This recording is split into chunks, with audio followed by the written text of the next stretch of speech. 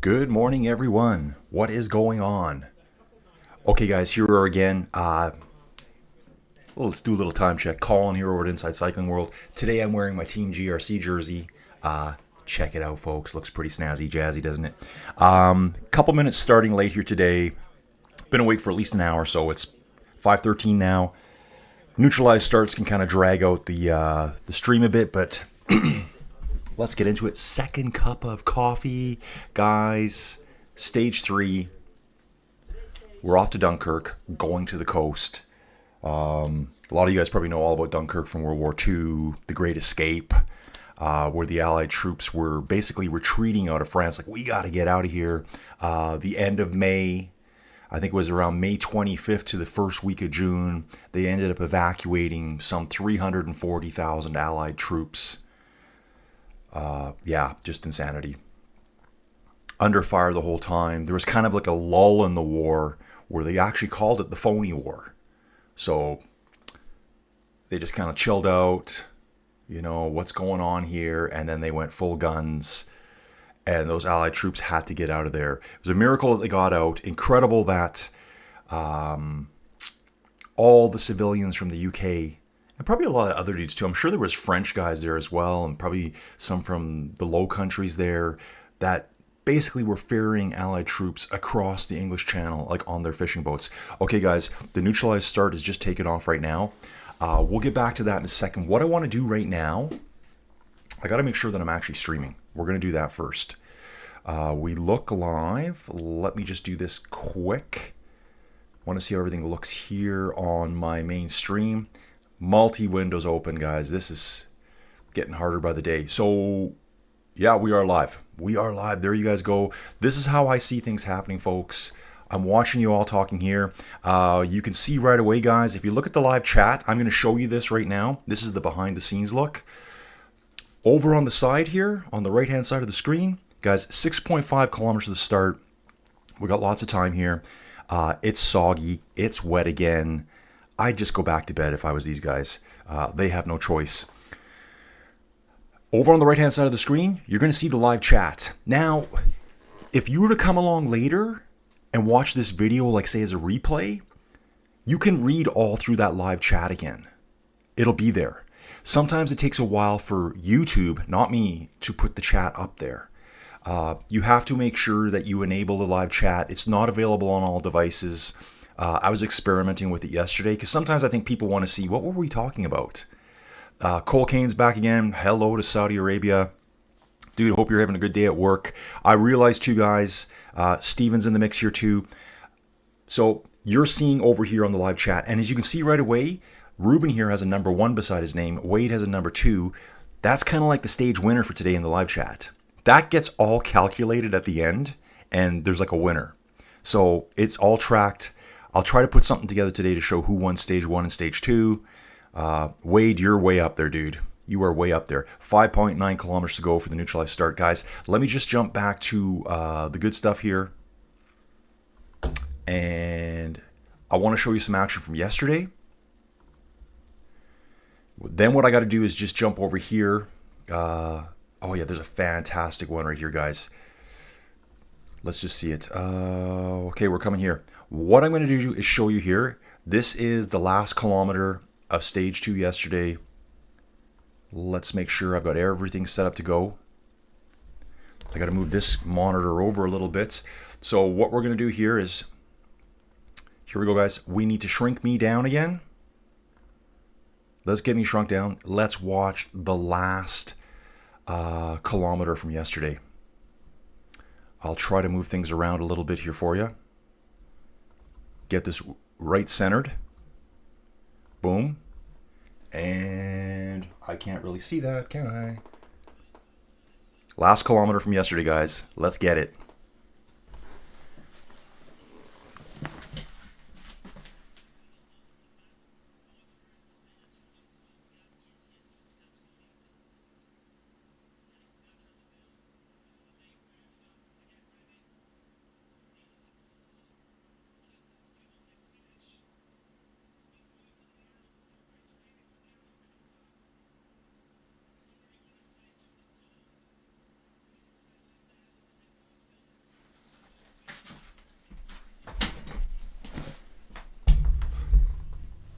Epic.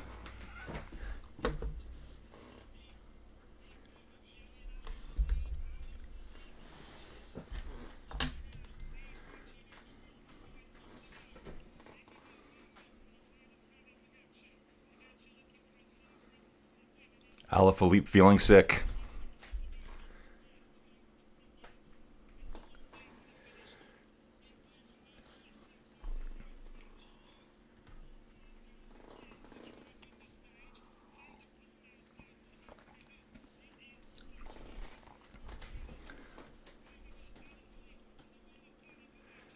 Jonas sitting fourth, comes around the shoulder.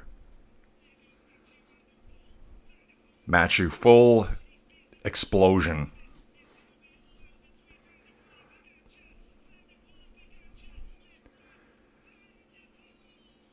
Yeah, dude. Yeah, buddy. Yes, buddy. What a stage finish that was yesterday, guys. Okay, let's just jump out of here quickly. Get my controls back. We're going to come back here now so we can turn that one off. This one's back on. I'll be unplugging this just for now. Okay, guys, let's look at the rankings right now. Ooh, I'm pretty bright, aren't I here? A lot of bright. I have so much light in my face. Still 4.6 kilometers to the start. What we're going to do, though, is go to the rankings right now. Steven Cycles is asking to see the GC from yesterday. There's some weird stuff going on in the GC, I'll tell you that. Overall GC right now. Here's Matthew. Hey, guys, right away. Today's stage 3, we're off to Dunkirk, 4.4 kilometers to go to the start. Let's take a look at the chat here. I know Fod's in the downpours in northern France. I can see on screen here it's wet again. I heard there's headwinds at the finish. Cole Kane, he's probably at work right now. Steven asking to see the GC, so let me do that. Yeah, Wade's saying here that Poggy regrets not attacking sooner. I can see that. He wants... Why not get the yellow early? He's in the polka dots, though. Poggy's in second right now. Let's just find the GC ranking here. What I like yesterday, too, is Kevin Vauquelin finished 8th overall. Oscar Only's right there as well. Alaphilippe, from a day of disaster the day before to getting 5th on the stage. That guy is like up and down. Just, you never know what you're going to get out of him. Next rankings, I think this will show the whole thing. There were some riders that finished again really far back. Like we still have 182 riders. I don't know if there's any more withdrawals. We can take a look at that in a second. But like David Ballerina here was 11 minutes down yesterday with Seabowl and a bunch of other riders. Look at this guy here, Evgeny Fedorov. This guy was in the break and ended up finishing like 10 minutes behind. Just probably destroyed himself yesterday. We need to get to the GC rankings here. That's what I'm trying to find, guys. General ranking right here. Here's our GC right now. It's going to look pretty much the same. Guys, we're still 3.8 kilometers to the start, the official start, so let's not get stressed out that we're not missing anything. I do have some more cool videos to show you. I just got to get back to them here. Mathieu van der Poel, first place, Poggy second, Jonas third, Kevin Vauquelin here for Arkea BNB. What a performance. Fourth place, Matteo Jorgensen for Visma. Enric Mas is right up there too. Be nice to see this guy be right at the very top. He's always there, but never there. Jasper right there as well, 7th place. Joe Blackmore for Israel Premier Tech. I think he's second in the Young Riders jersey right now. And I didn't know how young Biniam was because he's in the Young Riders jersey. So Gourmet's wearing the white jersey. Johansson, 9th place, 10th place with Ben O'Connor. Let's just jump to the back and let's see how far behind some riders are already. Oh yeah, there's this guy. This is my favorite name, Perry Pontra in 12th place. Yao Almeida in 13th. We're going to zip down quickly here. Let's go right to the back of the pack. Fedorov, who was leading yesterday, is now 17 minutes behind. But there's some big names back there. There's Champoussin. You know, I like saying his name. Storer's way back there too. 15 minutes back already after 2 stages. Vircher, he's the guy that crashed into Ben Thomas. Guys, so exciting doing this. I'm doing this every day. I got to admit, pretty tiring. getting up this early every morning and doing this. Today's going to be like that too. I think we're going to be a slightly shorter stage today. I think we're 179 kilometers. Let's actually take a quick look at the route before I show you any more videos. Here's our map. We've seen that. Ooh, I forgot to play my intro video. Joey Jojo, the lovely Joey Jojo, made me a new video to show you guys. But let's get to the route here. Stage 3 is live. I love it. So let's take a look at the route we're going to take today.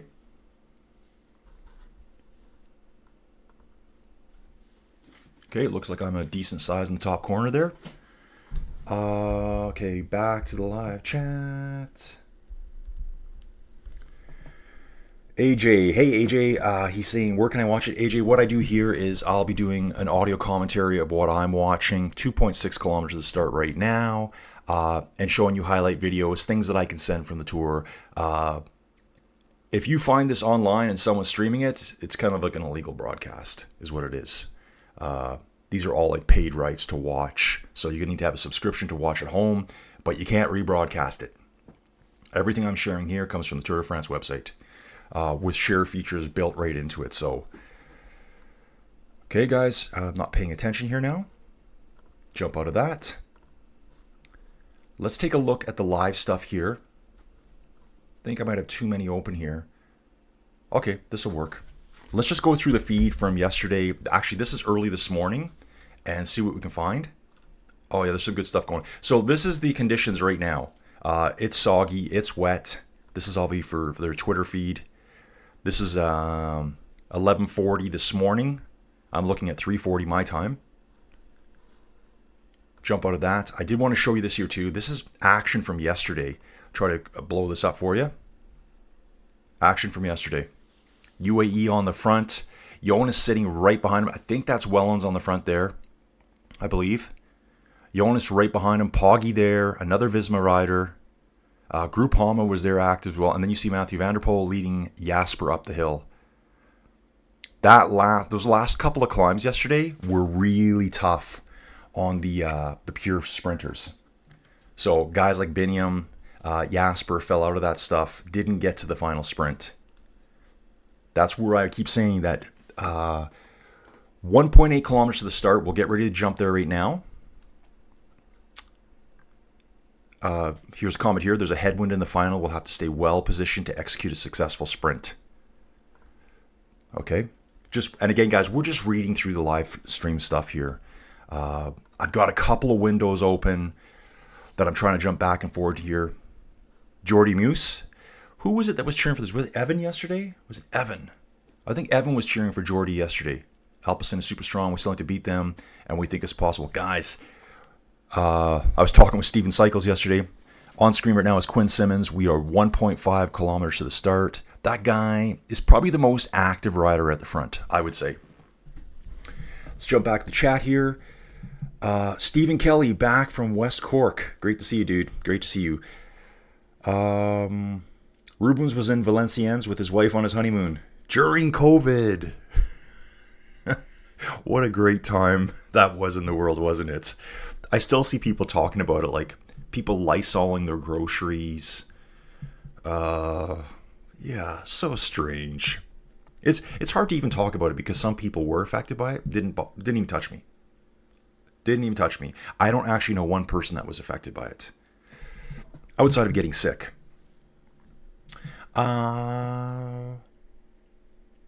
Steven's asking AJ what country you're in. Yeah, everyone that pops in, just drop in. Where you're from, what you do, how long you've been following cycling. Do you ride bikes? On camera right now with 1 kilometer to the start is Lenny Martinez, way behind in the GC right now. Hopefully he's working through whatever's bothering him. Oh, I can hear Joey Jojo and the dog's awake right now. She likes to get up, pour a cup of coffee. This is the personal life stuff, guys. This is all the important stuff. She likes to get up, pour a cup of coffee, take one sip, straight back to bed. That's all she does. Doesn't even drink the coffee. Looking at Biniam here, they're asking him if he can win again. Guy's got great English. He probably is a native French speaker, I would imagine. That's what I'm guessing. He seems very fluent in both languages. Cool guy. Seems really smart to me.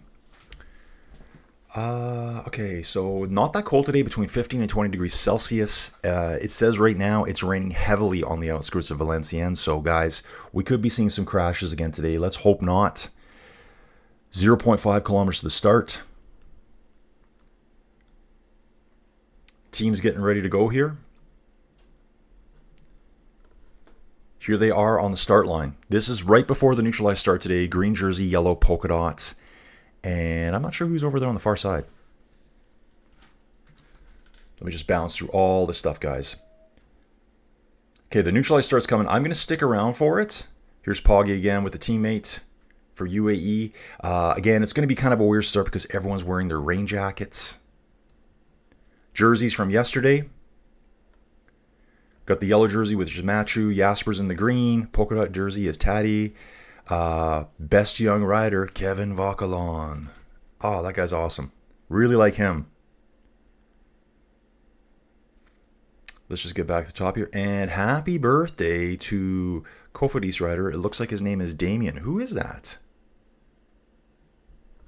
Okay, guys. I want to get back here now. Let's see who that is. Who is the birthday boy today?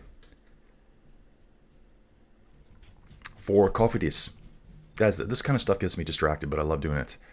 Looks like this guy here, maybe. It's Damien Twos. Maybe that's him. Is that guy's name? This is Damien Twos. Happy birthday, dude. Looks like he is 27 years old. Is that right? Yeah, 27 years old. Dude, you're a youngster. So young. Looks like the start might be delayed just a tiny bit. One rider sneaking back on right now. Guys, I'm going to give you some volume here. We'll get to the stage itself. This is where we are on screen right now.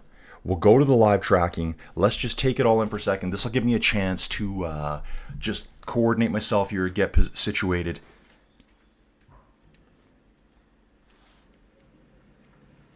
Here's the pro commentary for you. I'll just step aside for a few minutes. He pedals back.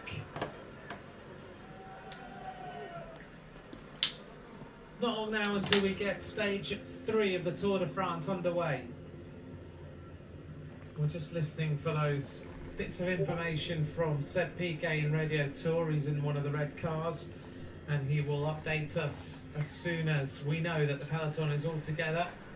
Yeah, a couple of guys had fallen behind, so they're trying to let them get back on before they drop the flag. This should be our final rider from Bahrain victorious, heading back into the peloton.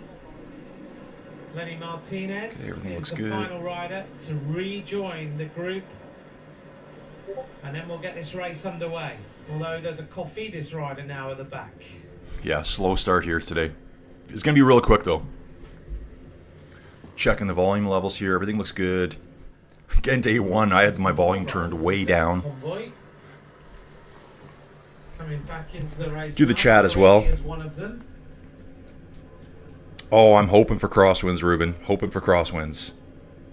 Another puncture for one of the Ineos Grenadiers. Ooh, rough start today, guys. I can't believe how many punctures there have been on this stretch of road.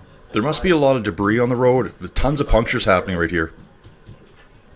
Roads are really soggy. Doesn't look like it's actively raining now. Yeah, but Ineos rider needs a bike change. Or at least a wheel change. Wade, Cape Town, South Africa. Yes. So waiting for the Ineos Grenadiers car now to come up. Maybe there was just a stretch of... Don saying, love your enthusiasm. Thanks, dude. Appreciate it. I'm super excited. I love the tour. Remember, for me, guys, it's like early. I don't know if you guys can see this or not. Especially when it's quite big and seems to be quite a good road as well. There's another puncture. So yeah, it's I'll try to 5:32 in the morning for me. I actually got up at right at 4 o'clock today, knowing this was going to go live around 10 after 5. So later start than yesterday. Yesterday was really brutal. Just starting that early, I was like, oh, okay. And it is tiring. So after this today, this is going to go to what, till like 9? I got to zip outside. Just turn that down a touch. Guys, let me know how that volume sounds too. I got to zip outside, feed the animals. It's really quick to do. I'm out of food. We have a couple of pet pigs, and one's going to have babies real soon. I'm out of pig food, so I had to feed them cornflakes last night. They loved it. They love cornflakes. And I got to zip into town. The other way this time, 30-35 minute drive. Drop up. Guys, they're still waiting for people to get in. We're way past the neutralized start now. We forgot to take presents to Joey Jojo's dad last night. She bought him some shirts and stuff and socks. So I'm going to go that direction, drop that off to him, hit a store quickly, hit the UFA, United Farmers Association. That's where we pick up the pig food. Whip home. I got to jump on the bike. Probably going to spin easy today. I actually skipped yesterday. I was so tired yesterday. I missed my bike ride. Then the afternoon, I got to spend time doing that licensing course I'm working on, which is really tough right now, trying to combine these two things. Guys, what do we have right now? Great. Awesome stuff, guys. And I expect there to be less viewers today, but I know there's a lot of hardcore Tour de France junkies out there who love watching it. Hopefully you're sneaking this, watching on your phone. Guys, go grab a coffee at work today, turn your phone on, watch the stream for a little bit. You could probably even do it in the bathroom if you want. Who's going to stop you? Yeah, so I think it'll be less people today, and that's totally cool. Appreciate the likes. Guys, yesterday I looked late in the day, and I think there was 200 likes on this video, on stage 2s. Yeah, still in the neutralized start here, guys. I'm trying to show you guys a video here right away. I'm going to work on that quickly in the background.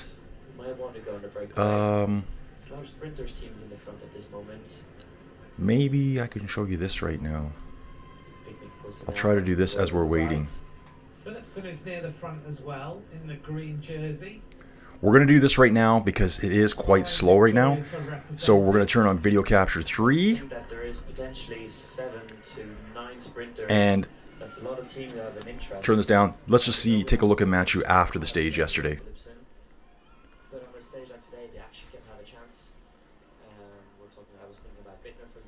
Big sprint up that finish there. Again, this is my favorite cyclist right here. He's a strong man. Just a strong man. Still in the neutralized start, guys. Handshakes all around. Julian was right there too. And you know who looked really good at the finish with a nice move was Lipowitz. Florian Lipowitz yesterday. Looked really good yesterday. Love seeing this. Guys, we know we want to see more teams winning. I was talking with Steven about this yesterday. Could this be a three-peat, as I've been calling it, for Alpecin? This stage is designed for a sprinter. So Jasper could be right there. Milan looked really fast yesterday. You might have seen the graphic yesterday. If you're brand new here and you didn't see it, Jonathan Milan at the intermediate sprint hit 80.5k an hour. I got to back up a bit. I'm looking really white here on the screen. Where's my tan, folks? Where's the tan? Can't even see it now. Let's just jump out of here, guys. There was a good highlight reel here too. Let's see if I can find that for you. A lot of good stuff here. Under pressure. There was a really good highlight stage from last year. That's near live stuff. So what I'm doing here is I've got 2 windows open now. We'll have multi-windows open here. We're still waiting for the start, guys. So, okay, yellow flag just dropped. Let's listen to race radio again.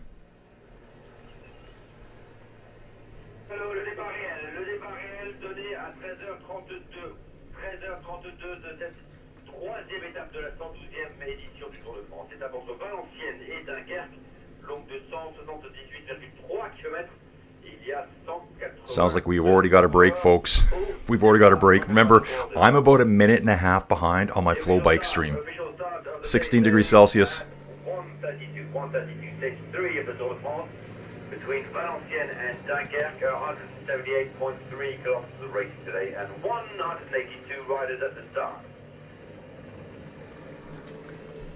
The voice of Sepp Piquet, the voice of Radio Tour. This race is underway at 1:32 in the afternoon. Stage 3 is go.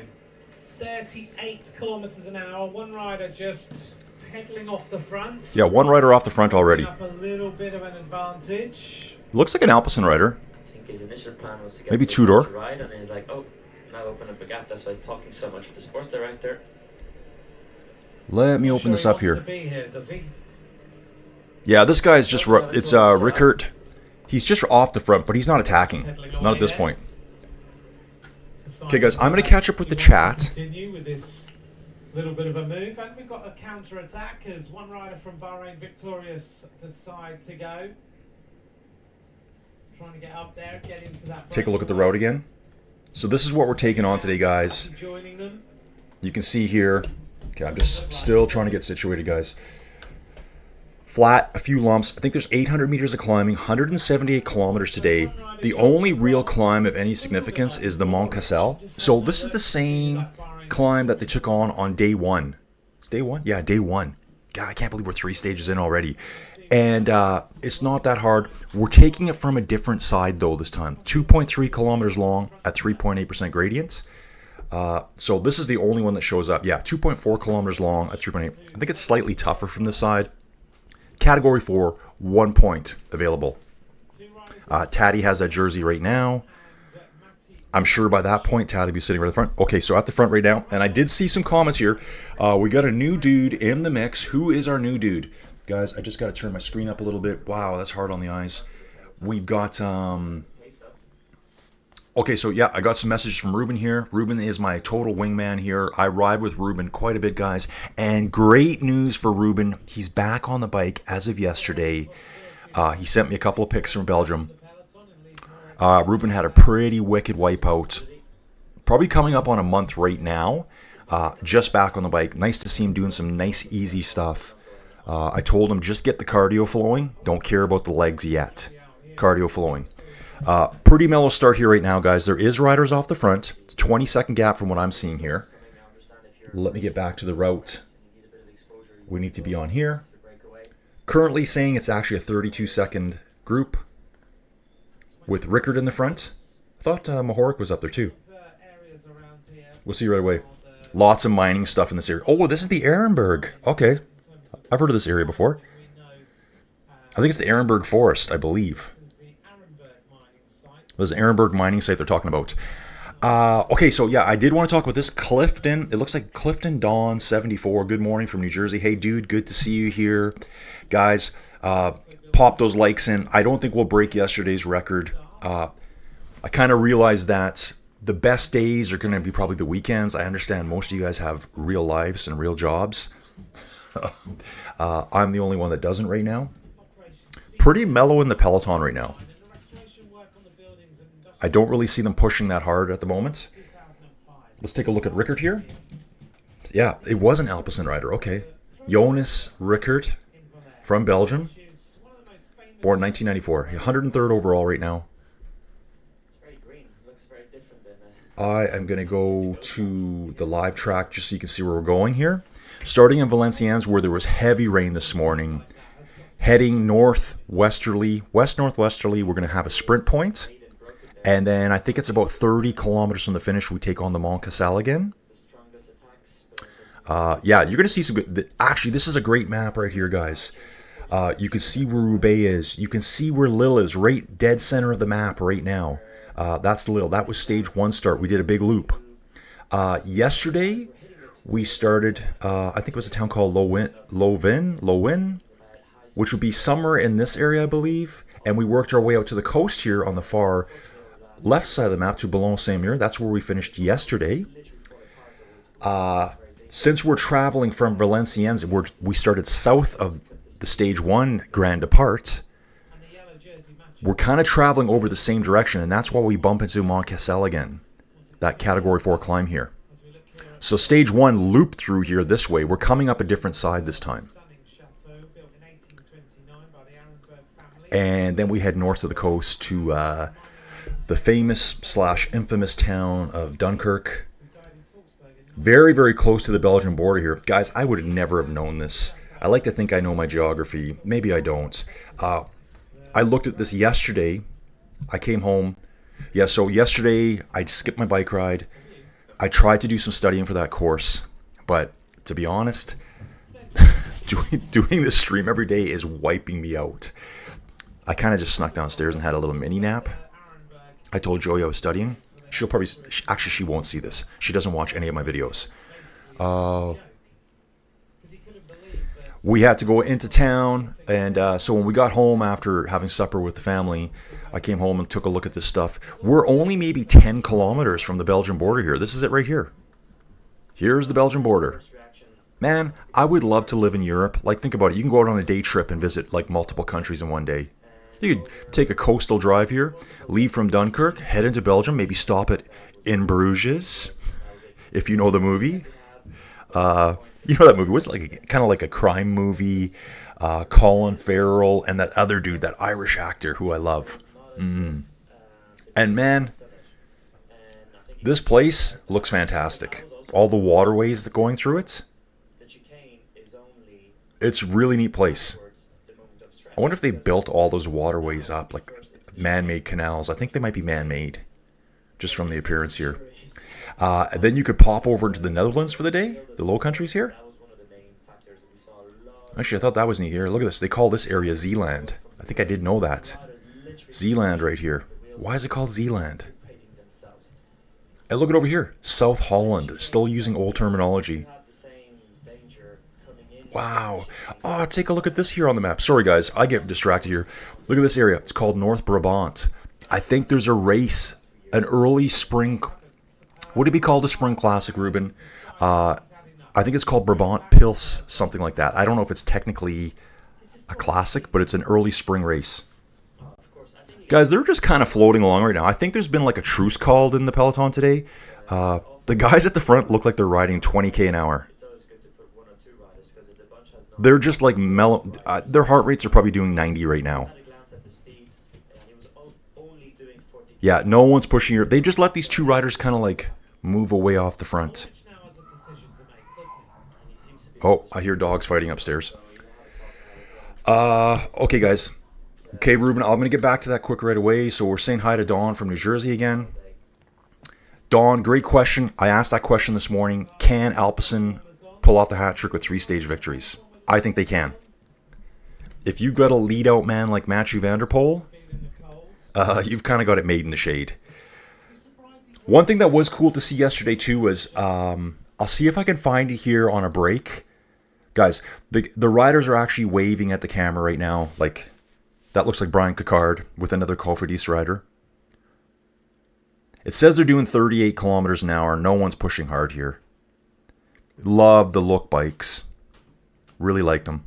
I don't know if they're actually made in France, but I kind of like the countries, and some of the bike manufacturers are making their bikes still, like... in that country. I like that. There's a very famous bike. It's called the Cervelo RCA. Guys, I'm not a total bike tech junkie. I think it was made in 2013, 2014, so a good 10 years ago now. All the carbon layups were done in Canada. I think Cervelo was based out of Montreal. So it wasn't done overseas. It was all done in Canada. And if you take a look at that bike now, the frame set for that bike, guys, it's pretty easy to go take a look at this. The frame set for that bike was 570 grams way back when in 2013. That's lighter than most bikes today. I think one of the only lighter bikes would be like a Specialized Athos, a climbing specific bike. That RCA was so light. And I met a guy, I don't even know where I met him through. He says it's still better than all his modern bike frames. And he's a bike junkie. Best bike, best handling bike. So, and I think the Look bikes, back to the story I'm trying to get to, I think the Look frames are made actually in France. So I'm going to have to look into that later today. Yeah, so we could see a possible three-peat today. Dawn saying there seems to be a lot of camaraderie between riders regardless of the team. Yeah, totally, man. Think about this. These guys, you know, like in other sports, you may be on the field. These guys are together so much. What's a short stage? 4 hours? A long stage? 6.5? They're with each other all the time. And even though they're on opposite teams, they're looking out for each other. Like, hey, man, there's a huge pothole coming. They're constantly signaling each other. I love when I see riders on opposing teams, like, handing each other a bottle. Like, here, man, you're thirsty? Here, have a drink. You could take one of my drinks. I like that. Some of the stuff I'm kind of moving away from now. Okay, guys, just realized I've got you looking at one screen here the whole time. I didn't mean to do that. Let's go into the comments here if we can. See if we can get any of the... Yeah, see right here it's saying... so Matty Mahorik's back in the group. They're just kind of like piled up into a big blob here. This is all we're seeing, really. It's very, very slow moving today. No one's really pushing hard right now. Maybe that'll give us a time. What I'll do is I'm rambling on here. I'm going to see if I can find that. There was a really nice highlight video from last year. Actually, let's take a look at this video here from yesterday. As they're just showing you pictures of the sky right now, so don't get too excited here. And I'll jump over to this one here. We're going to pop this one on. And let me make this happen for you guys.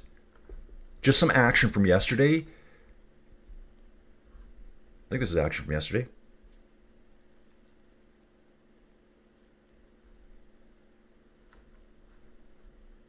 Let's have a quick look here. Guys, I hate going quiet. We'll just let that play in the background, guys. They're basically just riding along in the pack right now. Nature breaks are going on, and we'll let the stuff play from yesterday's stage. I believe this is yesterday's. This could be just a highlight reel. Guys are stripping out of their clothing. Yeah, just a lot of interviews and stuff like that. Yeah, I think so. That's that Danish helmet I think I was talking about with the white and red stripe on it. I think that represents Denmark's flag. I'm going to get caught up in the chat as we do this here. Yeah, so again, tons of camaraderie. Clifton, Dawn, 74. Dude, yeah, Lipowitz yesterday went on a great attack at the end. Definitely, I would say Lipowitz, top 10 potential, no problems, this tour. Yeah, Dawn, you're right. I calculate those numbers pretty quick in my head since I'm from Canada. We use kilometers, but it's 0.624 to get to miles per hour. That's what they said his sprint was yesterday at the intermediate sprint. And I do want to talk about something there too. Okay, so they are showing stage 2 right now. I'm hoping you guys are seeing what I'm seeing. Yep, so you guys are watching this highlight reel from yesterday. Yesterday's stage was fantastic. This has been one of the best starts of the tour I've ever seen. Outside of the fact there's no prologue anymore, but that's a different story. Fans are out in force. 80.5 kilometers an hour. And after that sprint point, you could see Jonathan Milan. He was very upset with Girmay, with Biniam Girmay. And Girmay was kind of like, okay, dude, I don't know what happened. And then behind him, Brian Cocard was really mad. There was a lot of gesturing, the hand waving. I did see later in the stage, late last night, on some highlights, that Milan went to Biniam Girmay's team bus and actually gave him the handshake. Probably like, hey, dude, sorry. Like they shook. It was kind of the awkward handshake. The two tired athletes trying to shake hands. It looked like they were actually holding hands at one point. It was kind of funny to watch. If I can find it, I'll put it on screen for you guys. But, I think he has a lot of respect for Biniam. And I think they all have respect for each other. But in the heat of the moment, your job is to win. Ooh, that was the Norwegian champion going down. Watching this right now, crash at the front. That was that 4-rider breakaway. That was the Norwegian champion going down and the Kazakhstan champion, Fedorov. And Fedorov finished way behind yesterday. Hopefully you guys are getting this in full screen action here. Every day, guys, I'm going to improve upon this. It's just a matter of me getting the time to look around. I can see, man, I got to turn this brightness down on this screen. So if you're seeing a lot of glare on my face, it's because I have 3 screens shining at me right now. I have a huge light over here in the background. I do want to read what you guys are saying. Guys, I love the chat. It's my favorite. Wow, 251. Guys, the record yesterday, you're not going to believe this. And this is the most important stat to me. The likes are incredible. I think we had like 190-something likes yesterday. Again, these are my best videos I've ever made. These are the most fun for me.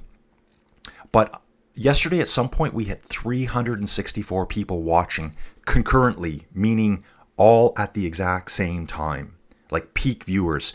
We're at 263 right now, which I think is incredible for a Monday morning, Monday afternoon, somewhere in the world. Wherever you're from, let me know, guys. Okay, getting on with this here. Yeah, I'm cheering for Lipowitz as well. Swoosh Kid, dude, Matty Mahoric. Yeah, so Matty was on the break, and I love Matty Mahoric too. That man, he's so cool. He's so down to earth. Okay, Wade's saying he thinks Poggy's going to go on the attack today.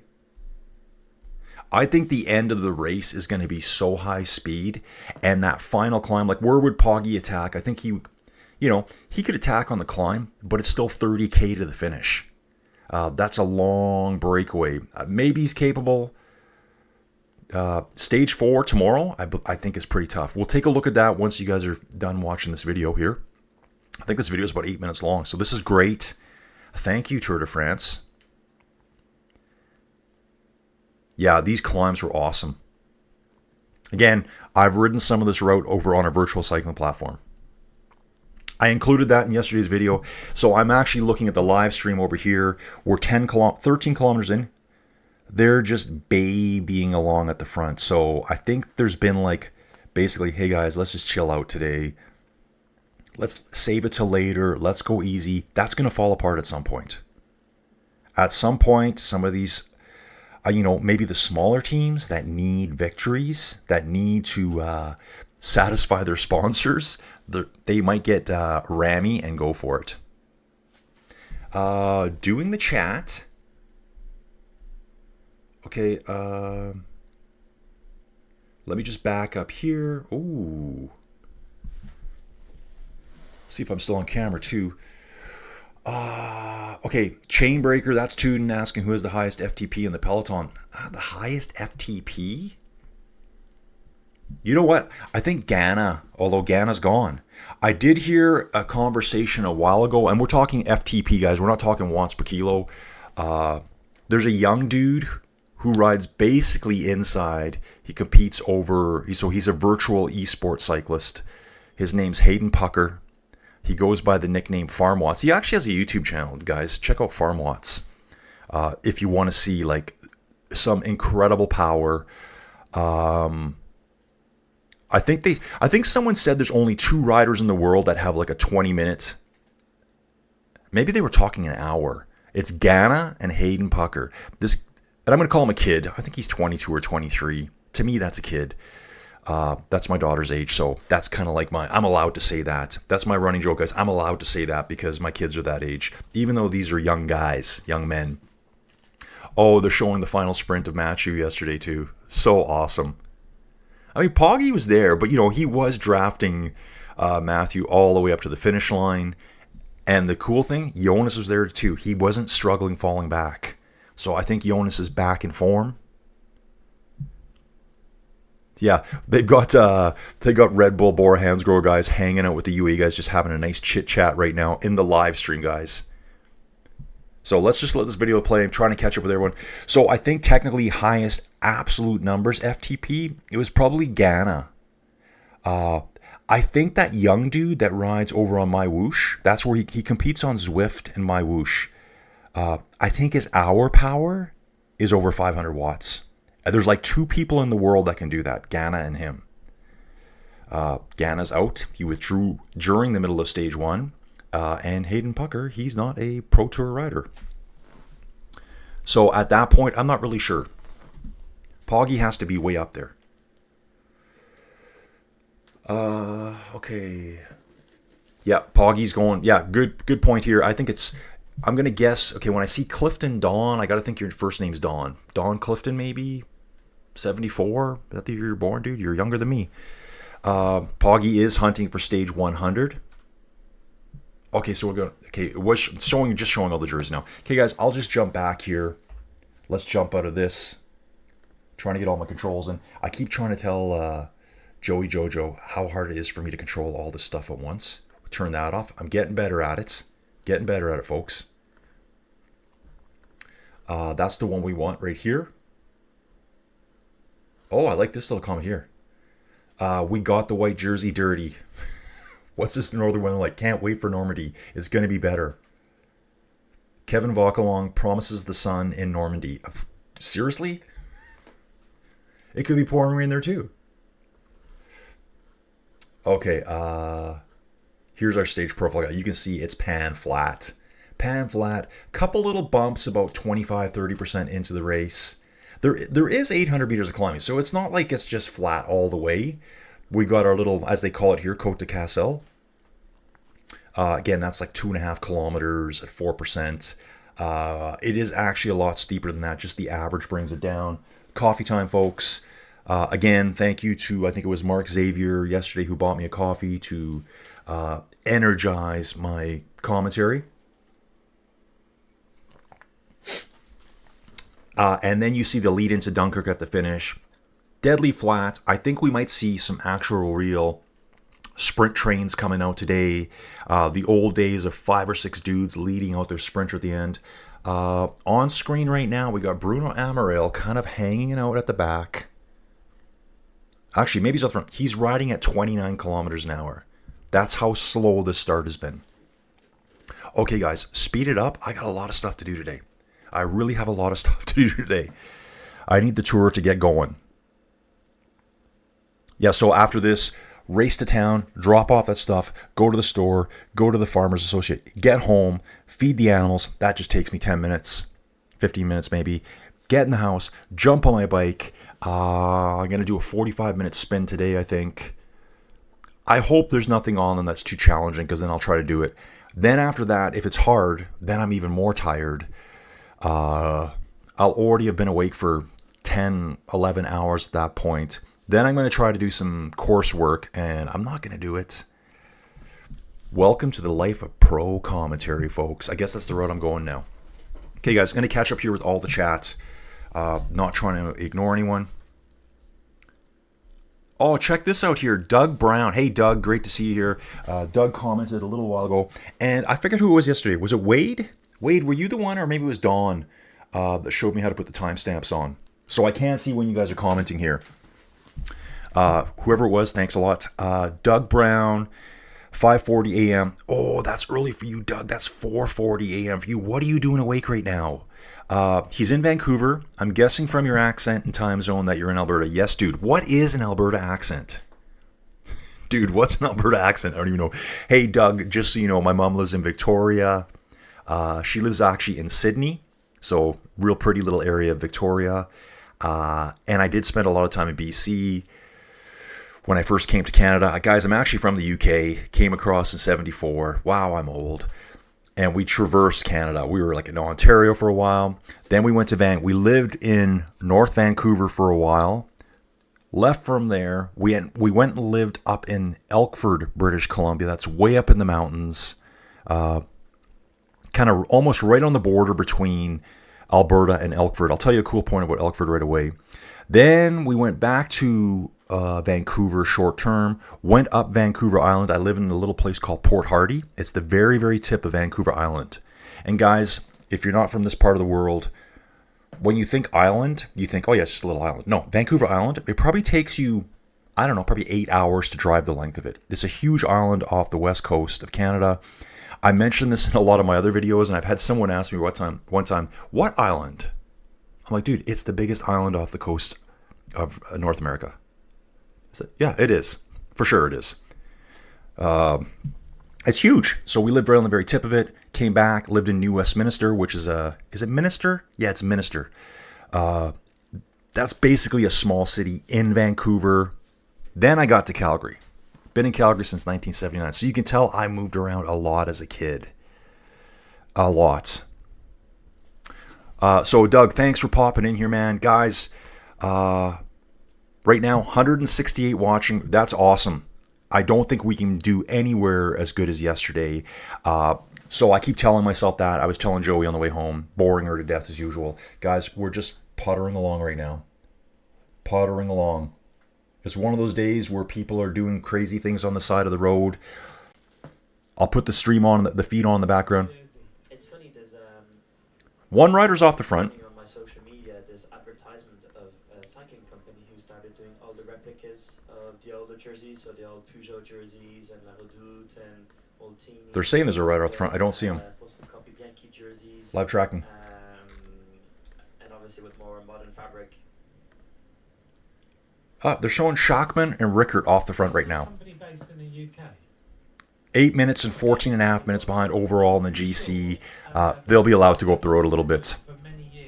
The front, they're all sitting up. They're sitting up as un-aero as you can possibly imagine. So we got a Soudal rider up front and an Alpecin de Koenig rider. Team radio coming from Soudal. Just be careful with the rain. That's really good to know there. So one of the team cars is saying to a Soudal rider, the Soudal team, watch out for the rain. Don't hang on to your gear too long so you don't overheat. So that's something to think about too. They're riding along. They don't want to ditch the rain jacket. They can't just throw the rain jackets on the ground. They're worth something. But they ride in them too long, they start overheating. And then under pressure, it's pretty hard to cool down when everyone's going full gas. Full gas, folks. So yeah, Doug, good to see you again. I'm jumping back here. Clifton Dawn, I don't work Monday through Wednesday. Dude, nice. Nice. Hope you can be around for all these streams. Oh, look at this here. We got 3 riders in this little group. Is something starting to form now? They might just slowly slip away. So guys, this is the exact opposite of some of those stages you see. Yeah, they're off the front. I can see them now. Going to be 4 riders right away, I think. Remember, my broadcast is a little bit delayed. Looks like there's a Cofidis rider who's going to bridge on to those 3 up front. Sometimes at the Tour, the whole first hour, especially in the mountain stages, is just an insane hour of riders going and going and going and trying to form the break. It's okay. Looks like we're finally getting to this point of the stage today that we will actually see a break form now. We've got a few riders going. Looks like there's going to be 6, 7, 8 riders. And now the front of the peloton is starting to get heated. I can see it stringing out. Riders, all the teams now are like, okay, guys, get up there, get up there. And right away, Alpecin's up there again. They've got 3 riders on the front again. I think they're going to get their 3 riders on the front, and they're going to sit and slow it down. That's what I think they're doing. They're like, we're not letting this get crazy today. 3 Alpecin riders sitting on the front. They don't need to be here yet. They're just controlling the group today. Let's get back to the chat here, and then I need to go check some stuff from Ruben. Okay, Steven's saying Brendan Gleeson. That's the Irish actor. Okay. Steven's my movie buff. Anything movie related, Steven will let you know. Okay, so Clifton Dawn saying the coverage for the Tour de France is almost as exhausting as riding it. Yeah.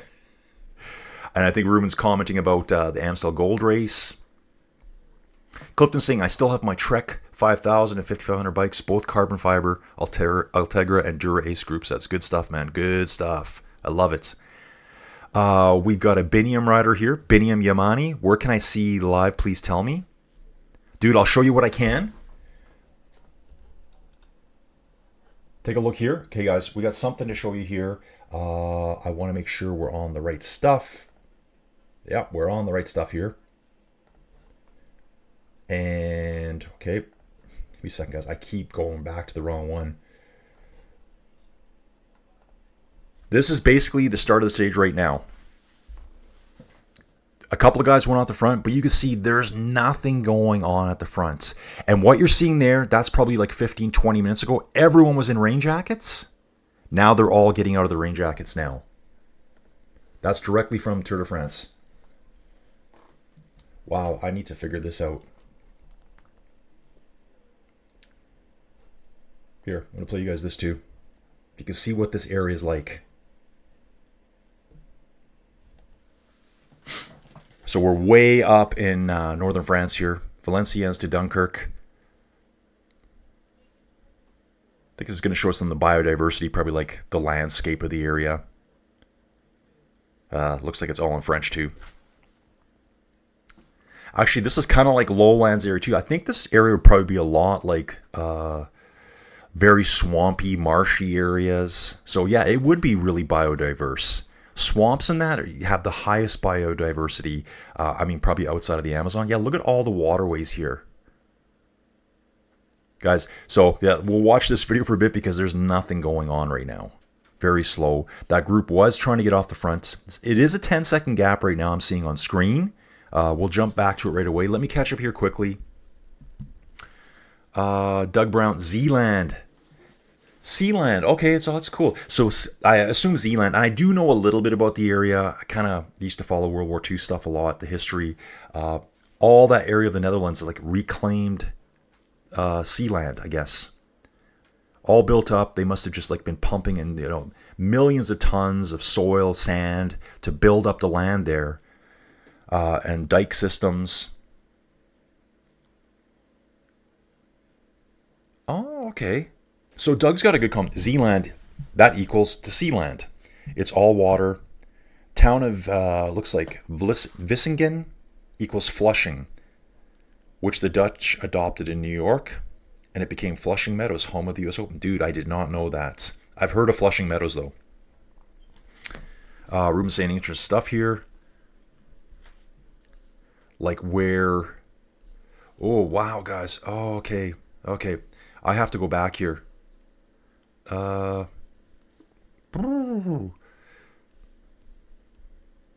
need a secondary... I need a way bigger screen. Guys, I'm going to get back to the race here now. You guys have seen this stuff.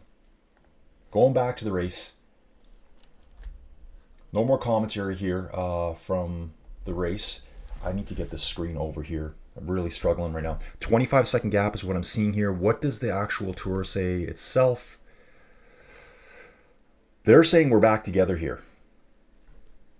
182 riders still in the tour. We've lost 2 riders. Who did we lose? We lost Ghana and we lost Bissinger in stage 1. They both crashed pretty hard. I don't know what their injuries are like.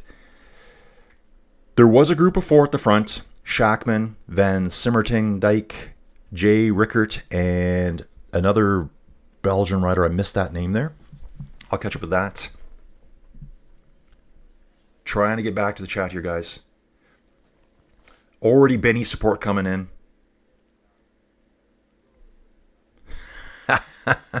Nice one, Don. Clifton Don, you're saying they said that Milan didn't like the fact that Biniam likes pineapple on the pizza. Dude, I hate pineapple on my pizza. Hate it. It's like having dessert on hot food. Like, why would I want to mix pineapple with meat? Why would I want that? I think it's a very Canadian thing. When we go out for pizza, we love going out for pizza. We have a favorite place called Atlas Pizza in Calgary, Alberta. I've been going there since I was 13 years old. We only started going to it again about 2 years ago. And so it was a place that my junior high school, so grades 7, 8, 9, it was like just down the street from it. So after the school dances, all the kids would go down there and split a pizza. It's still there. It's in the exact same strip mall. It's way bigger, and it's known. If you ask someone in Calgary where's the best pizza, Atlas Pizza. I think it's been there since 1975. Family owned. Second cup of coffee, guys. So yeah, nice comment. But it was nice to see Milan, you know, go say to Biniam, hey man, sorry. Heat of the moment. I was ticked off. Clifton saying the live streams are awesome. Dude, I hope my live streams, I don't know.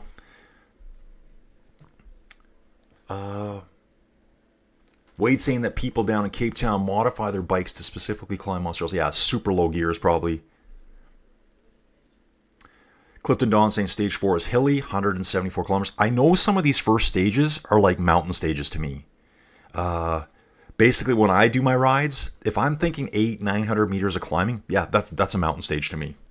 That's hilly.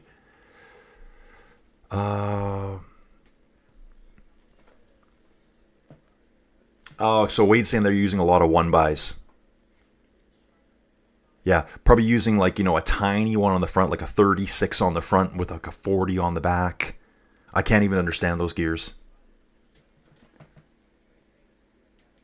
Someone here, okay, you got a new guy here, dude. I don't know who you are. Trail Therapy, where are you from, bro?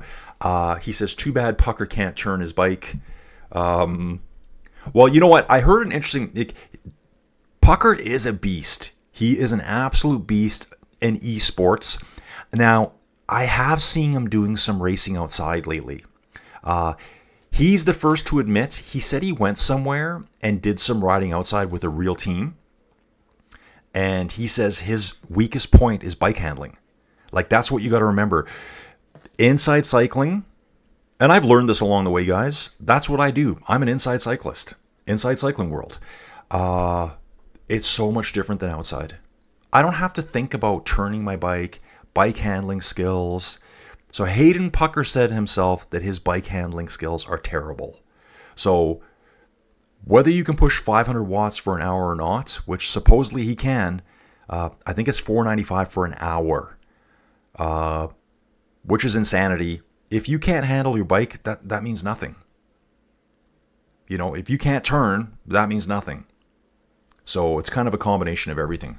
Guys, looks like the sun's coming out now. Jonathan Milan here on the back. Still got like a, what do you call it? It's like a rain vest. I think it would be called a gilet. Is that what you guys call it? A gilet? So Trail Therapy, dude, where are you from? You obviously know something about Hayden Pucker. Give us some info. Give us the deets, bro. Give us the deets. Okay, Clifton Don is Don. Okay, Don, so we're just going to go with Don for now. We got two Dons here who are very active in the chat. Fod Walker. Hello from one Don to another. Fod, are you a Don too? I didn't know that.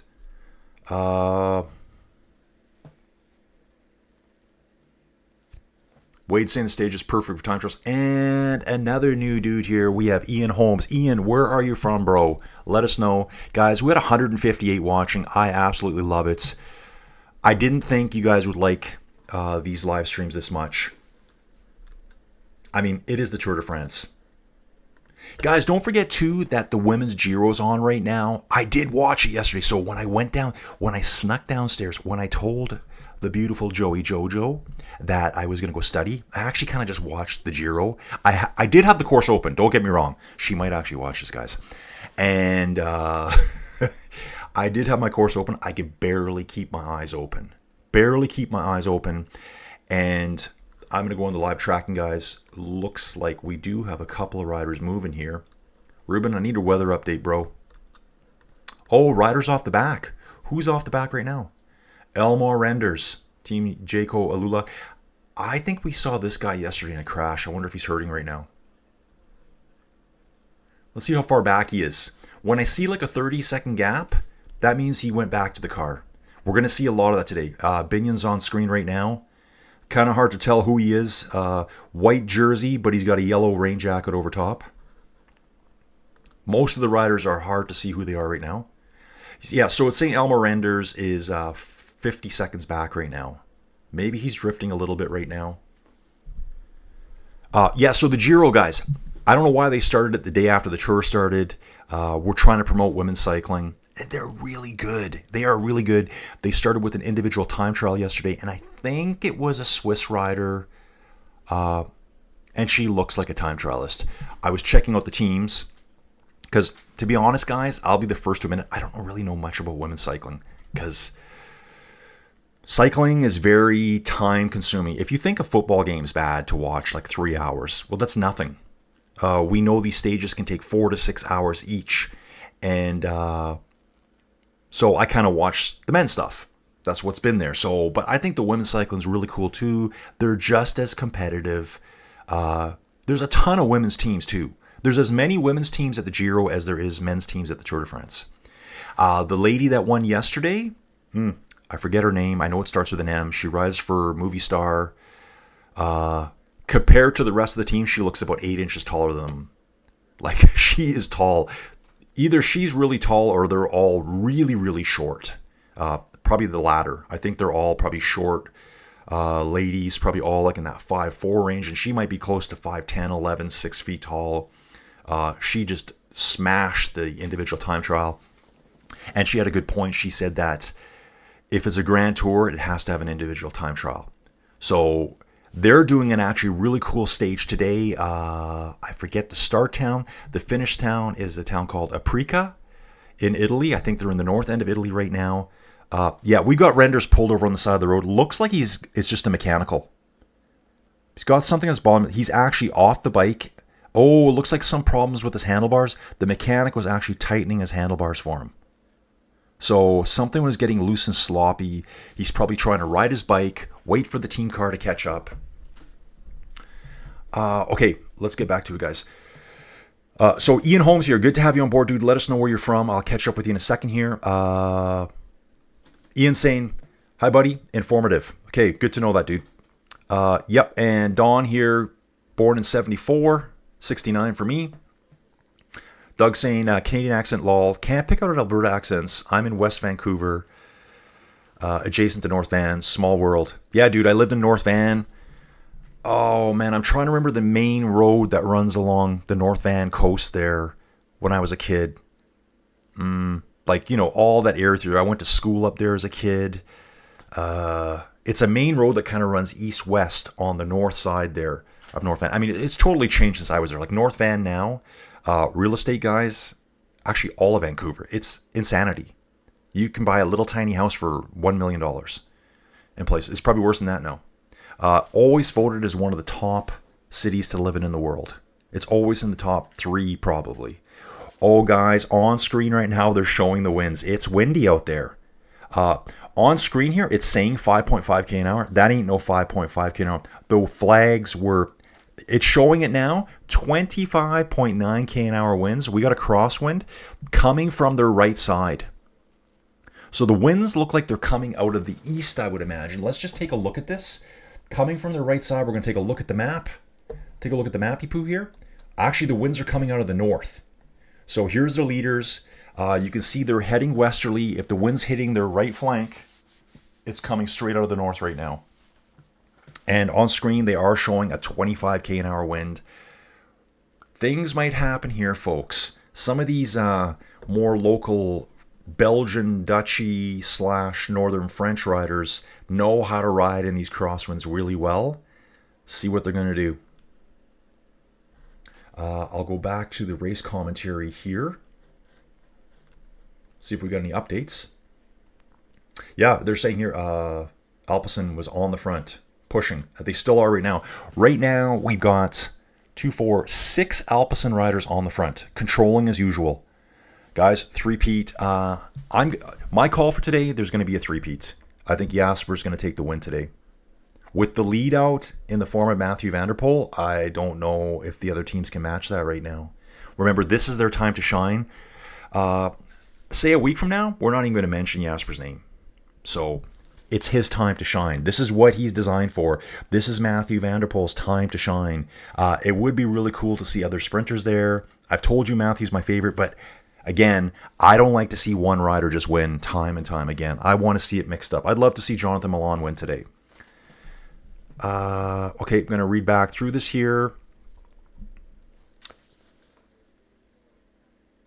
Okay, Don's saying here, Don, what a great comment, dude. You're awesome. He says, the live coverage is on Peacock, but I prefer the live streams. It's like watching with friends. Exactly, dude. That's what this was designed to do. So, and I can see her next year. If you see the comment here, Joey Emerson sent 10 Inside Cycling World gift memberships. That is Joey Jojo. That's my wife. She's actually awake upstairs watching the stream. Unbelievable. So a while back, if you guys don't know me, I used to just do race commentary, and I will continue to do race commentary of Inside Cycling. I still enjoy doing it. I love it, actually. She saw a guy doing something similar to this for baseball, and he would have like 500 people in his chat, just chatting about the baseball game, and then he would jump on camera and say something. He wasn't on screen all the time like me, and he didn't talk all the time either. He basically just had the baseball game running, just the audio. Remember, you can't show the video. I'm just showing you what I'm allowed to show through the Tour de France webpage. So this one here, the gift. So if you guys got a gift membership, that's from Joey Jojo.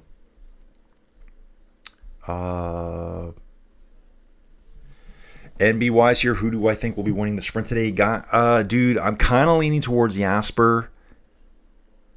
I mean, remember when Jasper was Jasper the Disaster? I mean, his team manager, I think, kind of called him that because he was kind of a train wreck back then. I think that was on the first season of Netflix or Tour de France Unchained. I might go back and watch all that. Maybe I'll do a review of all those and we could talk about it on here. Let me know if you guys would be interested in that. And now he's like at the Tour de France. He is kind of the king right now. And it's expected for him to win. I mean, I don't know what he gets paid. He doesn't get paid to finish 10th. Quinn Simmons bringing Trek up to the front now, guys. The Trek train coming to the front. At least 4 riders coming up. Intermarché sitting directly behind Alpecin. Things are starting to heat up now, guys. We've ridden for 30 kilometers now. Arnaud Delis coming up as well for the Lotto team. Following the Trek train up. Actually, no, I think we're a little bit further back here. Ooh, yeah, Arnaud is off the back here. Just working his way back up through the cars. He's up right on the very back of the peloton right now.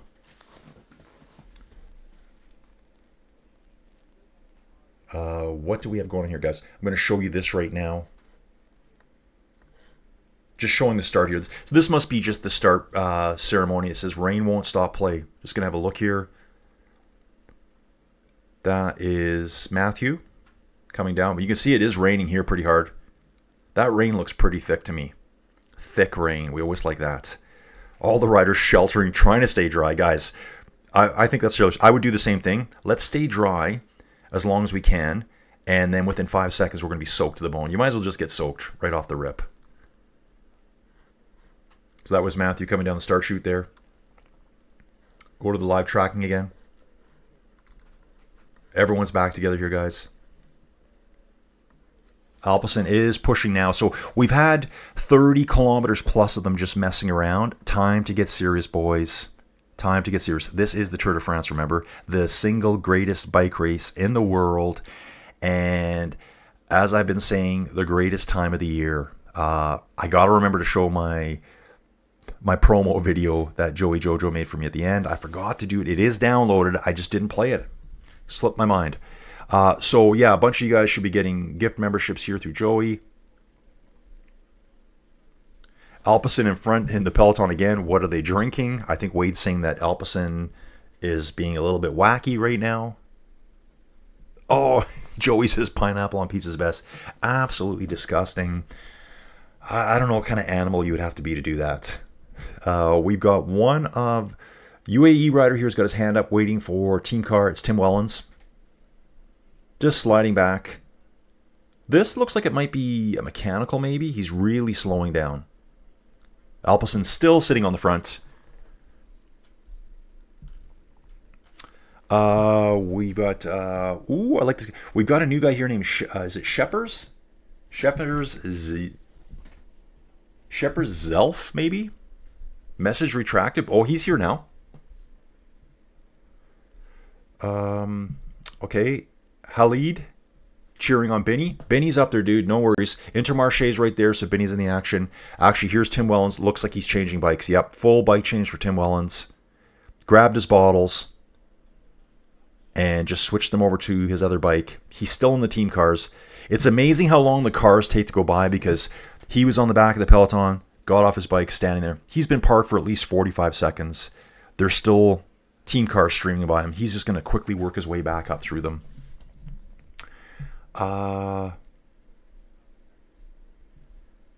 Okay. Ruben St. Joe, you disappoint me. I don't know why. Halib's asking to show the video. Dude, I'll show you what I can. Remember, it's always for copyright, right? We'll jump back here. See if we got any videos show you at this point. Okay, this is from earlier today, I believe. Oh, this might have been quite a while ago, guys. Yeah, that was quite a while ago. Let's take a look where we're going again today. We'll go full screen. So remember, starting in Valenciennes, where it was heavy rains this morning, we are going straight out to the coast, to the city of Dunkirk. Famous for the Great Escape of World War II, where 338,000 Allied troops escaped. Mostly British and French. The entire British Expeditionary Force basically retreated from there. We go over the Mont Cassel there, the second time this tour. Ending up in Dunkirk.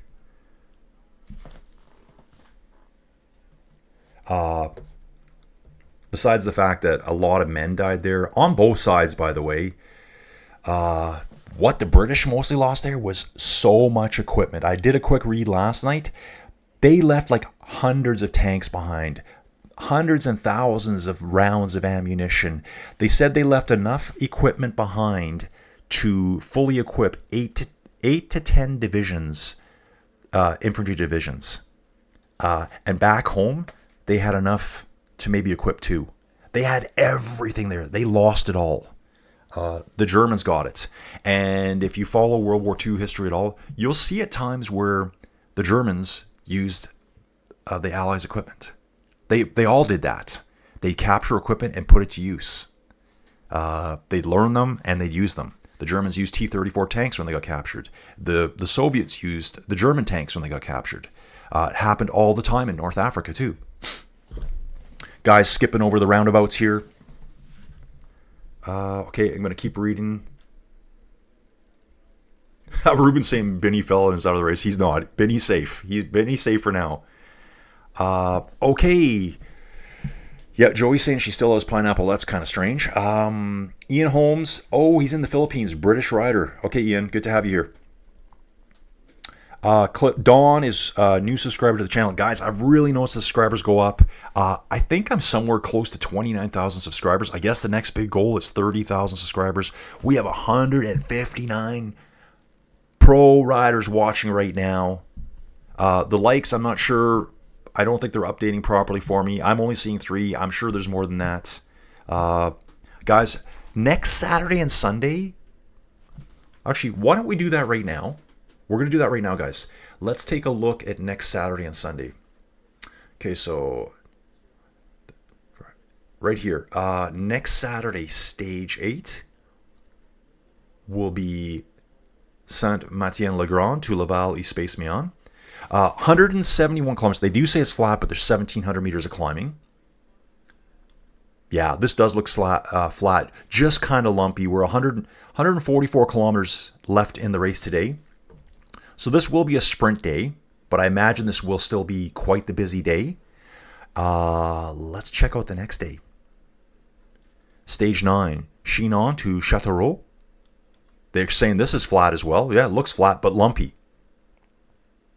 I imagine these will be big days. Stage 10.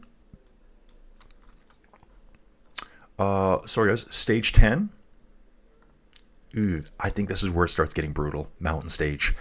165 kilometers, so just over 100 miles with 4,500 meters of climbing. Let's take a look at this one. Guys, I hope you can be around for the Monday. Who was it earlier that doesn't work Monday through Wednesdays? Dude, I hope you're here. Take a look at this puppy here, folks. Oh, my God. Let's just take a look at this. They're at 143 kilometers in, a little bit of road barrier. They're kind of riding on both sides of it right now. But if we look at stage 10, this is so remember, we're going 10 days before a rest day this year. I think there's going to be so many fatigued riders. Generally, we go that 8-9 days and we have a rest day on a Monday. I can't remember the last time I don't know if we've ever had a rest day on a Tuesday. But it looks like we have 7 Cat 2s, 1 Cat 3 the day before the rest day. That is going to wreck these guys. I will take a look back. So that's the Monday. The Saturday and the Sunday are actually considered flat days. This day here, this is Friday. This looks like a pretty tough day. One of these days we take on the Mur de Bretagne. I'm just looking for which day that is. That's the one where Mathieu van der Poel won last time. So that's that guy there. Ooh, it's right here. Stage 7. Let's take a look at stage 7, guys. This is coming up this week. You can see it on screen right now. Another lumpy stage, 197 kilometers. How much are we climbing on this one? Okay, I don't see it right now. That's okay. But it's the end of the stage here. We climbed the Mur de Bretagne twice. Let's have a little look at it. They hit the Mur de Bretagne. It's only a category 4 climb, 1.7 kilometers long at 4.1%. It's way steeper than that. That's just the average. They hit it at 178 kilometers and Okay, yeah, it's at 170 kilometers. We climb 182 meters. They do a loop, they go up it again. The last time we did this, Mathieu van der Poel was off the front, attacked over the top, had the lead. He got caught on the loop. That guy is so powerful. He dropped the peloton again, got away, raced out the Mer Britannia for the win. What a champion. Will he do it again this year? What are the odds of that happening? Like, could you imagine that if he does it again? They have to be watching thinking, no, we can't let him do that again. Winds look like they've died down here, not really affecting the course right now. Okay, so they're just showing the rain again here. And just reading some comments. I'll just leave it here for now so you guys can have a read of that as I catch up with the chat. Yeah, so Don, thanks for subscribing. He's 15 miles from New York City. Nice skyline, less traffic. Yeah, dude, I live way out in the country. If you're brand new, I think this is your first day here. I tell people it's 25 minutes for me in any direction to get a jug of milk. I'm kind of like 3 towns: Didsbury, Carstairs, Linden. And Linden is the smallest of the 3 and the most expensive because it's got nothing there. 25 minutes in any direction to get anything.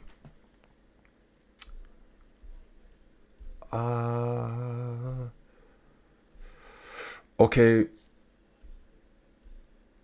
Just catching up again. Okay, spoiler alert here from Swoosh Kid. I'll talk about that later, dude.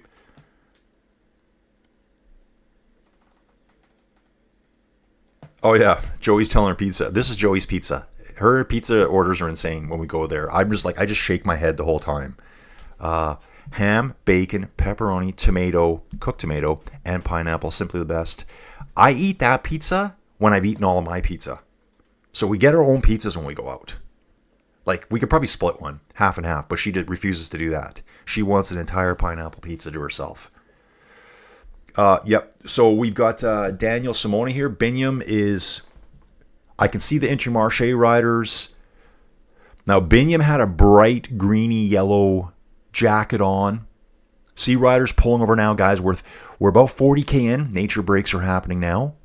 Alpecin is in charge of the front. Who else is out there?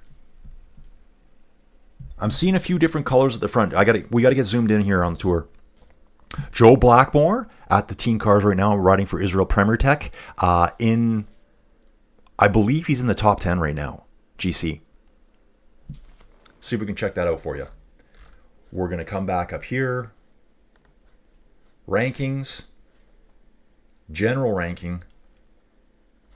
Here's our rankings today, folks. This is the GC. Matthew first, Poggy second, Jonas third, Kevin Vauquelin fourth place, Matteo Jorgensen for Team Visma Lisa Bike in fifth, Enric Mas from Movistar. Really good to see him up there because generally this is where he loses a lot of time and tries to make it up in the mountains. Jasper Philipsen in seventh place, Joe Blackmore eighth place for Israel Premier Tech. I really like Israel Premier Tech. They're one of the teams I follow the most on Facebook and stuff like that. Johansson here for UnoX Mobility, and Ben O'Connor. Ben's had a crash too, so really good to see him here. There's a ton of guys that are probably right around 41 seconds. Actually, there's a huge group at 49 seconds.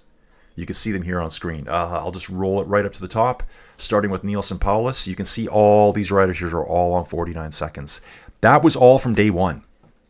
There's just a kind of a cluster of riders all finishing in the same groups. Oh, we got some live jumping. Jasper Philipsen, Peter Saganning his bike over a curb onto a bike path to go have a quick little nature break. Let's listen to this, guys. Where is the yellow jersey? Unfortunately for Rolf Sorensen, he was here in an ambulance receiving medical treatment after a late crash. Sorensen went down in the final kilometres. He landed heavily on his shoulder and dislocated his collarbone. He crossed the line on his bike, and only then did we realise how serious the injury was. He's in a lot of pain and he can't hold his arm, although we'll have to wait for the X-ray to be sure that he is out of the race. But when that X-ray arrived, it showed that the left collarbone was fractured, so game over for Sorensen. The Dane had been caught up in this crash when the peloton was just a few kilometres from Valenciennes. A few minutes later, Jelle Nijdam attacked in trademark style under the Flamme Rouge. Turbo Jelle was a hard man to catch once he lit the afterburners.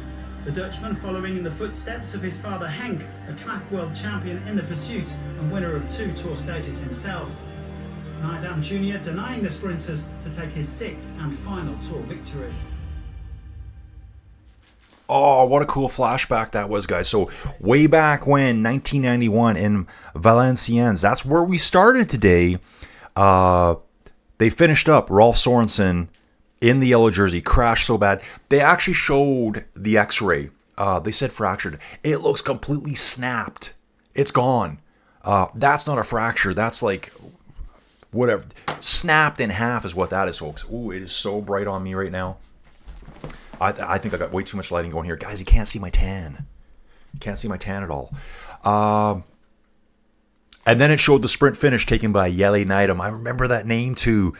Guys, back then, 1991, that's where I was catching little fleeting glimpses of the Tour de France on TV. I was so obsessed with it. It's all I thought about back then.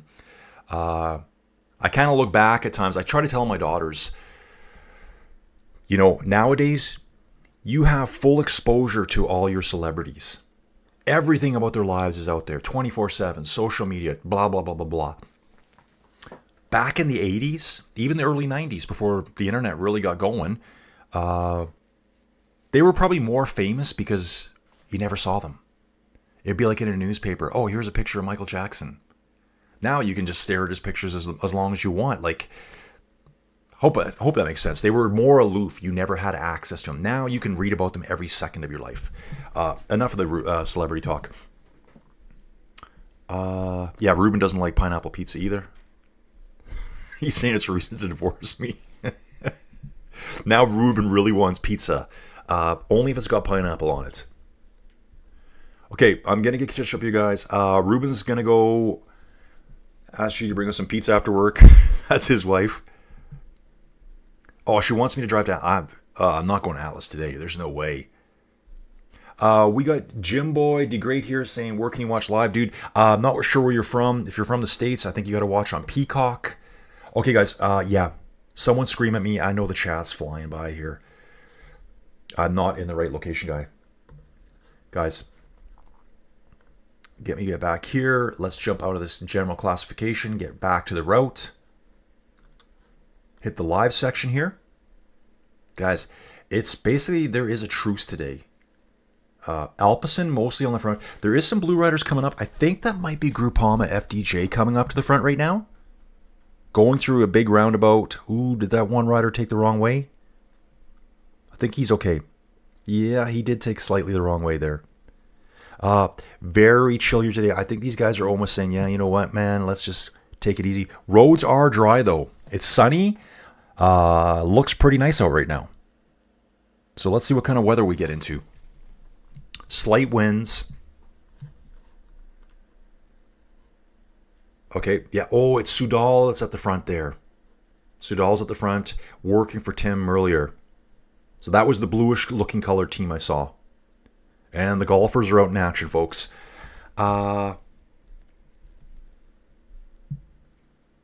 Joey saying drop the spotlight. Yeah, I don't know why that's so bright. It is so bright today. Maybe I got to turn this down. That's what it is right there. If I turn this screen down, let's take a look at this, guys. Yeah, that's better. So, guys, that light, if you can imagine, I'm going to do it again for you. This is one monitor I have over here. I'm turning it up. Now I'm turning it down. Oh, yeah, now you can see the tan, yes. And all the wrinkles in the forehead. Check those babies out. I love having Joey Jojo being my director. Okay. Let me get back into this, guys. Joey saying, I'm not easy for anything. Yeah, I'm not. Yeah, there's lots of places where you can see it live, guys. You got to be a subscriber. I can't show you the video. If you see any of those videos, like there are videos online right now where you can see the full tour. No commentary.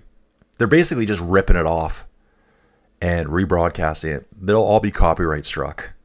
They can probably still exist. Or in the past, I'd find streams. It would stream for 15, 20 minutes, and then it would die. So then they create another stream. So basically, the companies that are streaming that are actually spending money for the broadcast rights. Maybe I got to turn this one down too.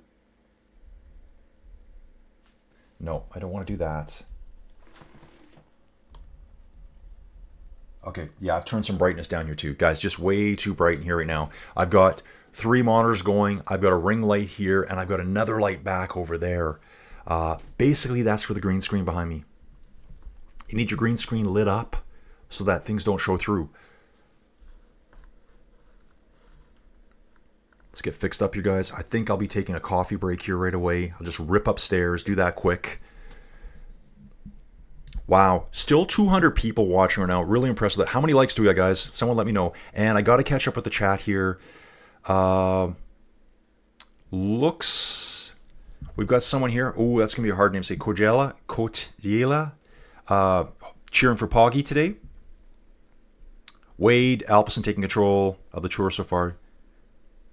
Yeah, Alpecin has been dominating the tour. I'd say the 2 most dominant teams at the tour so far this year, and this doesn't include wins, this just means time on the front, is Alpecin. Then I would probably say Trek and Intermarché is right there as well. UAE and Visma are doing a lot of hiding. They're usually the 2nd or 3rd team back. It is stringing out right now, guys. I think things are going to start heating up here in a little bit. There are a few lumps coming up right away. If you look on the profile here, you can see we got a few little bumps here, maybe trying to kick some people out the back. We have one rider at the back right now, Bert van Lerberg, Belgian rider. Hopefully he's doing okay back there. Again, with his time gap, I'm sure this is like a wardrobe change at the back. Okay, probably just going back, change some gear. So we do have Soudal on the front right now. One Soudal rider leading the entire Alpecin team. There's another guy on the side of the road. He's got a basket to collect bottles. I've seen that twice now. The guy yesterday, he's holding his arms up like this with a big cardboard loop, and he had like, it looked almost like, like a badminton net or a volleyball net glued to it, and then it said "Bidons, please." And I actually saw a rider throw one of his bottles into the net. Like, what a cool way to collect your bottles. And then you can drink out of the dirty bottle as some pro rider. Yeah, no thanks. Okay, gonna start catching up again, guys. We got a lot of pizza talk going on here.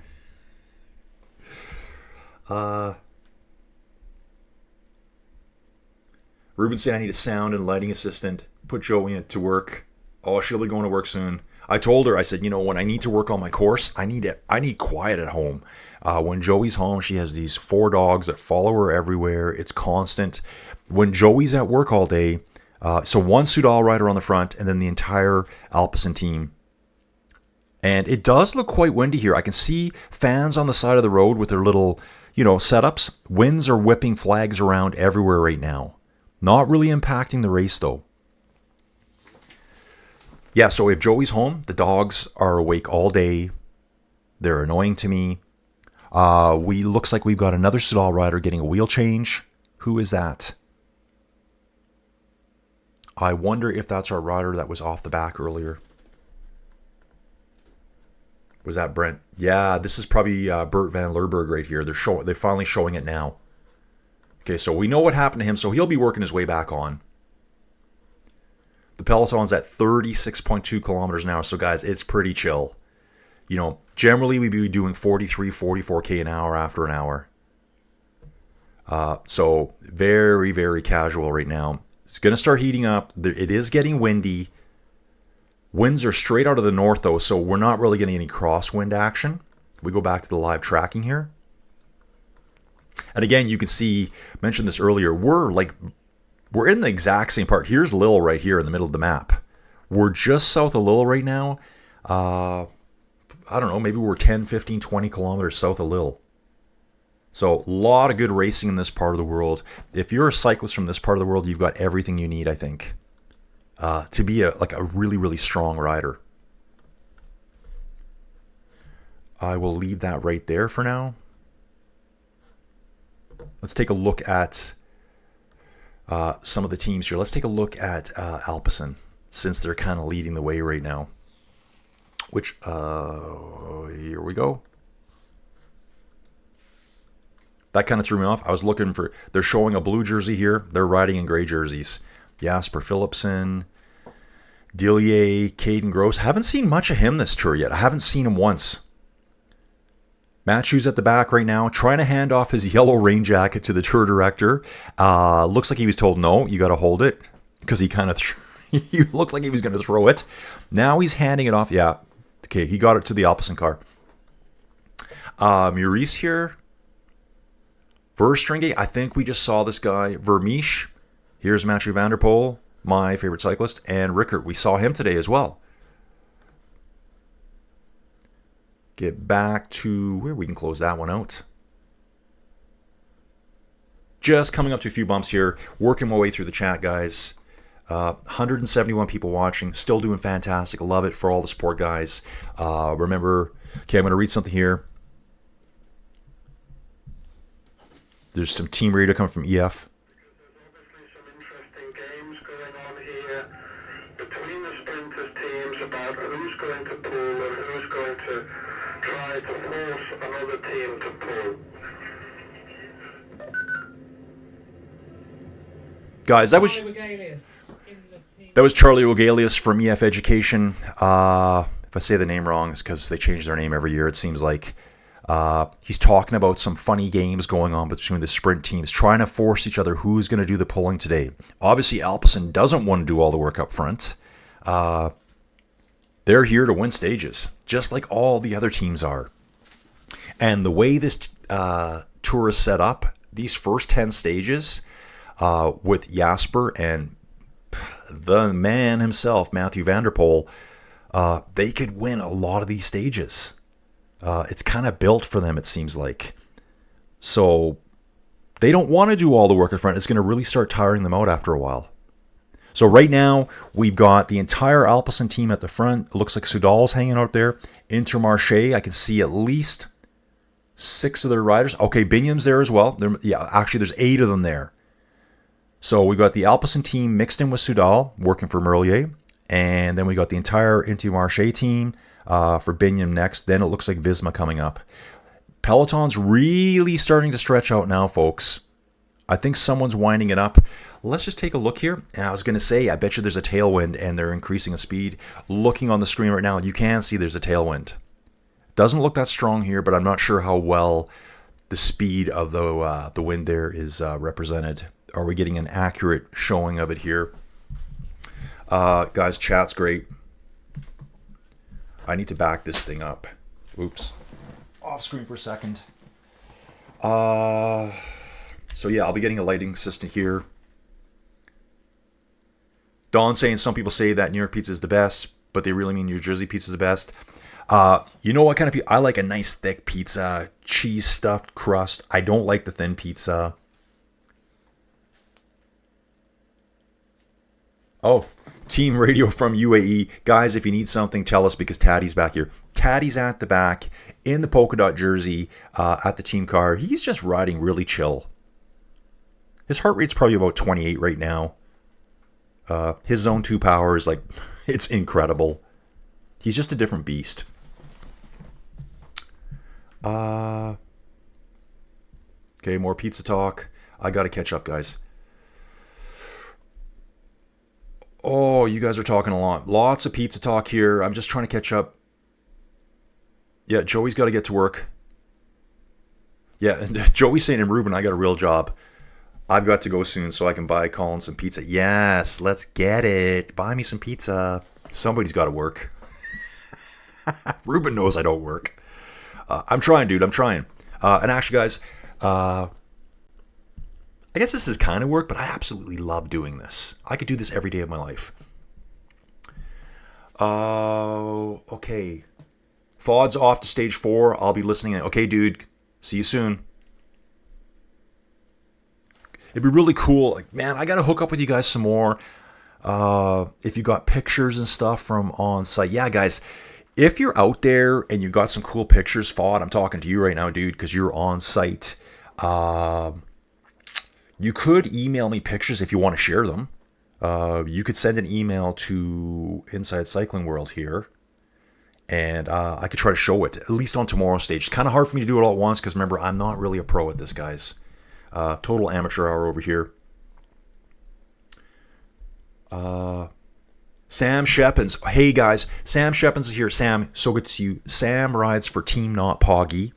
They're a team that is a very strong team over on Zwift. I do a lot of their Zwift ladder league racing.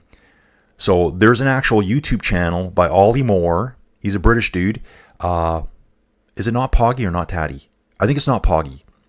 So he's got a cycling dedicated channel. It's mostly Zwift racing, outside stuff that he does too. He did some outside videos as well. I just watched them. So hey Ollie, I do watch your videos. And I've done a lot of commentary for them over on Zwift, ladder league racing. First met them doing team time trials. So Sam is one of the team members, and he is here today. He's a Belgian rider. Sam, where are you in Belgium? And he says, is that Jojo in the chat? That is Jojo. That is Joey Jojo. Oh, Sam, you're winning me points today. I think I will get a pizza later today. He says, heard a lot of good things about you. Colin said you guys are planning. Yes, we are. It may happen. I've been dropping it in your ear. We could see Metallica next year and possibly arrange an IRL meetup with some of the cycling dudes. Ruben's saying they're in parts of the Roubaix region all day today.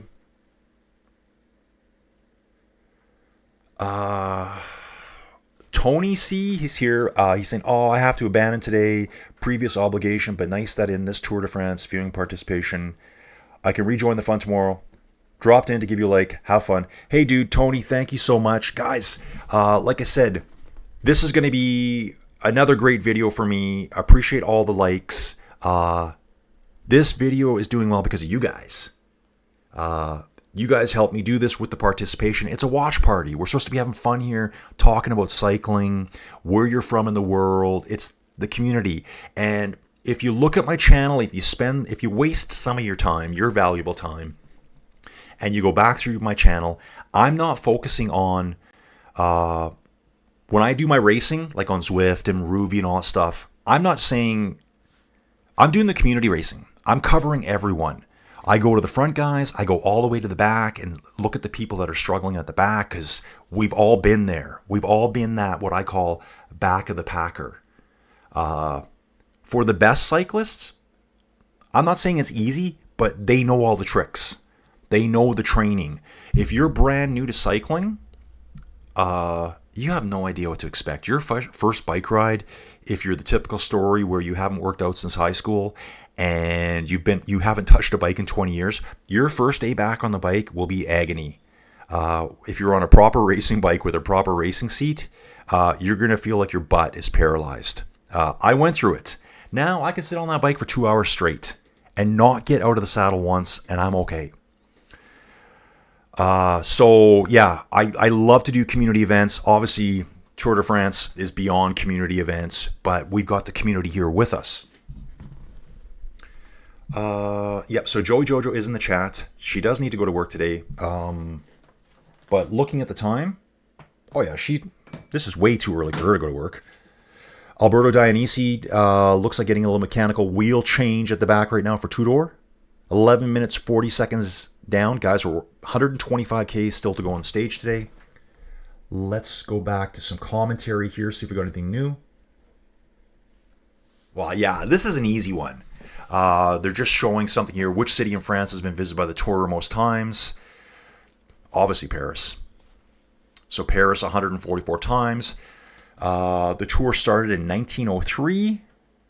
So basically you go there every year. And maybe sometimes in the past they went there more than once in a Tour. That only gives us 122 years to cover. Remember World War I and World War II, the Tour de France was paused. Had to have been. Bordeaux, 136. Pau, 130 times. Nice, Metz, Grenoble, Marseille, Perpignan. Oh, and we've been to Cannes! 67 times. That's a movie you guys should know. What was it, 1982, 1983? Take a look at that one. Okay, so Tony, we'll see you tomorrow. Thanks for the like. Yeah, Joey's saying, right, oh, the seed has been planted. She's saying, yes, I would love to come to the UK. Metallica's playing there next year. I believe 100% they are. I think they have 3 locations. We could go see them in Wales. I think they're playing in Cardiff. Definitely in Glasgow. And you got to think they're in London too. I'm leaning towards Glasgow only because I know we got some good climbing up there. We can hit the Cairngorms. I can hang out with Steven Cycles. That's where I like to go. Sam Shepins here is saying, how many shows have you been to, Joey? She's been to a lot of shows. She's been to the normal concerts, festival concerts, and she's even been to the Helping Hands concert, which is kind of like a Metallica comes on, they do an instrumental set, and then they break into the electric equipment, the loud stuff. And it's kind of a charity event. Like, Metallica gives a ton of money to charity. That band, they probably do more for charities than you would ever imagine. People think a lot of times, oh, looks we're looking at some bird preserve here. Yep, I see ornithologies, birds. Swampy, marshy area is perfect for bird habitats. Guys, let's take a look at this. All good for Jonas Vingegaard so far today. Just a little quick stream here of him. He'll probably give a nice little wave to the camera. He likes to give a little kiss. He gives the little kiss. I can't believe it. I just called it, folks. Take a look at that. He always seems to do that. A little bit on the cheese side to me, but that's okay. I think he doesn't know what to do half the time when the camera's on him. He just seems so nervous to me. Okay, so that's a question from Sam. And Clifton Don here. Dude, thank you so much. Clifton Don here. Guys, one of the very few super chats I've ever gotten. So Clifton Don has reached out here. Says, pick up a couple of slices of pizza for Joey Jojo. Clifton Don, 1974. Thank you so much, dude. I don't know if we can get New Jersey pizza, but we'll do our best. I'm telling you, the Atlas pizza is pretty good. Don, again, thank you so much. Great support for the channel. Don saying he knows where the real pizza is, and he likes the pineapple, I guess. Joey's seen Metallica at least 10 times. Ian, yes, the British rider who's in the Philippines. He likes the thick crust. I do like the thick crust as well. I like the thick crust. I really want to fill up on my pizza. So yeah, again, I thought that was hilarious that Jonas just happened to blow the kiss to the camera. It's just like, I call it, I know with my daughters, Avery and Addison, and a lot of young ladies these days, they enter a room, it's the nervous phone check. Wherever they go, they see someone, they check their phone. It's like they don't know what to do with themselves. It's like a nervous thing built into them. Or the nervous giggle. When someone always laughs at the end of everything they say, it's a nervous trait. And I think Jonas's little kiss, like, why does he do that? I'm super happy, Steven Cycles. Super happy. That's a little running joke me and Steven Cycles have. That seems to be what every cyclist says. Like, how do you feel today? Oh, I'm super happy. Super happy. That's what they're saying all the time, folks. So yeah, obviously Paris has been the most visited city. Yeah, so that was Max Shackman driving on the front with Alpecin earlier. Just going to take a quick look at the screen here right now.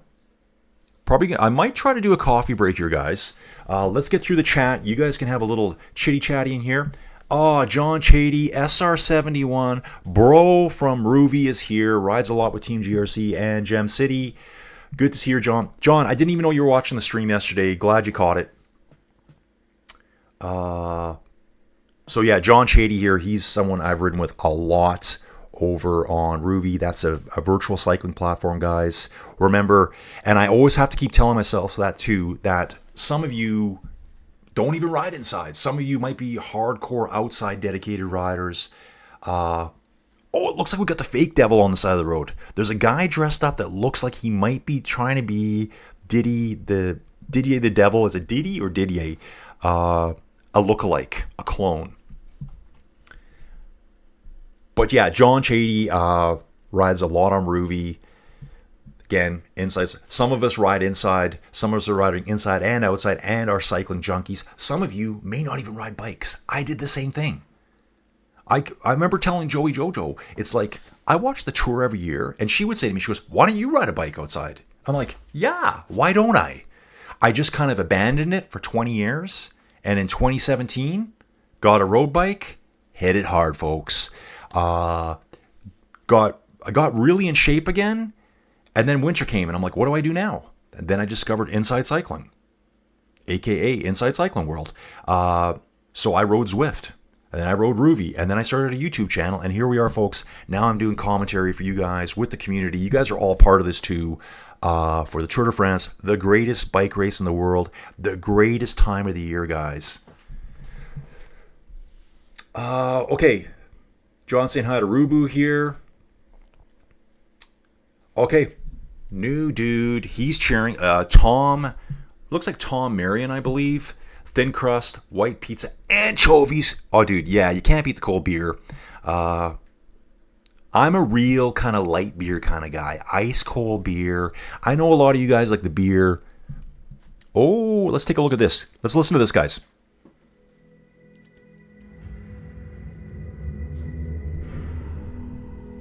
I have more experience. I lost my hair. If I stop tomorrow, for sure I'm gonna be proud of what I did until now.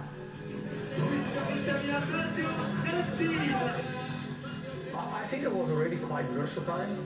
I was maybe more a sprinter than now. Matteo Trentin. It was also different slightly. Typical Tour de France breakaway day, millions of attacks. We go with this group and then suddenly I win the sprint. Pogacar's trying to get through with Matteo Trentin on the line. It is going to be Trentin who takes it. So it was Quick step, baby. My first pro win. First pro win in the Tour de France, and then you start on a pretty good level. That one was different, you know. The final was pretty technical and hard. Like maybe like an endless long sprint. And there's a Sagan breaks for the finish, and I think he's picked on the line. And I beat Peter just by probably like 3-4 centimeters.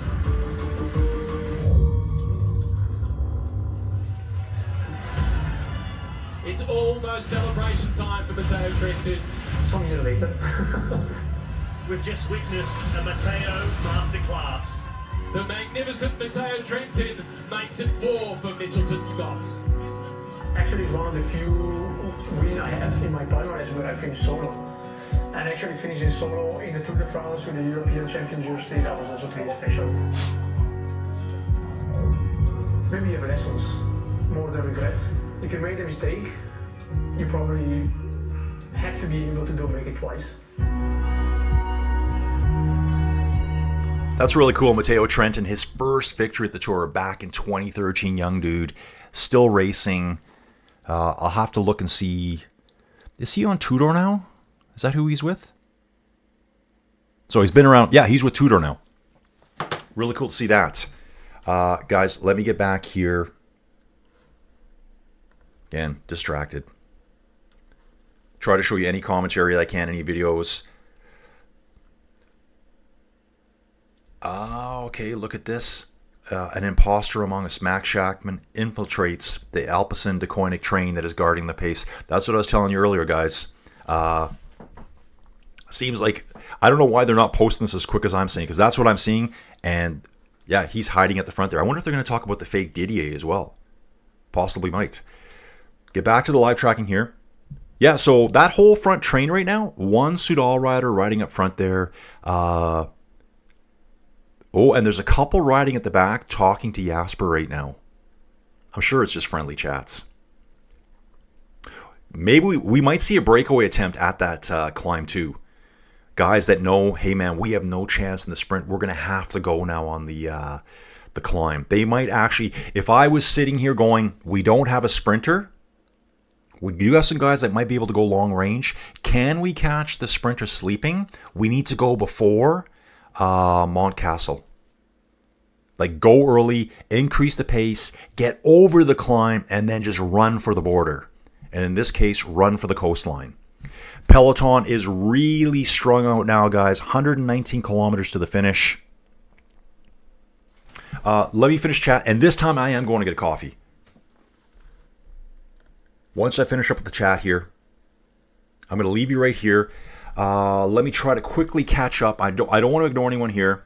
Yeah, John's had a ton of housework going on. Renovations, actually. I think he's been doing some stuff around the footings of his house. Yep, John, that's right. Everyone, Ruben had a horrendous bike crash a while ago. Lots of injuries. Hey, Don, thanks again. Great stream, cycling, community, and pizza. Yes, dude, get it. Get it. Guys, 155 riders watching right now. I love it. Hey, John, appreciate it, man. He's saying, Colin has the best stories and backgrounds. John, some of the first races I did, like some of the first commentaries, I'll always go back and say this. John, SR71 here, Inside Cycling. They did a race where he sat at the start line and the other riders took off. He gave them a 2-minute start, and he had to try to hunt them down. And it was set up as a group ride. So the way the platform works is that if you're out front, over 2 minutes, you're free. But once he closes the 2 minutes, it starts pulling you back. It's called a group ride. It's kind of penalizing you. They've all got drafting on. When he catches them, they get an assist, so they can start helping them then. But one of the coolest events I ever did, and I think it was 4 a.m. in the morning. I probably got up at 3. Still my favorite events over on Ruby is those, what do you want to call them? Like almost like a devil takes the hindmost type race. The leader gives them a head start, and he's coming to get them. You know, the wolf is chasing the prey. So cool to watch. You can set it up so that weaker riders, newer riders, riders that are recovering from injury can get chased down by a stronger rider. So everyone gets a great ride out of it. Why would you want to ride with someone why would I want to ride with Mathieu van der Poel? Actually, I would love to ride with Mathieu van der Poel. But why would I want to ride with someone that can push 400 watts for 3 hours, whatever it may be? I'll never keep up. Give me a head start and have them chase me. That would be awesome. So those are such cool activities. I'm going to give another shout out to John here. He's going to love this. I hope he does. So there's a normal weekly race over on Ruby. It's called the Team GRC. Team GRC, folks. Sunday short race. John was traveling somewhere. I think he was coming back from an event. I think it was called the Donut Ride that he did. That's another fascinating story. And he didn't want to miss the Team GRC race, so he pulled over in a truck stop, pulled his bike out of his vehicle, pulled his smart trainer out of the vehicle, plugged the smart trainer into, I guess, a 120 volt or 110 volt port on his car, and he did the race on a phone about this big in the middle of a truck stop.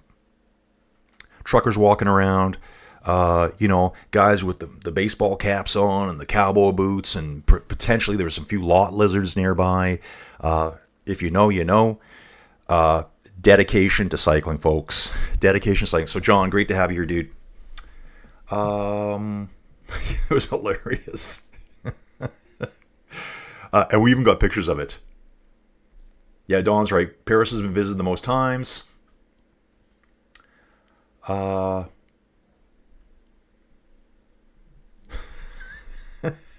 Looks like John Chady loves the pineapple. Okay, John, I'll give you some credit here with the jalapeno on there. That kind of negates the effect of the pineapple, so I do like that idea. Extra cheese, Wisconsin, yes. I guess John is a cheesehead, Packers fan. Ruben's saying that they're disgusting, USA and Canada as well, for having pineapple on their pizza. Charity's called All Within My Hands. 100% of the proceeds from that Metallica concert go to charity.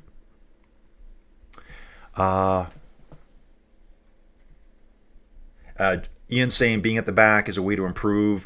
Also says Zwifting is fun, not serious. Yeah, there's things about it that aren't realistic as to outside riding. I agree with that. John Shady, I ride mostly inside, but getting to ride outside for donuts.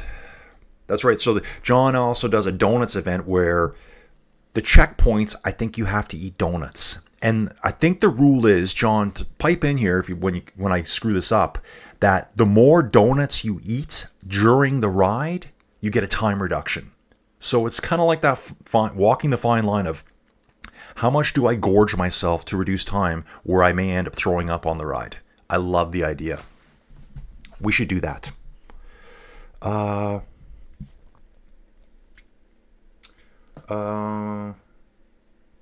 Yeah, Dawn saying here, someone is trying to keep the Cycling Devil character legacy alive. I love it. Okay, yeah, Ruben's commenting here too. Oh yeah, Swoosh Kid's commenting here. I did see this. Someone else posted in our GRC Discord that Cofidis had a bunch of bikes stolen yesterday. He's saying 11 bikes here. I think they said it was 150,000 euros worth of bikes. That makes about sense. 150,000 euros. What's that? 200 grand US. Like a euro's worth a little bit more. Maybe 175. 11 bikes. Yeah, these bikes are expensive. Yes, that's right. Ruben's saying here, I nicknamed John Shady Truck Stop Johnny back in the day. Yeah, Sam's commenting too that JoJo's wearing the pants here. Yeah, well, she's the only one that's actually working right now, so Joey is the boss for sure. Donson here, if it's 1 minute per donut time reduction, he's good for 12 minutes. That's what I can eat a lot of donuts. I am the kind of person that actually, I think Joey, a few days ago, I picked up a little small pack of donuts at Walmart. Dirt cheap donuts, because I'm a cheapo. You get 6 little glazed donuts about that big for like $1.79 here. It was my breakfast that day. I knew coming home I needed to ride my bike. So that's what I was fueling on, glazed donuts. And I devoured 4 of them. I left 2 of them in the car. Generally, I would eat all of them. That's just how it is, folks.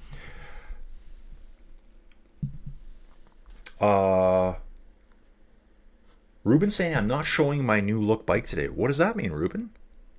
I'm not sure. Okay, guys, let me get back into it here. I'm now officially caught up with the chats.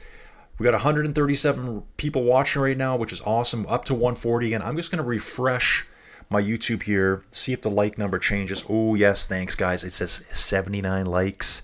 I know we'll do nowhere as good as yesterday because there's just not as many people here. People have lives. Fantasy by Tissot, players' favorites. Tissot, a really nice French watch. Lots of them are made in Switzerland, though, so it's got that Swiss pedigree behind it. Who will win today's stage? Jasper Philipsen, Biniam Girmay, or Mathieu van der Poel are the most selected riders. I don't think Matthew's going to win today. This stage, again, this is where it's kind of tough for Alpecin. They've got to decide. They're trying to win the green jersey overall. They've got 2 guys that could win it. Jasper is the more of the 100% sprinter. Matthew is more of your all-around superstar cyclist, world champion. This stage is set up for Jasper to win today. So at this point, Matthew will be leading out Jasper in the finish. Biniam looks really good right now. Took second place just a couple days ago. That was stage 1. Flat stage. So he was able to hang right to the finish. With that lead-out train for Mathieu van der Poel, he's going to be hard to beat. But there's other teams here that need to win. So it's going to be quite exciting. Guys, we are now looking at some fantastic scenery. Again, half the reason why I watched the tours for this. 110 kilometers to the finish. We got our big group, folks. It's one big peloton right now. What I'm going to do right now is leave you hanging here. Just leave you hanging here right now. Actually, what I should do here is I should see if I can find another fun video for us to watch together. These are the extended highlights. There was a really good highlight video from last year. If I can find it quickly, I can play that as I take off here for a little bit. I watched it this morning, and I'm sorry, but I can't find it now. Ooh. This might be something fun to watch. How long is this video? How much time does this give me? 2 minutes and 33 seconds? Yeah, let's do this, folks. What I'm going to do is I'm going to show you this now. We're going to bounce this guy up. Have a little gander at this puppy. It may sit stagnant at the end because I know my coffee maker's already turned off. I got to warm up my coffee in the microwave. Yeah, microwave coffee, bros. That's how I do it. Let's boom this one out. I need to see that I'm actually looking at the right thing. Yes, I am. and let me skedaddle out of here.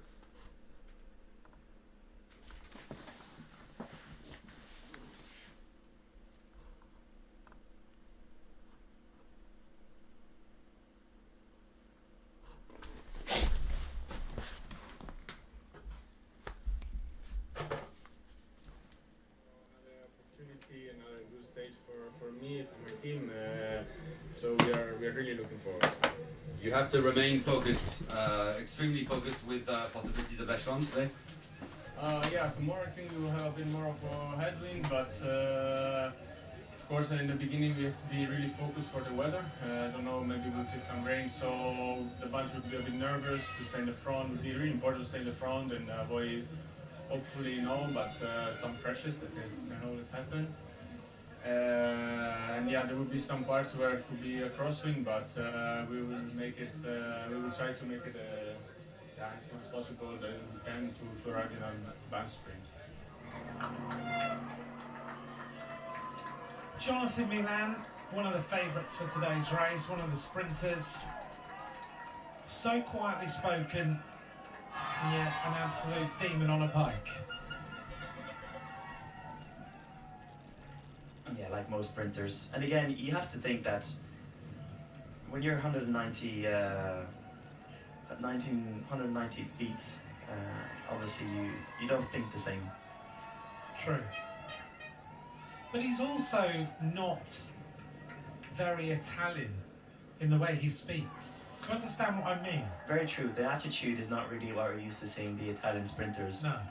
I think that's because he also comes from the very, very northern parts of Italy, which is close to Austria and Slovenia. Much more chill. Germanic. Yes. Sylvain Dellier is now on front of this peloton, the former Swiss champion. He knows these roads exceptionally well. He's finished second in the Paris-Roubaix on a day where he was caught by Pete Sagan. He was in the breakaway all day. Sagan caught him and he was the only rider to hold on and went all the way to the finish with Sagan and was beaten into second place from memory in 2018, I think it was. Long line of this peloton, the sun is beating down, our helicopter shots just bring you the landscape and the riders as we make our way towards the conclusion of stage number 3. Still a fair amount of riding to go, but the pace is starting to increase a little bit compared to what it was in the early stages. We were averaging 34 kilometers an hour for quite a while on today's stage. Things have changed a little, but not massively. Right now we're averaging 38. We've notched up just a tiny little bit. There's some cars that you might like. The Chevaux. Yeah. Little display of them. 2 horsepower. We'll see loads of those on the roads of France over the next 3 weeks. It's funny, every time the Tour de France comes, I feel like it's like their yearly reunion. They kind of pop out all over France. They do, don't they? But a car that's not produced anymore, you wonder if they're going to bring back a retro form like they've done with every other vehicle. They have just brought out, Renault just done the R5. They have, yeah. I've seen one of those. They look pretty cool, Yeah, fully actually. electric. Yes. We'll see whether they decide to do the same thing. Gel's been taken on board. How does the nutrition change today compared to if they race this stage flat out? Does it change in any way? Or do they just take on the same amount of nutrition that had been specified? Okay, guys, I'm back. Let me just jump out of here quickly. We turned that one off. We're back to the race here. So I was playing that Jonathan Milan video. He seems like a really cool dude. And guys, remember, that stage where he was sprinting yesterday, 80.5k an hour. I think it was Clifton Don here.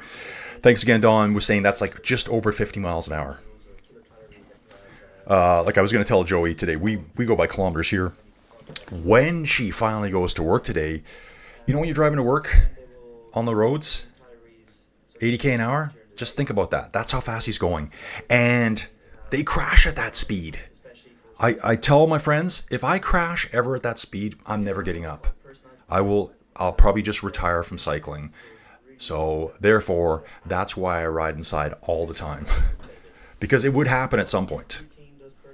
I don't know if I can actually go at 80k an hour, but... Okay, let me get caught up, guys. Let's get back in here. We're just going to jump back for a second here. 104 kilometers remaining today.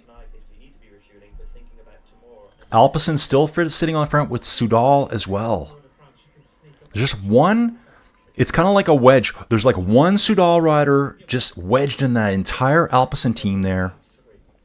We got the yellow jersey in the Alpecin team. We got the green jersey in the Alpecin team. And then directly behind that, we've got the Intermarché team. So Biniam knows the pressure's on today, folks. Pressure is on Biniam today. These teams have to win. There's so much pressure on them. Right here, folks, take a look at this little blurb they've got here. I mentioned this earlier myself. Winners of the first two stages, Alpecin de Koenig, emulated Soudal Quickstep's performance from 2022 when Yves Lampert, love that guy, and Fabio Jakobsen powered to victory in Denmark. A third win in a row would be historic. Oh, I didn't know this was real. We need to go back to 1961 to see such a feat. The Tour was raced by national teams. That's right, they did change that for a while. And France ruled the first days of this edition with André Darrigade, Jacques Anquetil, and Darrigade again. Ooh, two-time stage winner. So it wasn't teams then, it was national teams. They changed it for a while. I'm doing a lot of Tour history reading. 1923 by Ned Boulting. That's a very interesting book. Okay, in recent years, Team Sky, they won stages 18, 19, and 20 of the Tour in way back in 2012. I guess that would have been what? Was that the Wigo days? Yeah, that would have been Wigo days, I think. Jumbo-Visma won 18, 19, and 20 in 2022. And UAE won 19, 20, and 21 in 2024. But no one's won at the start of the first three stages of the Tour ever outside of the French national team. So back then, the teams were raced by countries.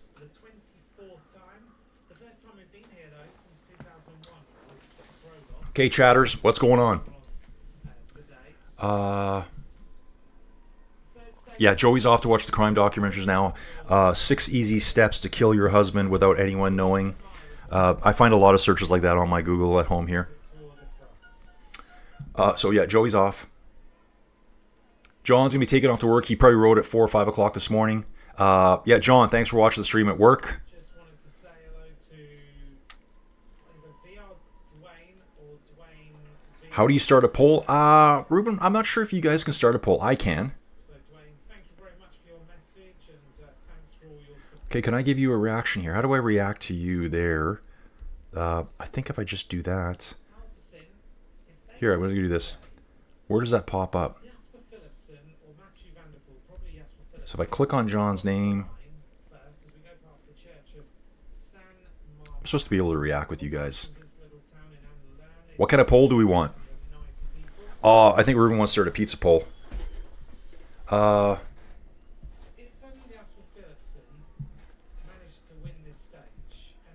New F-150 pickups, the #1 selling truck in North America, folks.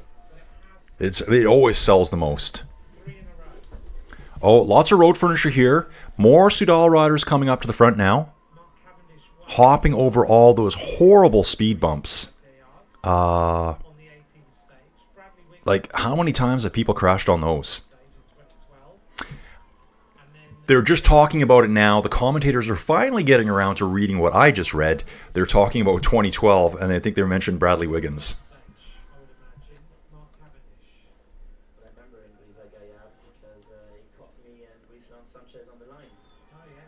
Okay, so there was a couple of riders off the front before. Sorry, that's old stuff, guys. That's way back at the beginning. So yeah, most selected stage winners for today. This is by Tissot players. I've always wanted to get a Tissot watch too. I really like them. They do have a lot of Tour de France dedicated watches. Watches to me, it's about... Okay, I do have a tracking ring. This is an Aura tracking ring. But a watch is the only piece of jewelry I wear. So I kind of look at it as functional, yet men's jewelry at the same time. The Tour de France watches, maybe they're a little bit too digital for me, or, you know, like, I don't know.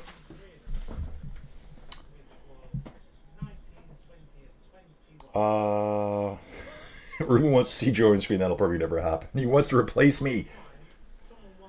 Yeah, she could do all the commentary too. I'll let her do that. Yeah, so I will be on the bike today, guys. Today is probably going to be a Zwift day for me. They have this thing. It's the Tour de France challenge. You unlock 4 stages. The first stage was Mer de Bretagne. You just got to ride it. It's easy. Climbing portal. Good fun climb. Second climb was one that's coming up in the Tour. It's a long name. It's something like the Col de something de Saint Roberts. It's in the Tour this year. You can find that over on Zwift. Stage 3 is Hautacam. And I'm like, oh my, I got to ride the Hautacam on the climb portal. It's also in another challenge over on Rouvy. So both of them, I'm like, do I got to ride it twice? I don't know if I can ride it once. And then the final stage is the Col de Madeleine. Another toughie, but not like brutal Tour de France climbs. I think it's like 1,200 meters plus, something like that in elevation. You're unlocking parts of the Didier the Devil costume, like the Didier little devil horns, his red jersey, and you can wear that all with inside Zwift. I love that kind of stuff. I love that gamification. And I forget who it was yesterday was saying that they really enjoy the gamification of cycling.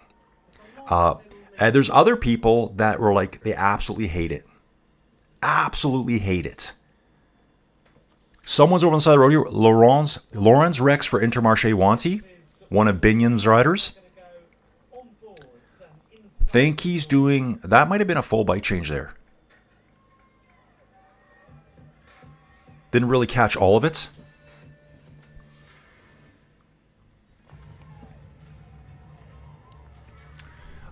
Okay, guys. Let me get in here. See where we are on stage right now. We'll do a bit of live tracking. And I'm still waiting for them to give me some videos. I don't think there's much for them to show you because not a lot's happened, folks. Going through small villages here, small towns. To me, it seems like here, it's in this part of the world, it's just village after village after village after village connected. There might be like 1 kilometer of farmland and then you're in the next village. Heading back here again. Videos. Okay, guys, let's check out the team radio here. We're going to check this out. I'm not sure how long ago this was. It says at 2:44 in the afternoon. That seems to be pretty recent to me.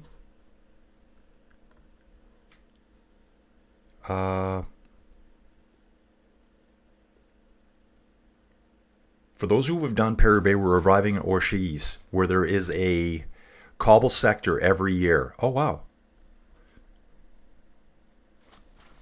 So that was just one of the DS's, one of the team managers chatting with the team there. I wonder if I can find you some nice videos to watch here. Back to the commentary. Now, we're under 100K now, guys. First sprint point, we look like we're still maybe 30, 40K out from the sprint point. Valenciennes to Dunkirk. 276 watching now. Like, where did you guys all come from?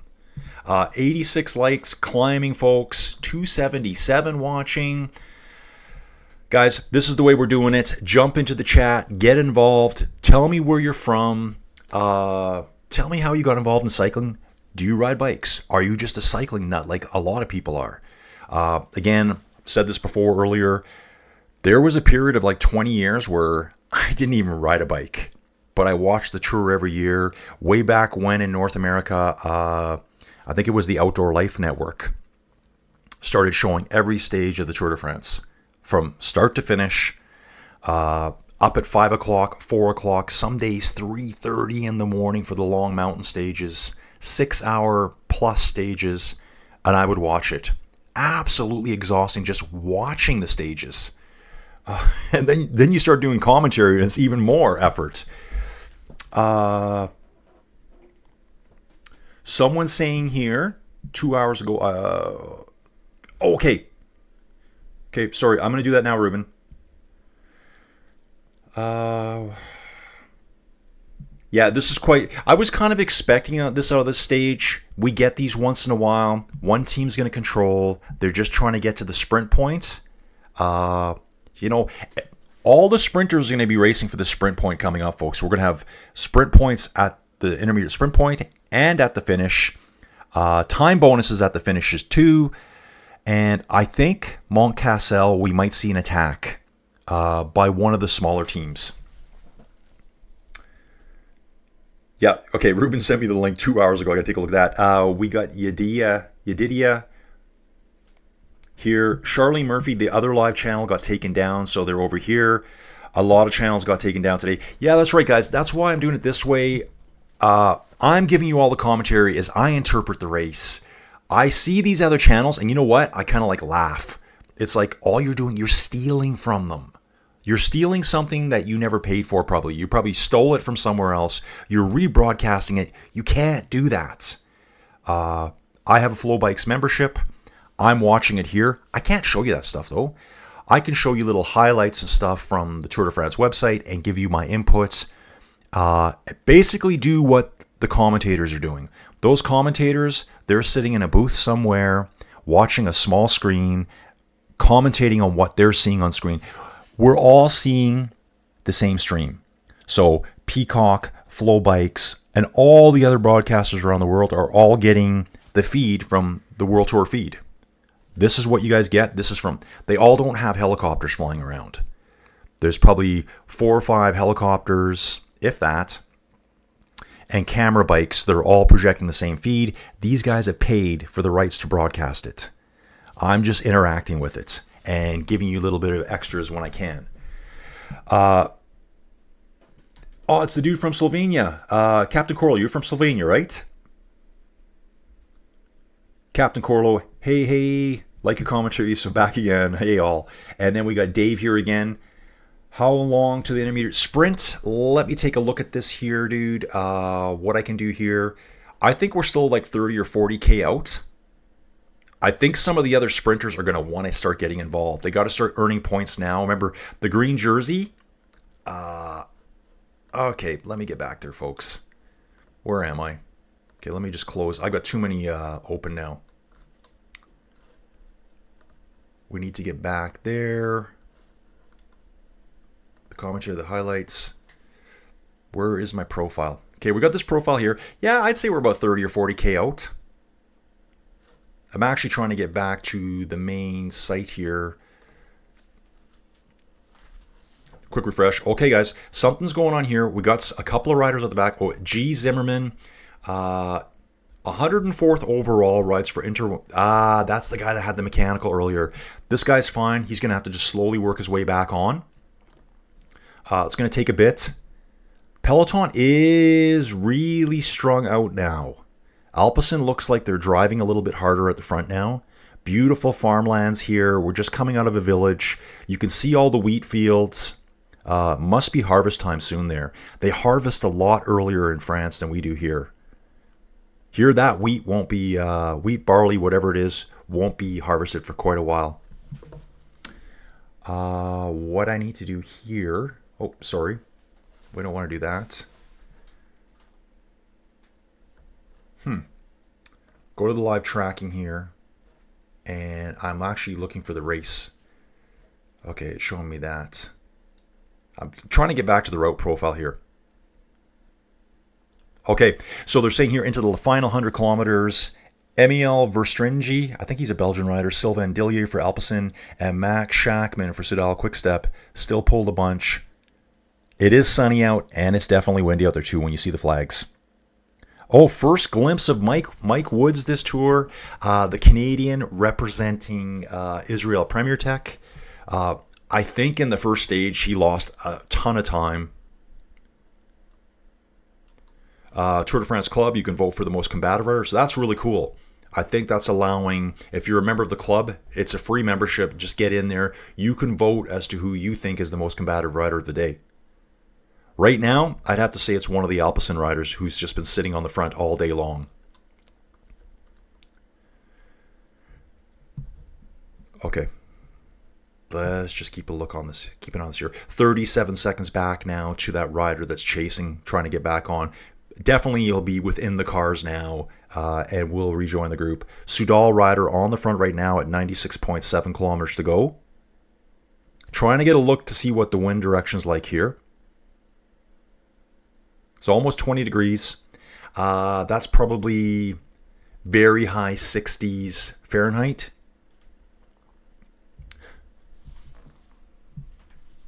One thing I think is really interesting when I see some of the landscapes here is seeing all the cemeteries on the countryside here with all like, kind of like, I don't know what you call it, like built above ground. They don't just have a headstone, they have like a full box, concrete box, whatever it's made out of rock, built above ground. Very common in this part of the world.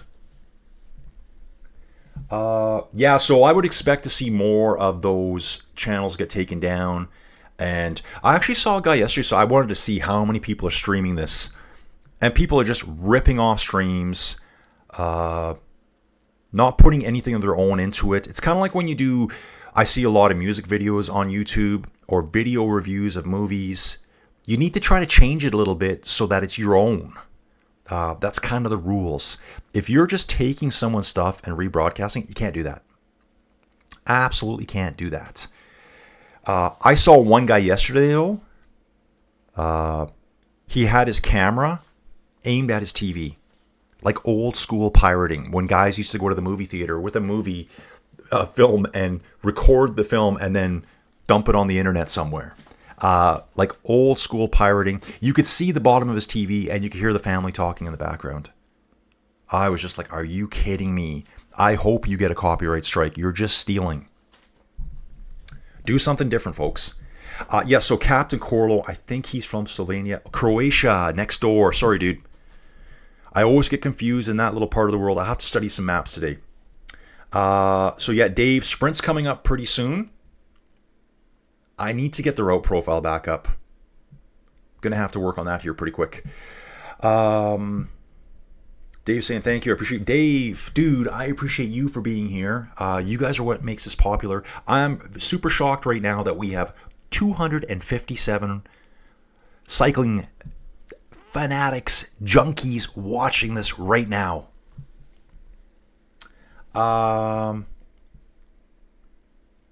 Okay, I like this guy here. 15 minutes with Uncle Jevo. Okay, dude, is that the name of your channel or something? That's kind of a strange name. 15 minutes with Uncle Jevo here. He's from Northwest Florida, Alabama border. Dude, I know that area quite well. In the end of my geology career, I was working in that Alabama area. So I worked for a company, a Canadian company that had assets in the States, and we worked Louisiana, Mississippi, Alabama. And along the Alabama border there with Florida, there's a formation there called the Smackover.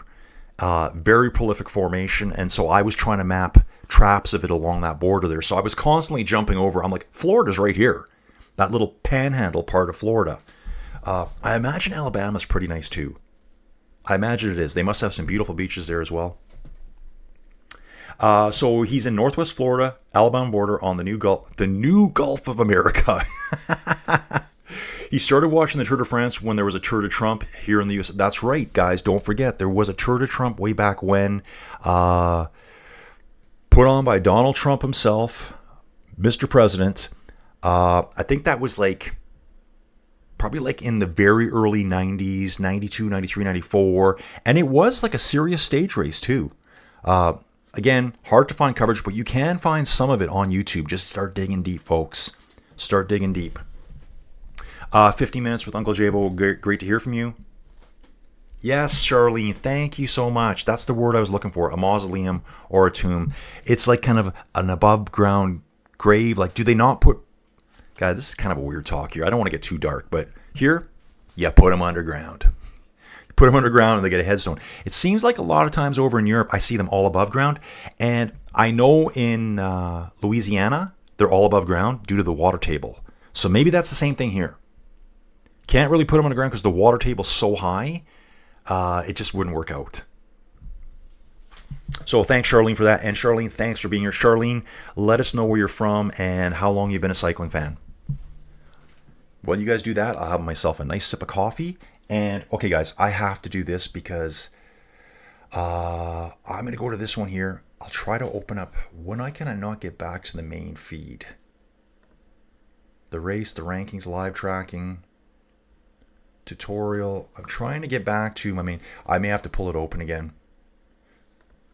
Okay, guys, Tour de France. Oh, typing on the wrong keyboard as usual, folks. I do need an assistant to do this. Tour de France. If you go to the main page, guys, this is where you get all the juicy info. I'm trying to follow here for you. Yeah, we don't care about that. Here's the route. Okay, so I got to keep that one way over there without going in. But this route here, Valenciennes to Dunkirk. There's no more rain now, guys. So first sprint stage is actually at 118 kilometers. We're going to be getting close to it real quick here, folks. We are getting there. Oh, Lawrence Pithy, he's the Kiwi on the tour. Let's have a little listen to this guy. I guess back then I thought I could compete professional if those were my goals.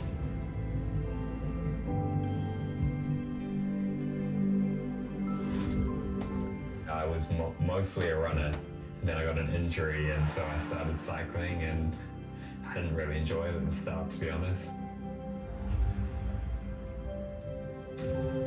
I came to Europe for the first time in 2019 on the track. It's a big culture shock. So I've sort of found myself in more of a classics role. I guess I've got a fast finish. Yeah, very unfamiliar territory for me, but I think I adapted fairly well. The riders there took me under their wing a little bit and helped me progress. And yeah, of course it came with setbacks and struggles, but yeah, it was a perfect place for me to grow and start my professional career.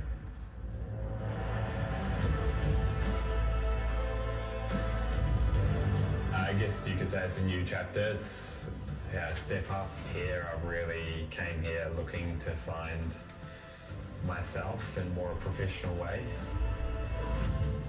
Super exciting, also super scary. Like you see the speeds everyone's going now and how hard the racing is, these grueling mountain stages. A good tour for me would be just the experience and helping my teammates. I think it would be too ambitious to go there with big goals. The dream would be to win a stage of the Tour de France. I think that's every professional cyclist's dream. Oh yeah, totally. To win a stage at the Tour de France. Hey guys, great comment from Holly. I think Holly was here yesterday. Holly, thanks for chiming in here. Flow Bikes apparently is live streaming a free episode of this stage right now. And generally that's what they do. They give you the first couple of stages. It's good marketing for them. Guys, Flow Bikes is really good. So if you're a North American, I think that's where you get Flow Bikes. So for all of our North American folks here, and that might just be Canada, US. Now be careful when you look at it because I think the Tour de France... Holly, are you a Canadian? I'm guessing you're Canadian. Or maybe you're able to watch it. Trying to show you guys my reactions on here. Guys, I'm not very good at the live chat here. So the Tour de France is on Peacock in the States. In Canada, it's all Flow Bikes. And they have a ton of coverage. I had the women's Giro on. I watched it yesterday, the time trial. I'm going to watch the other part of it today and try to give you guys an update. That short time trial, I think it was 14K yesterday, run by a Swiss rider for Movistar. I'm going to get better with the women's cycling. I really want to cover it. As I was joking with a friend yesterday, I'm going to be the reverse version. I'll be the guy doing the women's commentary. Alpecin still at the front here. I can see Jaco Alula coming up on the right-hand side of the road too. While we're here, I wanted to check this out, guys. Let's take a little look. I think it last showed him here on Red Bull. Bora Hansgrohe. Pithy. This is the dude we were just looking at, listening to on that little chat there. Lawrence Pithy from New Zealand. Again, look for the 4 stars, and they are red stars. So you don't ever insult them by calling them an Australian. First stage 118th in the yellow, and now bounced up to 105th, it looks like. And 25th overall. He's a very young rider here. So it says that, okay, the route again, sprint point is coming up at 118 kilometers. We still have 90 kilometers to go. So we're getting close to it now, folks. It's going to be coming up here pretty quick. It looks further than that on the map, but that's okay. Traveling on quite nicely. Remaining distance, 86.2 kilometers to go. Let me figure that out in my head. So that means, oh yeah, okay. So we're like only halfway through the stage right now. Yeah, Alpecin Phoenix just sitting on the front. They're doing all of the work with 1 or 2. Yeah, there's still that one Soudal rider just sitting in second place. Behind them, there's the Soudal team. Jaco Alula's there, the Australian team. That's Ben O'Connor's team, actually. Hopefully he's found a good new team there for him. And I can see Intermarché as well, just hidden in the background here. No sign of Visma at the front right now, or UAE. Those guys are just telling Alpecin, hey, you want the stage win? You're doing all of the work today. Okay, so that's why I guess Holly should... So Holly's from BC. BC is the province right beside me, guys. You Americans, you have states. We have provinces. British Columbia, that's what BC stands for. A beautiful place.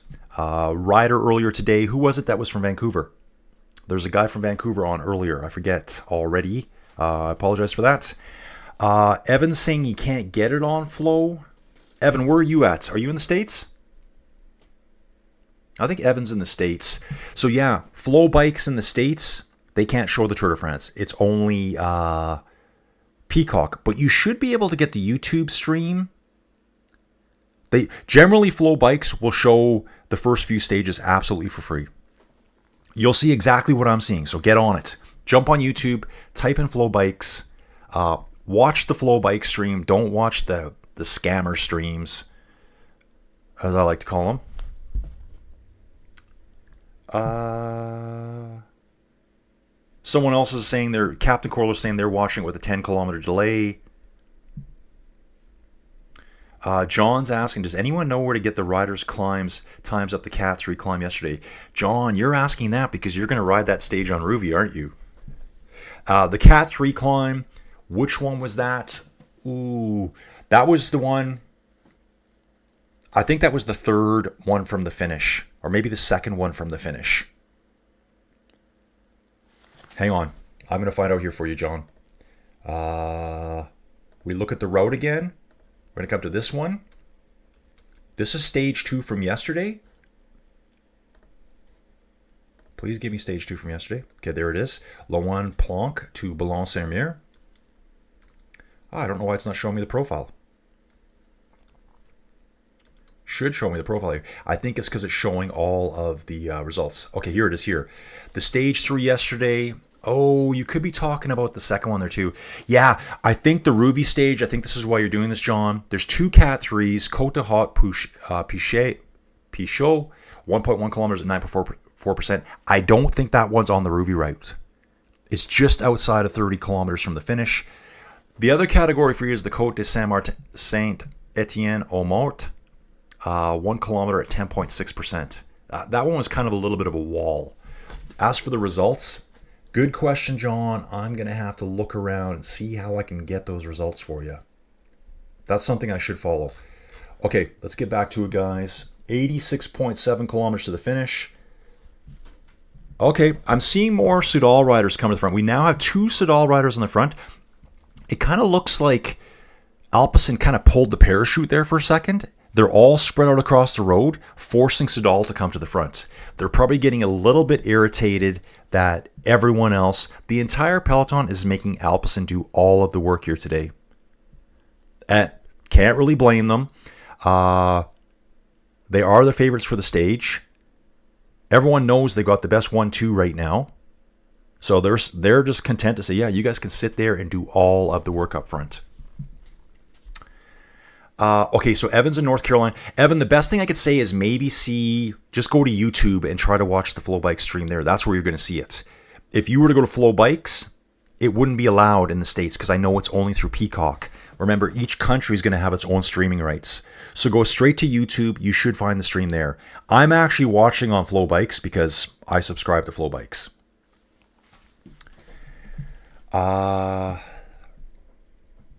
Okay. Yeah, John. Yeah, okay, John. Yeah, so it's the second one, the Côte de Saint-Étienne du Mont. I'll try to find it and get it to you. So John wants to see how quick they climbed it because he's going to try to beat them today on Ruby. Inside. Swoosh Kid, that's great advice for the Australian New Zealand flags. Dude, it's thrown me off for so long. And I don't know, as a North American, as a Canadian, I'm pretty good with accents, but sometimes, and I mean, they're going to say our accents are nowhere alike. That's what people say. When people say I have an accent, I'm like, no, I don't. But people can tell. They do sound different. But when you're just listening really quick, you could mistake them very easily. But some people are just like, dude, no, I am not a New Zealander. I am not an Australian. You know, it's the same with Canadians and Americans, right? We're so similar, but people are proud of their heritage, where they're from. So I get it. You know, what's funny is if you talk to someone from Montana, it's like talking to someone from Alberta. If you talk to someone from the Dakotas, it's like talking to someone from Saskatchewan or Manitoba.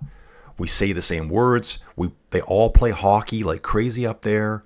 We met a cool couple at the Metallica concert in Denver, and they're from the Dakotas. They work oil and gas just like I used to. He's on the production side of it, so he's out in the field. Those guys are employed forever. It's guys like me that used to find it that are shunned now. We destroyed the world, folks. Yeah, their son plays hockey. They knew all about the hockey lifestyle. Taking your kids to hockey games at 11:30 at night to get ice time. That's what it's like. Virtually the same people. One side Canadian, one side American. I think those people told me too. I was trying to remember this when we were down there. They live 2.5 miles from the Canadian border. I mean, dude, you're basically a Canadian. You're the same. Same thing. Alpecin back on the front again now. Visma's moved up now. Tudor's getting up there too. 84 kilometers to the finish. Just over halfway, folks. Sprint should be within the next half hour, I would say. Jayco Alula's up there. There's at least 5 or 6 Jayco riders on the right side. And it looks like an Alpecin rider is waving up other teams. I think there's a little bit of frustration setting in here for the Alpecin team. The other teams are doing this on purpose, folks. They're doing it on purpose. Get them frustrated, throw them off their game, anything for the win.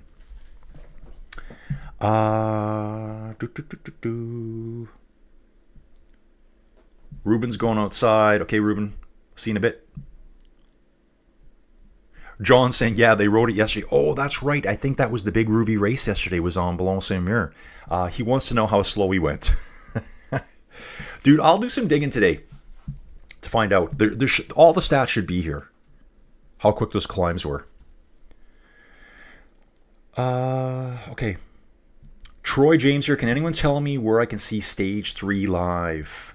Live, dude. You're going to have to get on a subscription somewhere or find a stream somewhere.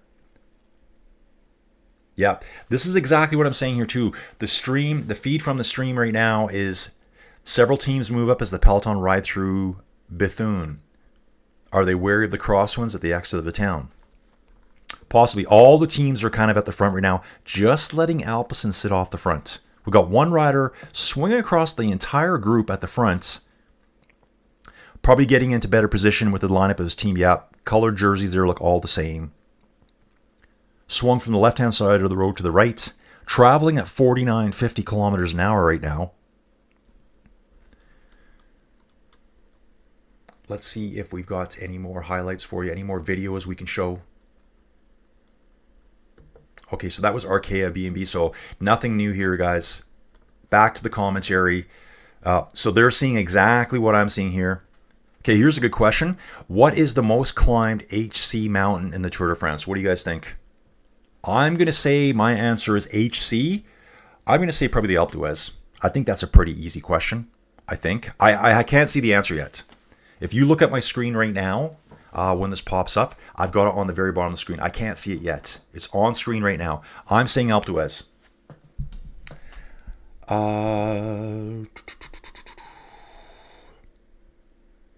Troy's saying nothing works to see the actual stage in Germany. Dude, I don't even know who shows it there in Germany. There was a guy here watching yesterday. I said, dude, why are you watching my stream? Like my commentary, my ride along. And he said because he's watching in German, he doesn't understand German, so he needs English commentary. And I'm like, okay, I never thought of that. And he was super involved in the chat yesterday too.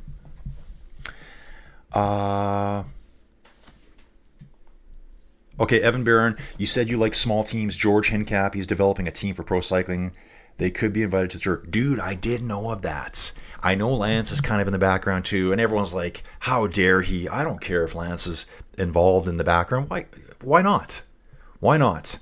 There is director sportifs on some of these teams right now. There's guys in cars right now leading these teams that were actively involved in all that doping. So that's just the way it is. I do see one rider out the back here. So at the back of the race, it's only 30 seconds back again. Let's just guess it's going to be just two riders. Ben O'Connor. Okay, so Ben O'Connor and Dionisi. Alberto Dionisi for Tudor are out the back right now. 30 seconds back. Again, I'm guessing they're just checking the cars. Going back, having a chit-chat, drinks, bottles. Guys, it is getting windy. Now they're saying gusts of up to 30k an hour. And the wind direction, okay, I didn't get the wind direction there. It's still calm now. We're going to go to the live tracking here and see if we can figure this out. So the winds are calm where we're at right now, 7k an hour. But they're showing us near the sprint point, 30k an hour winds. So we're going to keep a good eye on that. I'm just fascinated by this map here. I'm zoomed out here. Okay, not here. Zoom in once. See all these light colored patches? Generally gray, right? I'm over here on the left side of the screen where it looks like there's nothing. All these light colored patches, those are all towns. They're all little towns. They're like, you drive for 30 seconds, you're in another town. Another 30 seconds, another town. Okay, we're going to head up to this place here. What is it called? Bomi? Another town. Down the road a bit, just towns everywhere. So different. So yeah, those two are coming back now. They're 16 seconds behind the main group. And it says we're heading out to Pas de Calais, which is the Dunkirk area. Pas de Calais was the area that in World War II, Hitler was sure that that's where the the Allied invasion was going to come from. Remember, during World War II, it was the British, it was the Americans, don't forget the Canadians, and lots of other countries. There was, I'm pretty sure there was a Polish division that helped with the D-Day landings. There's a lot of people that got out that also evacuated at Dunkirk and were involved later on in the war. It wasn't like they were just like, oh, we're done. They kept going. I think there was actually a Polish Air Force throughout the war. And so Pas de Calais was where the Germans were sure they were going to come across. And they kind of psyched them out a little bit. So back then, the Allies had this operation where they had these blow-up tanks and fake units positioned at the closest point to Pas de Calais. So let's build up all our units here because we're going to attack there. Meanwhile, they were doing it somewhere else to invade at Normandy. There was one dude, Rommel was in charge at the time of that whole Normandy area, and he kept screaming for more fortifications, more defenses to be built up there. He was right. That's where they came in. Back in the chat here, folks. Live tracking quickly. You're going to see that group's probably, yeah. So now those riders up behind should be back on. This is the town of Bethune they were just talking about. And they were talking about crosswinds out of town. Tudor rider off the back here, it looks like. Riding with the Uno X car. Oh, this is Alberto Dionisi just getting back on now for Tudor Pro Cycling. Coming back here at 80K. Just a little shot here of Cofidis. Looks like the Picnic team, Picnic Post NL. And the other guys, you can see some are still riding their rain jackets. I'm sure everyone's out of the rain jackets now because it is bright and sunny now. Just coming up here. See wind direction starting to change on screen. UAE, left-hand side of the road. Alpecin, dead center. Jayco Alula right beside them. Then it looks like the two-door team and Intermarché Wanty on the far right-hand side of the screen. No one's on the front. They're all just lined up side by side here, folks. Yeah, so Evan, great comment there about the Hincapie / Armstrong team. Yeah, they said they were actively recruiting riders. They were going to be looking at, I think, acquiring 20 riders, and they wanted at least half of them to be Americans. So I think that's really cool. Kind of going back to the throwback days. I know there's a lot of really cool continental level U.S. teams, but we haven't had a pro team for quite a while. So it'd be really cool to see that start up again. Something like that would really help drive U.S. cycling again, because it's all, I think a lot of it's kind of like died down since the Lance era. And there was so many good U.S. cyclists back then. So many. One of my favorites, Tyler Hamilton. Love that guy. You know, he's a different dude. I think he rode virtually that one entire Tour de France with a broken collarbone. Super tough guy. Steven Cycle saying you can watch on Discovery Plus or Eurosport. That's a message out to Troy. Yeah, like that's your other guys. You could VPN it and figure that all out. Pay for your VPN to try to get the feed from somewhere else. Try to mask where you're hanging out. I'm not promoting that. I'm more than happy to pay for Flow Bikes. I think there's a lot of value in it. I think I was told actually there's a cycling platform you use. They're like, have you tried using a VPN lately? I'm like, dude, I'm not using a VPN to use it. It should just work. I'm talking about my whoosh right now. Okay, riders. 209 riders still watching, guys. This is fantastic. 96 likes. Yesterday, guys, I know it was late at night. I think we had like 190-something likes during the stage. Hit 200 last night. Can't thank you enough for that. Little old Colin here over at Inside Cycling World. My support team is Joey Jojo upstairs. There's a day coming up. Joey's birthday is July 16th. I think it's a Wednesday or a Thursday. Good thing I remember. We're going out on the 19th, Saturday night. There's a steakhouse downtown we're going to with one of her friends. Kind of like couples night. When we go to Calgary, we stay in Calgary. This year, I'm wondering, how am I doing that? And I said, well, what am I going to do about the tour? And she says to me, this is like, I think yesterday, where she goes, well, how long does it run? I'm like, 3 weeks. She had no idea. Somehow I'm getting home that night. Maybe I'll just get up at 3 a.m. in the morning and drive home. Get a hotel to sleep for 2 hours to drive home. I can just sleep in the car. Joey can just keep partying all night long. I'll have a nap. I'll get myself home. I'm going to have to figure something out. I do not want to miss it. Okay, we got a feed here from Team Picnic. Okay, guys, we have to really focus to be in position for kilometer 103. Sprint point, it can be open with big crosswinds. Guys, it's coming up now. It is coming up now. See what the commentators are saying. 30 kilometer an hour now wins. For the possibility of these trees finishing. And once the trees end, they're going to be in the open. Let's see how this develops.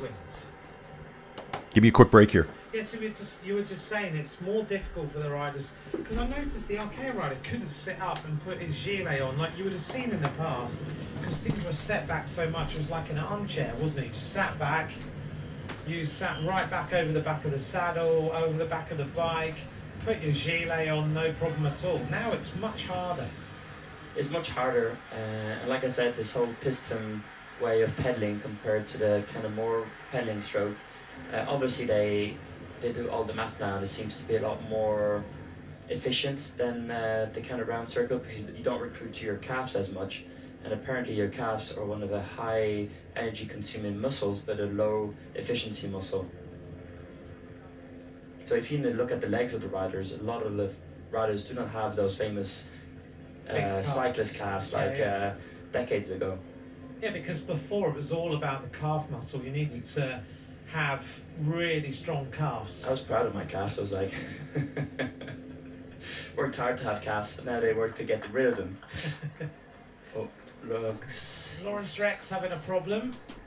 Is he okay? He had a problem earlier. He stopped earlier on, yeah. It's not looking like things are going well here. I just heard that coming in there. When I heard the commentator, I think that's Anthony McCrossan talking there with Nicholas Roche. I heard that when they said Lawrence Rex, I'm like, he had a problem earlier. So it looks like he's struggling at the back. It looks like he was pushing a really huge gear. Kind of my first quick guesses, maybe is his Di2 failed, his SRAM, electronic shifting. I'm not sure what they use. But it seemed like he was pushing a big gear there. Let's keep an eye on that. I think he's just fallen out the back. So if you're just a cycling fan and you actually don't ride bikes, which is totally cool, because I get it. Shifting now is electronic. Yeah, look at him back here. Okay, he's actually pedaling now, but he's, it's kind of a real soft pedal. He's obviously waiting for the team car to come up. He's got some kind of mechanical going on. Actually, it looks like he's stuck in a really small gear or something. That's a wheel change. Just a wheel change. Okay, but going back to the electronic shifting now, he's got a big smile on his face here. The old days, you used the shift levers, clunk, friction, a cable, a wire cable, twisted wire cable would change your gears. Then they put it into the actual brake levers. You would click them over, mechanical, and same kind of friction idea. Now you push a button, change gears. Guys, okay, everyone has got heads down now. Looks like Bahrain Victorious just came to the front. Visma Lisa bikes up there. Guys are getting aero now, folks. Sprint point is in the distance. They're now out into the open. They said once the trees end, these guys are going to be getting hit by the crosswind, which I don't really see on the map yet. But the flags are whipping, folks. The Belgian flag, the polka dot flag, Tour de France. Looks like a continental sponsor flag here. The winds are hitting them. Looks like it's coming directly from the right side, and it's saying 31 kilometers an hour now. This wind. So if I wanted to light it up today, if I was a director today and I didn't have a big sprinter, I would be saying, guys, now we're going. We're going now. Break it up right now. You never know. You could break it up right now before the sprint point. At least get the sprint point and maybe send some riders up the road for the Mont Cassel. As it's called on the profile, it was called the Côte de Cassel. Same place. Yeah, you can see they're split up on both sides of the road. Okay, guys, the speed's creeped up now. The peloton is still leading the race after 100 kilometers. Now the average speed is 40.3 kilometers an hour towards Dunkirk. Earlier, it was 36 kilometers an hour. We had such an easy start. The intermediate sprint today is at Isbergues. I'm going to see if I can get back to live tracking here and show you that on the map. You can see it here. Here's our group right now. Here's the peloton. We're coming through this town. It looks like Lilliers. I believe that's how it's pronounced, Lilliers here. Heading north in a northerly direction, northwest direction. And here's our sprint point at Isbergues. Wow, I wish I could do satellite photo here. I might set that up tomorrow, get some Google Maps going, show you what it actually looks like. This looks very residential to me through here. However, looks like we got a big train area here. All these little lines here, that's going to be like a train facility. Okay, so that's our sprint point today. After the sprint, they hang a hard left and continue northerly. Fingers crossed the echelons form. I love the echelons, guys. I don't want to pray that teams fall out the back, but I love seeing it happen. Yeah, there's just a little picture here showing the Visma Elisabeth guys riding through the fields. Bright and sunny now. The rains are gone. Just clipped over 500 kilometers covered of the Tour this year. Back to here. Evan saying, George mentioned Quinn Simmons. What? Really? How old is Quinn right now? I know he's pretty young. So George is talking about Quinn coming there in 3 years. Wow. It's almost like someone they should just buy right now. Buy out his contract. Oh, it's getting real rammy at the front here, guys. It's a lot of riders rotating around. Everyone is up here now. I think there's a lot of panic, a lot of stress, nervous times in the peloton right now. They know at any second. You could see the flags whipping. One wrong turn with one gust of wind and you could be out the back. I'm sure a lot of these teams are counting on their northern, the Belgians, the Dutch, northern French riders, kind of like the crosswind experts, to keep them out of trouble. Follow those guys' leads because they know how to ride this stuff. This is what they're used to. They're raised racing in this stuff.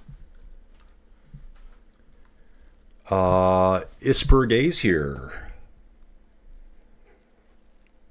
Oh, Arnaud Demar, 2013, 14, and 22 is the rider who puts his name. Oh, there's a Grand Prix race here.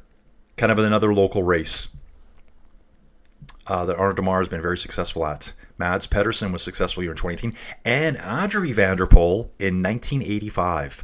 The race this year will be held in September. It's called the Grand Prix des Isbergues Pas de Calais.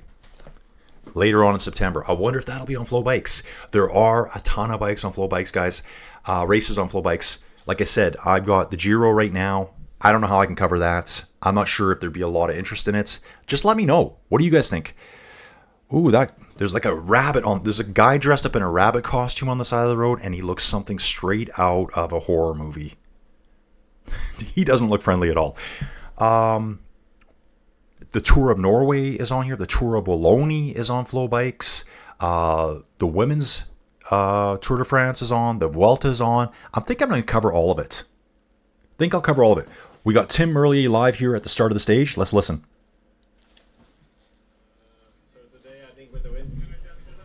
It will be again a bit stressful, but okay, relax. I feel for the moment still okay, so hopefully next day is also. It should be a headwind sprint. What difference does that make? Makes it even more difficult.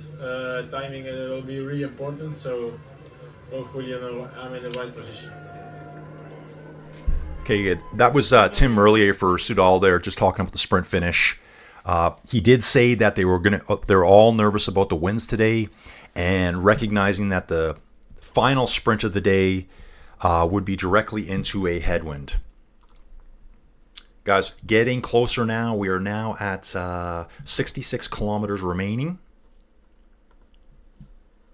One big group, 182 riders, just under 66 kilometers to go. I wonder if I can do this here. And we do have that climb coming up. I think it's going to be a high-speed climb. Again, it's different from the first time we went up. We're just coming up from a different side. I always like to point that out to people. Hey, you know what I forgot to do? We still have time right now. Let's go back to the commentary. What has been the most climbed HC climb at the Tour de France? I never answered that, did I? I think we're back a little bit more. Oh, I should have known this, guys. What is the most climbed HC mountain at the Tour de France? The Col de Tourmalet was tackled for the 87th time. It's the most climbed in HC. And I should know this. Steven Cycles, he's face palming right now. Myself and Steven Cycles did a really cool flight simulator video of the Col de Tourmalet.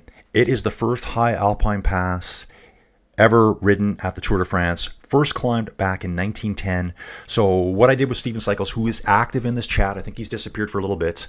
We used Microsoft Flight Simulator Steven did, and he flew the route, captured a bunch of footage for me, sent it all the way to me. He's in Scotland, sent it all the way to me over here, and I added an audio commentary to it, just like I'm doing right now. And then probably 2 weeks after that, we rode the Col de Tourmalet together on Rouvy, just to experience it. So yeah, it was first climbed in 1910. Guys had 1 and 2 gears back then. So yeah, this should have been a no-brainer answer for me. I don't know why I didn't think of that. Before that, they were mostly just riding the Grand Ballon d'Alsace, I believe it's called. That was kind of the big climb. I think that was like in the 800 meters of climbing. I don't think they even thought they could ride these huge climbs back then, because it was pretty brutal for what they were doing at the time. Intermarché at the front. Biniam's right there for all you Biniam lovers. Okay, I'm going to head back up a little bit here, guys. Okay, someone else. Who has won more times the yellow jersey? Jonas or Poggy? Poggy has won the yellow jersey 40 times and 27 times for Jonas. And P.S., by the way, FYI, Eddie Merckx has won the yellow jersey 111 times. These guys got a bit of work to do to catch up with the legend himself. Eddie, the legend, all-around superstar cyclist. Right, so yeah, they're talking about winds are blowing at 25k an hour, gusting up to 50k an hour, folks. I haven't seen any echelons form yet. It is stretching out a lot, though.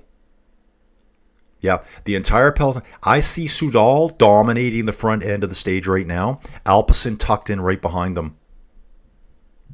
Yeah, it's all Soudal and Alpecin at the front.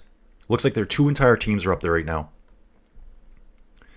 We'll get back here. 5 kilometers to go to the intermediate sprint. Guys, 20 points on the line here, folks. 20 points on the line. That was 2 minutes ago that was posted, so we're going to have to get into this right now. Let me just jump back to the live tracking here. Here's our sprint point coming up. We are turning direction slightly. Ineos. Oh, Arkea's up there too. Okay, guys, let's just keep an eye on this here. Once we get closer, what I'll do is I'm going to crank up the volume so you guys can hear the action going down. On my end, Jasper Philipsen riding the left-hand side of the road in the green jersey. James Delara back from Corsica. He says, glad to be back and listen to you and watch France 2. I think James watches it because... So James is obviously watching on his normal channels. He just hates the commercials over on French TV. He says they're way too long. Guys, it's heating up now. Jonathan Milan moving up. This guy's got to win a stage soon. Evan Behrens. Yeah, total headwind now from James. Evan saying here, I know Lidl has a women's team. Guys, there's pretty much all of the main teams have a women's team as well. And they're all really good cyclists, guys. Really good cyclists. I think it needs more coverage. The more coverage, it's kind of like a catch-22. We don't see enough of them because there's not enough coverage. Well, there's not enough coverage because there's not. It just kind of goes around a cycle. The more coverage they get, the more interested maybe other women will become interested in cycling. So the women's cycling will progress, and then people want to cover it more. It's like anything, right? Women's events at MMA are common now. They're some of the biggest events. At a time, there was a time years ago where they wouldn't even show them. Show them, let them know there's competition for them. The bar gets raised. Now women's MMA is at the level of the men's. Yeah, they're lighter. They're just as fast though. They punch pretty hard. When it first, Quinn Simmons sitting on the front as usual. He's going to be working hard for Jonathan Milan right now. Trying to see how far we are to the sprint here. So again, there's a little bit of lag here. I'd like to see where I am in the race. Yeah, so it's about a 3 kilometer lag for me from what I'm seeing. So I'm at 64.6 kilometers on Flow Bikes. They're at 61 kilometers. So it's like 3 kilometers lag time here, folks. 3 kilometers lag time. What I'll do is I'm going to try to do the commentary using my voice and the pro commentators, the guys you normally listen to, as they follow the sprint and on flow bikes. So what I'm probably going to do is just kind of go to the commentary area here. And, we could do this. Yeah, could we do that? We could just go to the live track screen. I'll show you how close we are to the sprint here, and then we're going to watch the sprint. Because, guys, basically, I'm going to see who wins the sprint before I see it on flow bikes with that lag. Okay, guys, what do you guys think? Who's winning this sprint today? Who wants to dump it out there today right now, knowing they still have 60 kilometers to go? There is a gap back here. There's a break back to Jasper Philipsen. Something's happened here. Sorry, that was Matthew. It was the yellow jersey. That flashed up real quickly there. Jonas in a nice position up front. All the teams are lining out now. Yeah, there was a gap there. Students ask me, could you do a stage in the Tour de France bunch? I don't think I could. I could do the Con time trial. I've already done that on Ruby. Charlene Murphy, you're saying women's boxing is big, especially in Ireland. Okay, that's good to know, Charlene. And again, I think it's one of those things where if you show it, it's going to bring the level of competition up. When there's no one following it, it's never going to get big. And you could translate that to anything. Like, I don't know, like I'm going to pick a random, let's pick High Ally. I've always wanted to do videos on that. That's that crazy sport they play in Miami, southern Florida, and I think in the Caribbean, where they do those big long scoops and whip the ball like at 100 miles an hour off a wall. So it's kind of like a racket sport. There's no one playing it here because no one knows about it. There's no coverage of it. But down there, it's televised. If you televise it, people are going to play it. The competitive urge kicks in. We're at kilometer 63 now, folks. And then it brings better and better competition. The more coverage, the better. So good to know about that, Charlene. So boxing for women is huge in Ireland. And kind of, I think boxing is probably just massive in Ireland. I mean, the UK has bare knuckle boxing. That's pretty brutal, but actually some people say it's probably safer than traditional UFC style MMA. Because with the bare knuckle boxing, you hit someone hard enough, they're probably going to go down and the fight's over. With the gloves, you just can concuss them over and over and over. Kind of like micro concussions happening. Teams getting set up now, folks. I wonder if I need to crank this up now for you. As well as Camel Graddock tries to move their sprinter Phil Bauhaus into position for this intermediate sprint. As Nico said, 20 points on offer. 20 points on offer, folks. Peloton racing now at 45 kilometers an hour. Let's just stick with the pros. Up on the left-hand side. Needs to be a little bit closer to the front to look after Jasper Philipsen today. And they're going to be able to practice their sprint in the headwind, the timing. It's block headwind at the moment. 2 kilometers to go to the sprint. Getting some great info here from the feed, folks. Let's just watch the sprint, see how it unfolds, and then I'm going to catch up. Guys, I appreciate what you're saying here. Holly, James Delara, on the front, and Evan, all giving me some good stuff here. They're obviously watching the stream. Let's see how it goes down. Kind of like live, but not live for me, since I'm living in the past right now. I'll commentate with the other guys. Quinn Simmons driving hard, hair just flowing. You'll notice that Jake Stewart. It looks like he should be on a Harley. Today. Let's see if he unleashes it, because in a headwind, that bike is going to be faster than anything. They're saying something about someone being on a special bike today. Quinn Simmons ups the tempo. Quinn's on the front. Coming up, the team of Lidl Trek are going to have full control at the front as Quinn Simmons and Quinn's on the front, working for Milan right now. At the front. Jonathan Milan sits fourth wheel. Mathieu van der Poel turns around and checks to see where Philipsen is, and the answer is he's not there yet. Intermarché. Yellow jersey, 4th position. Intermarché on the left-hand side of the road. Just inside a kilometre to go. 3 Intermarché riders pulling. Big points here, folks. This is important. Quinn pulls off. He's done his job. Matthew Van Der Poel just sliding way back. Van Der Poel sneaks back in the line. Soren Vangegaard is up there for the team of Evenepoel. I don't see Biniam either. Actually, I do. He's on the right-hand side of the road. He's using other riders to surf to the front. Jasper is about 4th, 5th place now. Intermarché going. 2 Trek riders near the front. Caden Groves leading Milan. Boom, Milan lights up. And there's been a crash, folks. There's been a crash. Milan going solo. Everyone else has just let off. Goes through now. He wins the sprint. Easy win for Milan. Jasper went down hard. He's got a teammate right with him. His jersey is completely ripped off his back. Looks in lots and lots of pain. 2 Alpecin riders with him. Nice to see the gendarmes coming over to help him. They're trying to get him off the road. He was right in the middle of the road. He was on his green bike too. He's not in good shape. There's also another crash at the side of the road. Another crash happening. Visma getting by. I thought it might have been a Visma rider, but it's not. Riders are worried here about Philipsen. I think Philipsen's out. Get back on the bike. Nico, this doesn't look good. Okay, so Alpecin's waved on the other riders. They're like, go, go, go, go. When these guys pull over to check on basically their team leader at this point, they're sacrificing their stage and their tour. Jasper is in rough stage. His jersey is completely shredded off his back. It's just barely hanging on.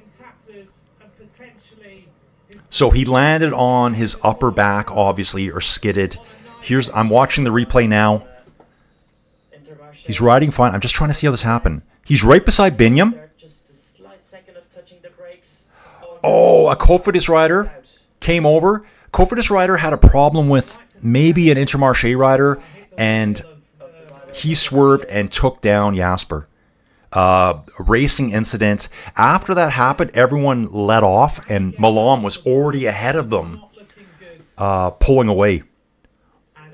Oh, and I can see an Alpecin rider hand gesturing at one of the Cofidis riders. Jasper is still on the side of the road. Medics are with him. Team car's there. Gendarme is there to protect him as well. That could be his green jersey run over right there, folks. Wow. Wow, wow, wow. Exciting. Not fun to see, but exciting at the same time. Jonathan Milan gets first. Penhofer Groupama FDJ gets second place. Caden Groves for Trek gets third. Wow, that was really good. Terrible, terrible news. Yeah, terrible crash.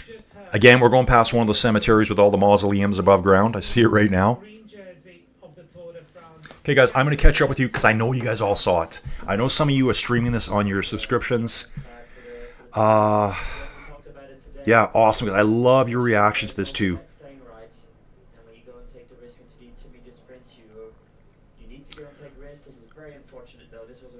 Yeah, Holly was the first to see it. Thanks, Holly. Philipsen crashed. Evan calls out Jonathan. Yeah, Jonathan just walked them there, didn't he? Philipsen. Yeah, so it was a Cofidis rider, I don't know who it was, who had a problem with an Intermarché rider. He kind of had to veer to the left to avoid him. He was kind of like half-wheeling him. The Intermarché rider probably moved over slightly, forced the Cofidis rider over, which caught Philipsen's front wheel. And he went down doing what, guys? Probably... Oh, it was Cocard. Cocard is completely unclipped from both pedals, struggling to maintain balance. Philipsen hits him. I don't think anyone can say, hey, that was your fault there. He was just losing control. They're going to be mad, but it's racing. Guys, think about this. I say this to myself all the time. They're probably doing 70, 75k an hour there, so 42 to 45 miles an hour. Just imagine driving your car. Just think about this for a second. You're driving your car. Turn that down for a second. We know my voice is better, don't we, folks? You're driving your car. Just jump out at 42 miles an hour. Oh, yeah. And by the way, you're in skin-tight Lycra. You're not wearing a heavy jacket. You're not wearing your jeans, like your denim jeans, or your leathers if you're a motorbiker to protect you. You're wearing Lycra. 42 miles an hour, I would quit cycling at that point. These guys do this every day. This is such a dangerous sport. Yeah, that's brutal. Yeah, so Cole called it too. Jasper Philipsen's down. Swoosh Kid, oh my, JP, Jasper Philipsen. Huge crash. Wade, yep. Jersey's really torn off. Steven Cycles, he'll have to have been. Yeah, I think he's in rough shape. I think he's out. Steven's saying looks like a broken collarbone. Okay, I didn't see that yet. I know it was his upper back, so that makes sense. You know, looks like an upper back, shoulder area injury. They haven't shown him yet, but I'm going to hate to see it soon. I'm going to be saying that Jasper is getting into the team car and is out. Oof, that hurts today when he was probably, to me, I said it earlier, he would have been the favorite to win today's stage. And sorry guys, they've moved on so far. I've actually got them off screen right now as to where they are. Let's catch up with them. That's the hard and, you know, cruel part of the sport, is that the race must go on. They're not going to wait around for you. When you're down and hurting, the race continues. Through the big roundabout, 4 or 5 riders definitely went the wrong way that time. It's a roundabout you go into, and if it's going to veer to the right, you need to get on that right side. Don't take the left way around. It's too long. So yeah, the race continues as you're in agony rolling around on the ground. And just the impact, and I think a lot of times with cycling, it's the shock of hitting the ground. And you don't realize for 2 or 3 days later how hurt you really are. The impact. So again, you're driving your car, for you Americans and Canadians, 40 miles an hour, open the door, jump out. That's what they're doing. Except they're falling from probably 4 or 5 feet up to the ground in Lycra, bare legs. Yeah, Charlene here. I'm thinking Philipsen might have to abandon. We haven't seen it yet. Wade saying he's out. Ruben saying I'm too far behind. I just haven't seen him drop out yet. What I'll do, guys, here is I'll go to the commentary, see what they're saying. Yeah, and they are saying here right now, he crashed hard and he has been forced to retire. I just haven't seen any images of him yet stepping out. High-speed crash. Yeah, I'm sure we'll get an image here coming up pretty soon. As he climbs into the car. They generally show that. Guys, 52 kilometers remaining. And again, we're going to be sprinting again at the finish. Jasper is apparently out. I haven't seen a video. Ruben's telling me he's out, so I'm sure Ruben's seen it. I've been staring at this screen here and not actually watching the stream anymore as I'm responding here. Yeah, guys, I appreciate everyone jumping into the chat and telling me what's going on too. It's hard for me to catch everything. This is why the commentators, they do it as a duo. There's 2 guys there in there watching the same race. I'm watching it solo. I'm watching the chat. I'm controlling this stuff here. Oh, that's really cool. Going through this town here, they have like an overhead of the French flag, red, white, and blue colors, and they're riding actually under it. That's really neat. They'll probably show that later. Let me get caught up. Let's see if I can actually get closer. Yeah, guys, you're right. I am. So right now on Flow Bikes, I'm at kilometer 54, and the riders are at 51. I'm about 3 kilometers behind. That's what I'm getting from the World Tour feed. I don't know why. So that's why I let the commentators call out that crash, because I knew I would know from the Tour de France website, I would know the winner already. And you guys are obviously seeing it somewhere. So they're saying it is his collarbone, big injury for Jasper. Yeah, so something like that, how long does it take him to recover from? Yeah, he was the only rider that crashed there. So I'm watching again here. Coquard is with the Intermarché rider, bumps him, forces Brian Coquard to the left. Oh yeah, his collarbone is destroyed. Watching it slow. So Brian Coquard he was unclipped from both pedals. He's out of control. He's already survived an impact with a Oh, that's why they're doing it. Ooh, I wonder if that Alpecin rider is going to get fined. So Brian Coquard was struggling to stay on his bike. Both pedals unclipped. He slid to the left, took out Jasper's front wheel. Jasper, when he went down, landed on his right shoulder. Took all the brunt of it on his right shoulder. Later on, at where they crossed the intermediate sprint, there was an Alpecin rider. I think he might have smacked Coquard on the butt. It looked like it to me, screaming at him. And it was a Cofidis rider, so he's giving Brian Coquard a hard time because they're blaming Brian for taking out their team leader at the moment. Wow. Okay, guys, let's have a look at this here. There's the crash now. Jasper on the ground. Two of his teammates right with him. That's all they're showing us. But Jasper's definitely out. Very unfortunate. Live tracking time, folks. Try to follow the race here a bit more. Coming up to the Mont Cassel in a little bit and trying to catch up with the chat. No one else went down in that crash. Took out the green jersey. Savage Pro back from the Caribbean, St. Lucia. In the house. Yes, you are, bro. John Chady saying here, racing is racing. That's true. Yeah, there was nothing deliberate about that crash. It's like, I think the Alpecin boys got to realize that. And I get their frustration and their anger. It's not like Brian Coquard was trying to take him out. Brian Coquard was ahead of Jasper at that point. Brian's looking pretty racy this year. It was just a little bump with another rider that actually just caused the domino effect over to Jasper. Looks like things have settled down now.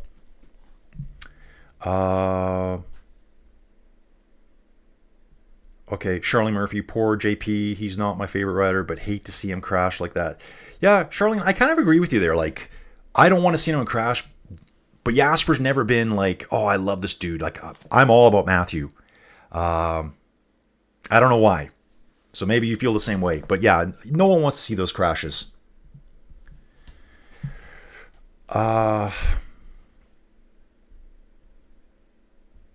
Yeah, Savage Pro saying you're crashing, being flung over the handlebars, falling on your belly.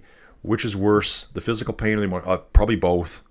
Like, he's probably in agony with a broken collarbone. And I think it's going to be a pretty severe break. Just from the slow-mo that I saw, he took all the weight on his right shoulder. So it may be just more than a slight hairline fracture, I'm sure. And, okay, we got another rider here. Slobodan Bulik. Slobodan, where are you from?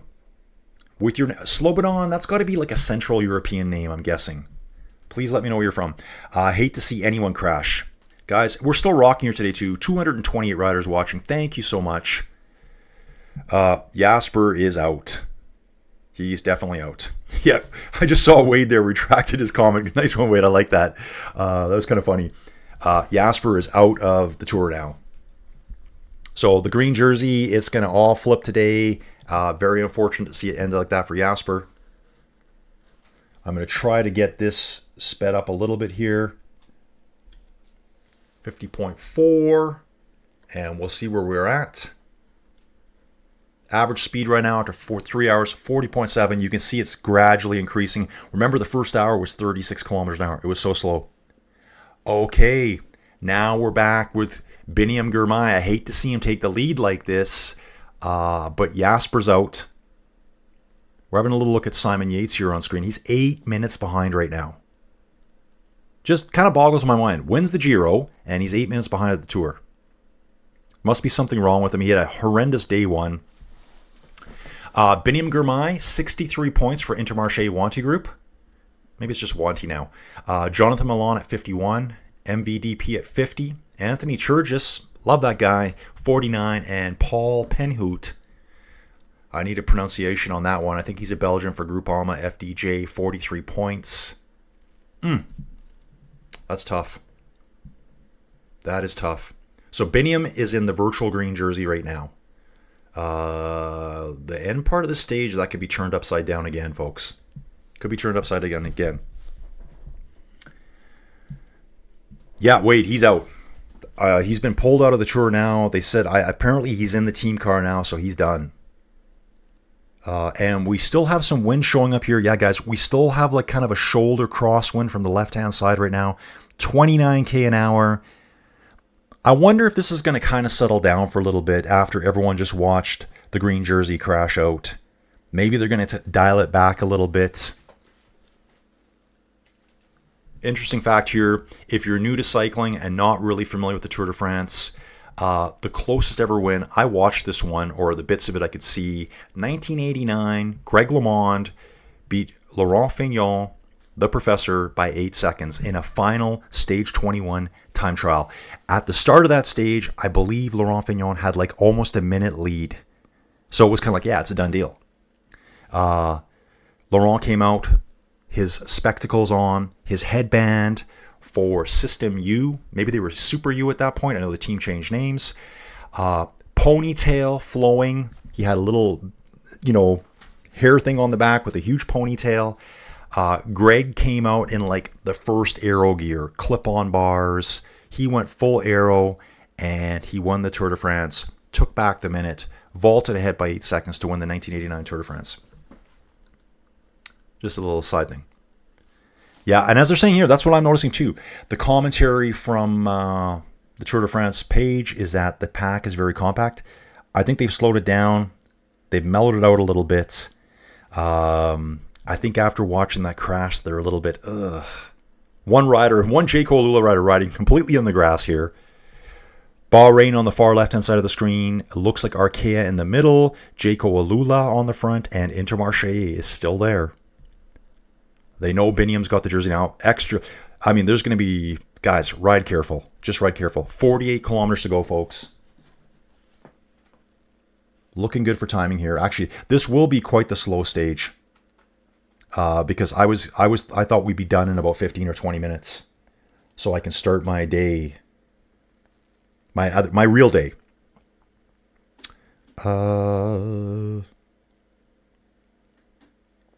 Okay, Joey Jojo, my assistant's helping me with stuff here.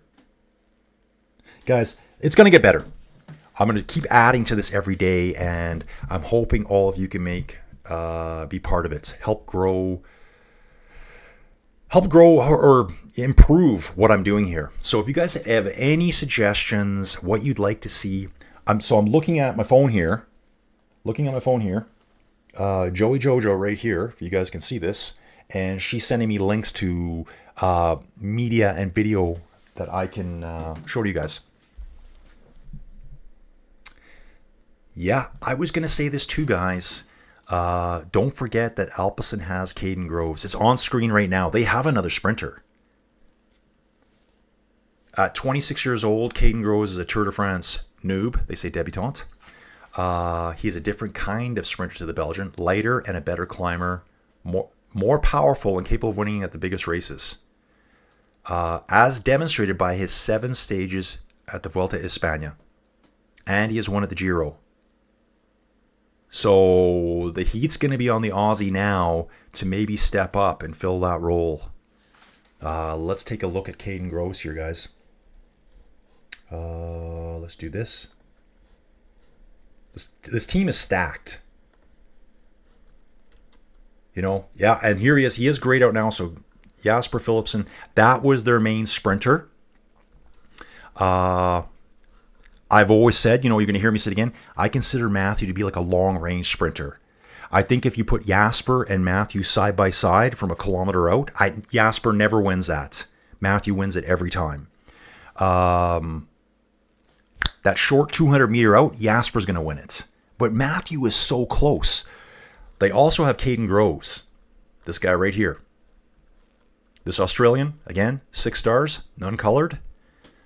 Yeah, this guy's strong. 17th overall right now in the green jersey. And actually, he's placed pretty high in the GC too. This guy is a proven winner. It's hard when a team has, multiple sprinters or multiple climbers or multiple leaders. UAE. It's hard to kind of focus on which guy we're going to put to the front every time. So I could see at the end of this stage, Matthew leading out Caden Groves down. And Caden Gross has every opportunity to win here. And some people might be watching, well, why didn't he win already? Why did Jasper win? Because they've got Jasper as their designated sprint man. Everyone else is working for Jasper. If you don't designate your team sprinter, your team leader, your team climber, everyone kind of does their own thing, and it just kind of blows up in your face. So yeah, that's Caden Groves. Could be the next sprinter here for them. I'm going to go back here, see where we're at on the stage. Heading northerly again, couple of turns in the road. Looks quite windy still. See if we have any videos here. Okay, guys, let's take a look at the sprint here as it happens. Here we are. Jasper's already down at this point. Yeah, Jasper's already down. I think you'll see on the far left-hand side of the screen, it cut it off, but the Alpecin rider came up and was really giving Brian Coquard a big lecture. Take a look at this, just some of this cultural stuff in the area. This is where this happened after the sprint, heading underneath this kind of cool display here through this town, representing the French flag.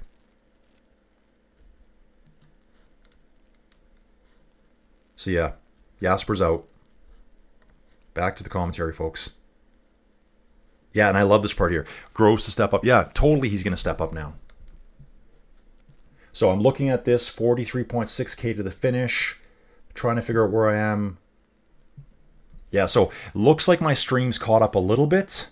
I'm at 45.5K to the finish. So kind of like, how do you do it? What's your suggestion, guys? I could either call it from the website, or I kind of call it from the video. I'm kind of still trying to work that out. Margaret Kearns, welcome aboard. Wow. What a day. Just love sitting here watching. Been watching for years. Love all the towns they're going through. Best of luck to you. Margaret, I'm seeing the clover there. Are you another Irish fan? Margaret Kearns. So she loves the scenery too. Margaret, that's half the reason why I watch the Tour de France. And he's asking if you're from... Stephen Cycles is asking if you're from Ireland too.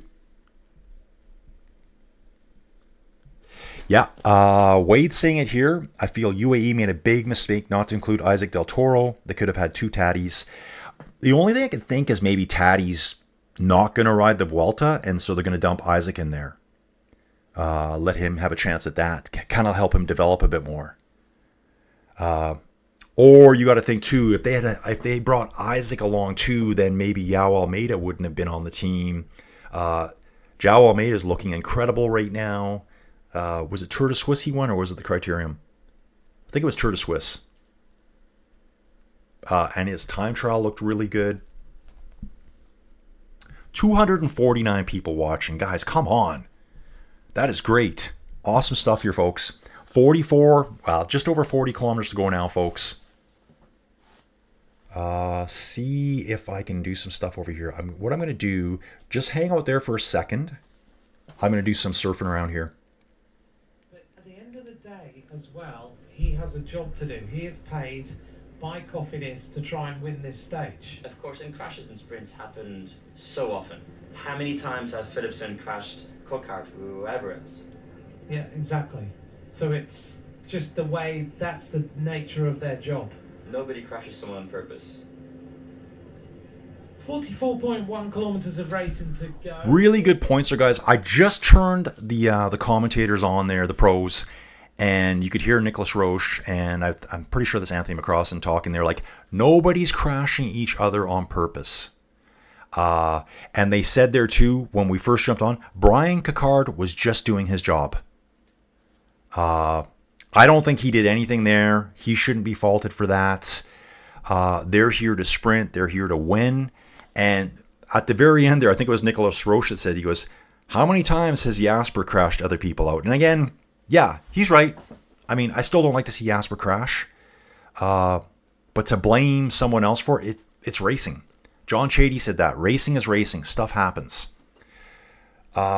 Here's an air live video I want to show you guys, if I can. this is just a short clip, guys. I'm going to just fire you over here now. There's some videos popping up. I think that might be kind of fun to watch. So you guys can kind of see what's going on here. Kevin Bockelong, waiting for Normandy. He must be from that area. Just a quick video of him in the white jersey here. Oh, this is where he's saying he got the white jersey dirty. This is from earlier today in the stage. Really like this rider. Future superstar at the Tour de France. I mean, guys, how about we need another French winner? We need another French winner. When's that going to happen? Just showing a flashback here to Jasper crashing on screen right now. On the side of the road. And we have a Visma rider. It looks like Campenarts is out the back right now. Going back to the Visma car. I think he's just doing a bottle change. Currently 7 minutes and 34 seconds down in the GC. I've just heard on Radio Tour, Brian Cockard being asked to go to the red car. What? Maybe yellow flag time. Remember those yellow flags? I'm expecting the commentators to totally disagree with this because I disagree with it. Keep an ear on Radio Tour because something is happening. Just heard the name of Brian Cockard.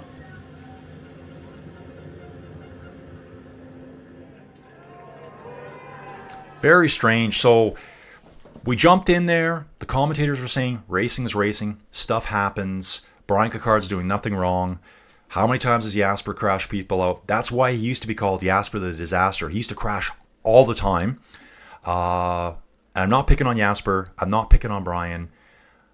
Now Brian's been requested to go back to the red car, the tour director's car, for a scolding, I think. I don't think that's fair. At all. What do you guys think? If you've seen the replay of it, you let me know if Brian Cockard crashed Jasper Philipsen out. I think even if you're a Jasper diehard, you can't say he did that on purpose. It's a very dangerous sport. These guys are going 70 to 80k an hour, out of control almost. Unguided missiles.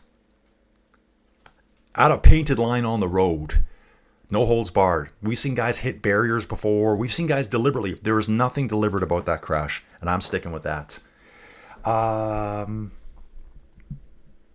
Savage Pro is asking, does that make it any easier for Benny? Well, yeah, Savage Pro. I mean, Jasper's kind of probably one of the favorites for the green jersey.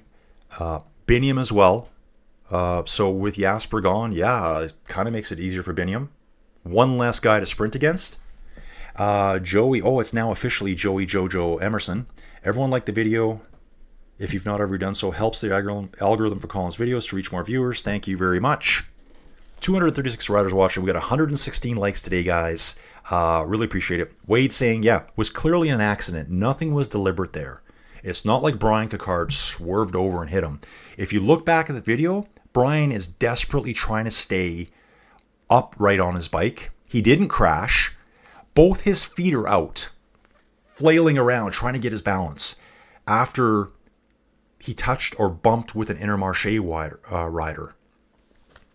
And as he bumped him, he just slightly detoured to the left. It wasn't really that crazy. And Jasper, unfortunately, was right there, behind Brian. So, yeah, racing kind of sucks at times. Packs really slowed down here. They're doing 35k an hour. This is super leisurely for them. What's coming up next, folks? In this stage, we do have a climb still coming. We're getting close to it, guys. 40.6 there. This is saying, why can't I see it? 39k. So we'll be on the climb soon. Will there be attacks now? I'm not sure. John liked the video right away. Thank you, John. Okay, new rider here, Ted Snyder. The rider in the front did not keep his line. Yeah, Ted, you're right about that, but I think he was already crashing. It's not like he... I know what you're saying, Ted. Great point by Ted here. When you're racing and you're sprinting, you're not allowed to go off your line. But it's not like he was swerving on purpose. He'd been bumped by another rider. It was kind of like a domino effect. We've seen that before when a rider will be racing with another guy beside the barriers, and the rider furthest from the barriers will start shutting down the rider that's on the barriers. They don't allow that now because it's so dangerous. You're kind of, I don't think it's a detour. It's you're going off your line. You're allowed to make like one move and that's it. And you stick to that line because it's so dangerous at these speeds. I'm not sure how they're going to handle it with Brian being. Brian was in the merge in the middle of crashing himself, and he saved it. There was nothing deliberate about his move, accidental move. How are the judges going to look at it? What do you guys think? But yeah, Ted, great point there. Wade's asking who will take the polka dot jersey today. Well, Taddy has it right now. There is only 1 point for the Mont Cassel. Jonas Roosh looks like he's coming back up right now to the team car. It looks like he was waving at the camera bike too, like probably like, get away from me. I don't want people watching me right now. He's drafting behind his team car, so he probably doesn't want that on camera. You never know what the officials are going to do. Sometimes they let riders get away with things. Other times they, penalize everyone. And after that crash, it looks like they want to penalize people. It is showing a 3-second gap back. That's probably to Jonas Roosh here. Yeah, there's just showing a slight split in the peloton, but I don't think it's much at all. See if we got any more videos coming up. 40 kilometers to go. Yep. Mont Cassel. There might be someone go over there. Looks like there's one. They got Tim Wellens off the front right now. That's what they're saying. I'm not seeing it yet on screen. Tim Wellens, the Belgian strongman, juggernaut, freight train of a rider, Belgian champion. Let's keep an eye on that. Get back to the chat. No, okay, so I'm reading this here. Snowcross Racer, yeah, dude. Hey, welcome aboard. Glad to see you here. Glad you found the channel. Guys, how are you finding the channel? I'd like to know that too. And do you like the channel? Let me know. So Snowcross Racer is saying here, bikes are stolen. Yeah, dude. Last night at a hotel, I think it was last night. Could have been the night before. I think they said 11 bikes were stolen from the Cofidis team. Like, who's not watching these bikes?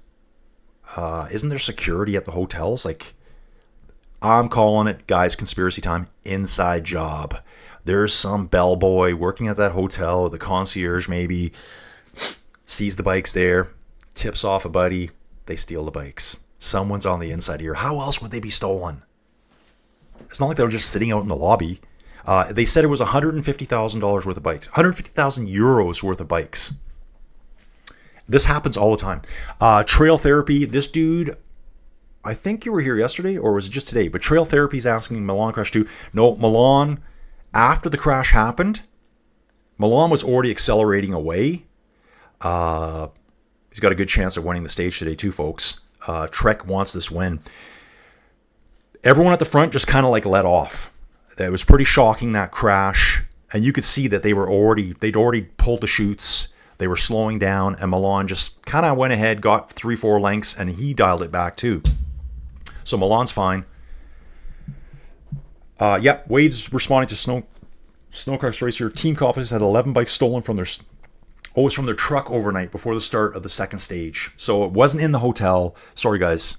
I'm a conspiracy theorist. It wasn't an inside job, but they were stolen from the truck. Who's not watching the truck? Guys, there should be a team mechanic sleeping in that truck.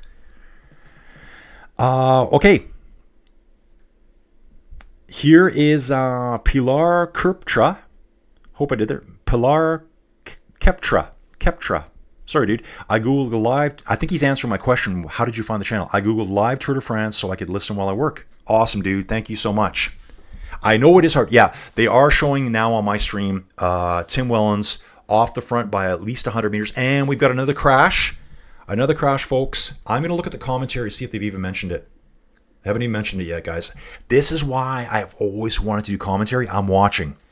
3 riders are down. Tim Wellens at least 100 meters ahead. I wonder what the winds are like here. Maybe this is his territory. Crash kind of at the back. Nothing serious, I don't think. I mean, look at me talking as I sit in my chair at home. 3 guys are here. Looks like an Israel Premier Tech, a decathlon rider. I don't think anything too serious about that one. They're just collecting their bikes right now. Wellens appears to be 15 seconds up the road. They have actually got him out to 53 seconds now. Okay, guys, this is what I thought might kind of happen. I called it earlier in the video. I thought that I was saying teams. I didn't think there would be a solo break going for it. I thought someone might try to go and just level themselves on the Mont Cassel, get over the top, and just make a run for the border. Ooh, there's some talk from the Soudal rider here. He's doing some of this gesturing. That doesn't look like a nice gesturing to me.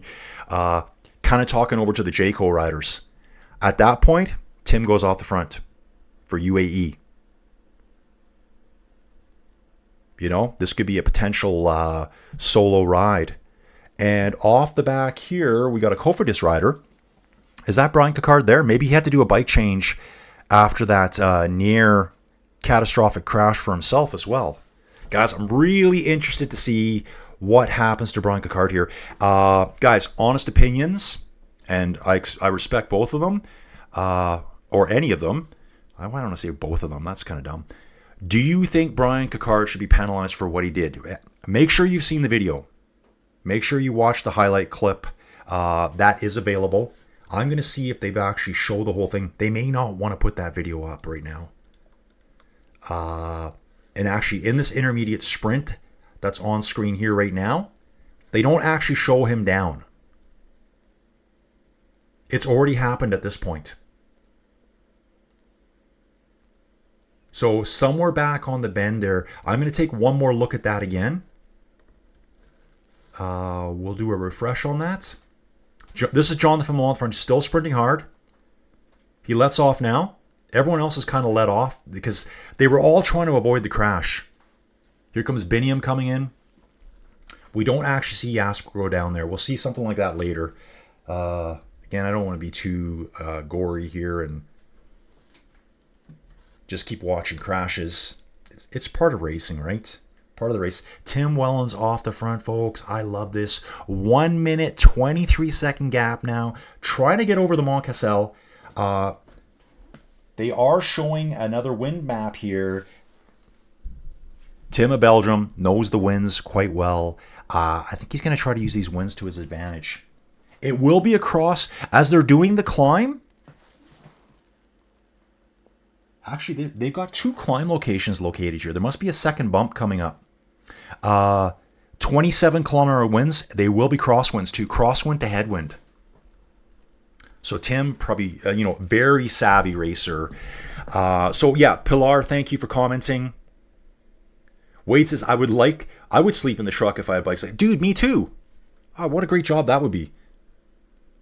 Okay, so Tim Wellens increasing his lead to 1 minute 30.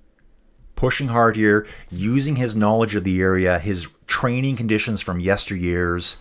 He's probably very familiar and comfortable riding in these kinds of conditions. Snowcross Racer, same here. I searched live Tour de France and found you. Love listening to you. Dude, thank you so much, guys. You don't know how much it means that you guys are interested in what I do. The fact that race fans like you, I'm sure a lot of you have been watching cycling as long as I have, if not longer, and you kind of get a kick or it's fun, that I'm not butchering the names and I know a little bit about cycling, that I can talk about it. Really appreciate you being here. 134 likes right now, 124 likes right now, and still 240 people watching, which I'm really impressed with today. Okay. 15 minutes with Uncle Yevo. I still would like to know what your name's all about. I found the channel by searching YouTube Tour de France 2025 Live. Thanks, dude. Thank you so much. Let me know why your name is 15 Minutes with Uncle Yevo. Do you have a YouTube channel? That's my question. Wade says, Tim Wellens racing to claim the polka dot jersey. Really is... Do you think he has... Does he have... Well, he's going to get a point here on this one. I just don't know what he stands right now overall compared to Taddy. You know what we can do... Let's go to rankings here. See if we can find the polka dot jerseys. Dude, we're doing it now. Oh, general ranking in the polka dot jersey. No ranking available. That's very strange. Oh, after stage 3. Okay, I'm going to back it up one stage. Let's take a look at the polka dot. Oh, this was stage 2.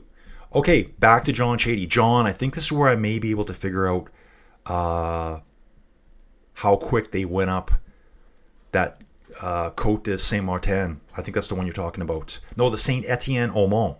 I've got the points. I'll dig later and see if I can find it. I'm looking for the overall rankings here of the climber's jersey. It's just showing, okay, general ranking after stage 2. Okay, here we go. I think this is, you're right, dude, you're right. Thank you so much. Who said that? Wade said it. Wade, you are on fire today, folks. This makes sense. So this is after stage 2. There's only 1 point available today.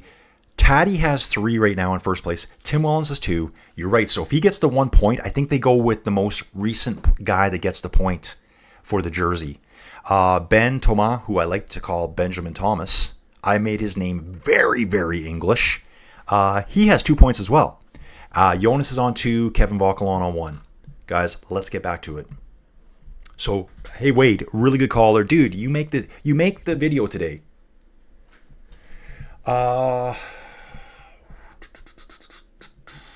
Yeah, Tim Solo, Captain Corlo here is saying that Tim's ahead. Okay, dude, check this out here. Hopefully I'm not too far off screen here. I want to take a look here, guys. Looks like Tim is getting close to the top of the climb now. Solo, the other guys are maybe only halfway up. He now has a 1 minute 42 second gap. So yeah, most likely just going for the polka dots. How cool would it be to see him use the crosswinds to his advantage and go all the way? I don't think that's going to happen because we're still 30 kilometers from the finish. And these sprint teams are going to be hungry for a win. But Tim absolutely killing here. Strong man from Belgium. I see the Welsh flag on the side of the road here too. 8% for Tim right now. Just getting to the top. Well, that would have been just previously, so he's getting... I think he's crested the summit now. Okay, new dude here. Leonardo and Angelo. Yo, new rider here, please. Please read. I'm about to do the ride to end Alzheimer's in South Carolina, going over 200. Dude, awesome stuff here. He's got it just, you guys can see in the chat here, about to do the ride to end ALZ, Alzheimer's, I'm assuming, in South Carolina. Dude, awesome charity. Respect, respect, respect, folks. He says, please donate if you can. It's next weekend, so if anyone's got anyone that's suffering with Alzheimer's, maybe it might be a charitable endeavor that you're interested in. Guys, and if you want to see the live chat, you're obviously seeing it right now. Let's say later you want to watch this. Maybe you're late to it, and you're like, hey, what's he talking about? Why is he talking about the ride to end Alzheimer's? You need to enable live chat on your device. You can do it on phones. You find the chat, and I think if you swipe one way or another, at least on an iPhone, it'll show you all the live chat that's occurred today. So everything that everyone said will show up there. On your PC, you just go to the top right-hand side and click up on the top and turn live chat on. It might say top chat, or it might say replay chat. It'll all be there. Now, one note is that it doesn't show up right away. That's not my fault. That's YouTube's fault. And I think for a lot of you too, you might be seeing closed caption on this all the time now. I think Joey Jojo put that on. Again, so she does do a lot of stuff in the background that I never even noticed. Ooh, it's breaking up back there, folks. We've got Tim by himself up front with a 1 minute 20 second lead. We've got the peloton, and off the back, it looks like we've got, I think his name is Alexis Renard. Just falling off the back for Cofidis. Not sure if that's a mechanical or just struggling with that little bit of a climb. Tim Wellens alone at the front, folks. This is from earlier. Let's have a look at it, see where Tim made the move. This is probably from about 6, 7, maybe 10 minutes ago even. He just rode off the front. I'm hoping to see some flags here on the side of the road so you can actually see how windy it is. It's quite windy. Take a look at all the high grasses on the side of the road. Let's watch that one more time. Take a look at the grass on the side of the road and the crop, how much it's blowing around. Very windy here right now. I love how Tim takes a look under his left armpit there. Ooh, he's pretty happy at the top of the climb. The showing on the flow bikes, he's given an okay. So my guess generally in a lot of things is the guy that gets it last, if there's a tie, is the new one. So I think he will have the polka dot jersey now. Let's see what the commentary is saying here. The gap at the summit is saying 145. And it's set here, the Belgian national champion is set to swap his jersey for the polka dots. So great move. More publicity for the team. Awesome stuff. What's he going to do now, though? Is he going to let up?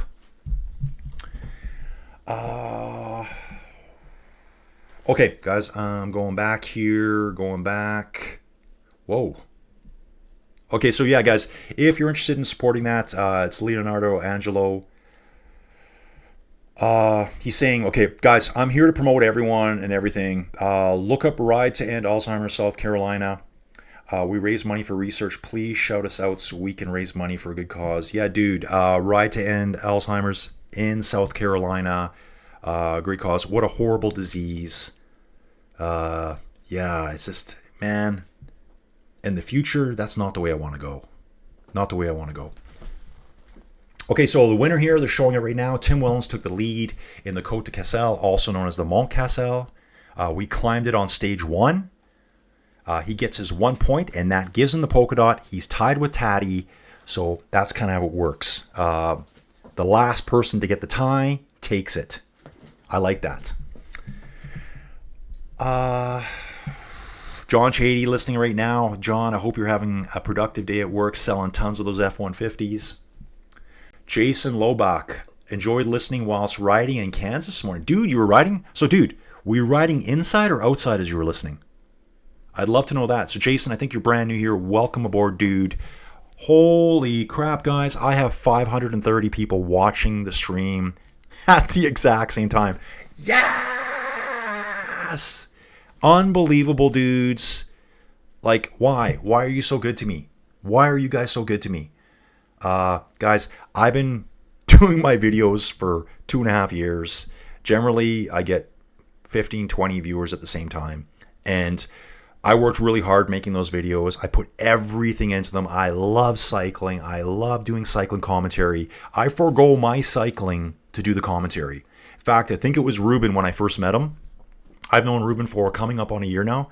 He's like, dude, he goes, why don't you ride?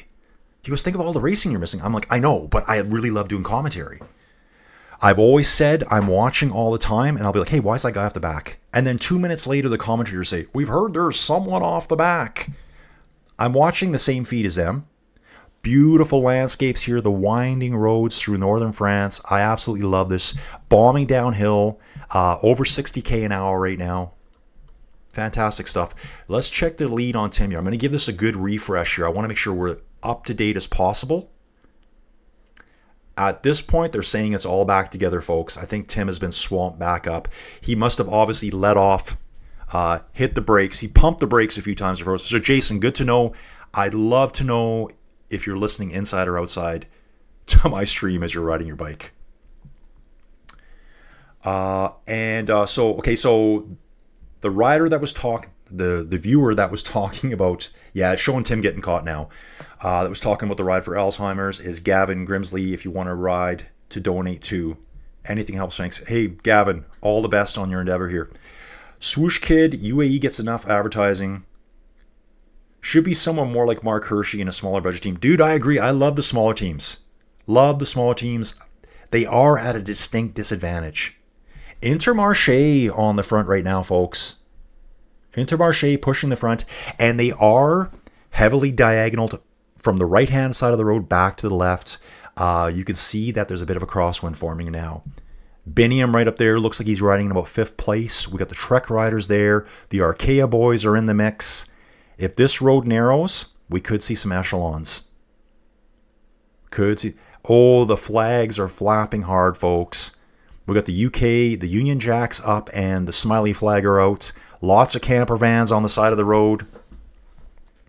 I want to catch up with the chat here. Colin Coates is back. Hey, Colin, good to see you. Colin, are you off days of works now? I know you said you worked a big shift.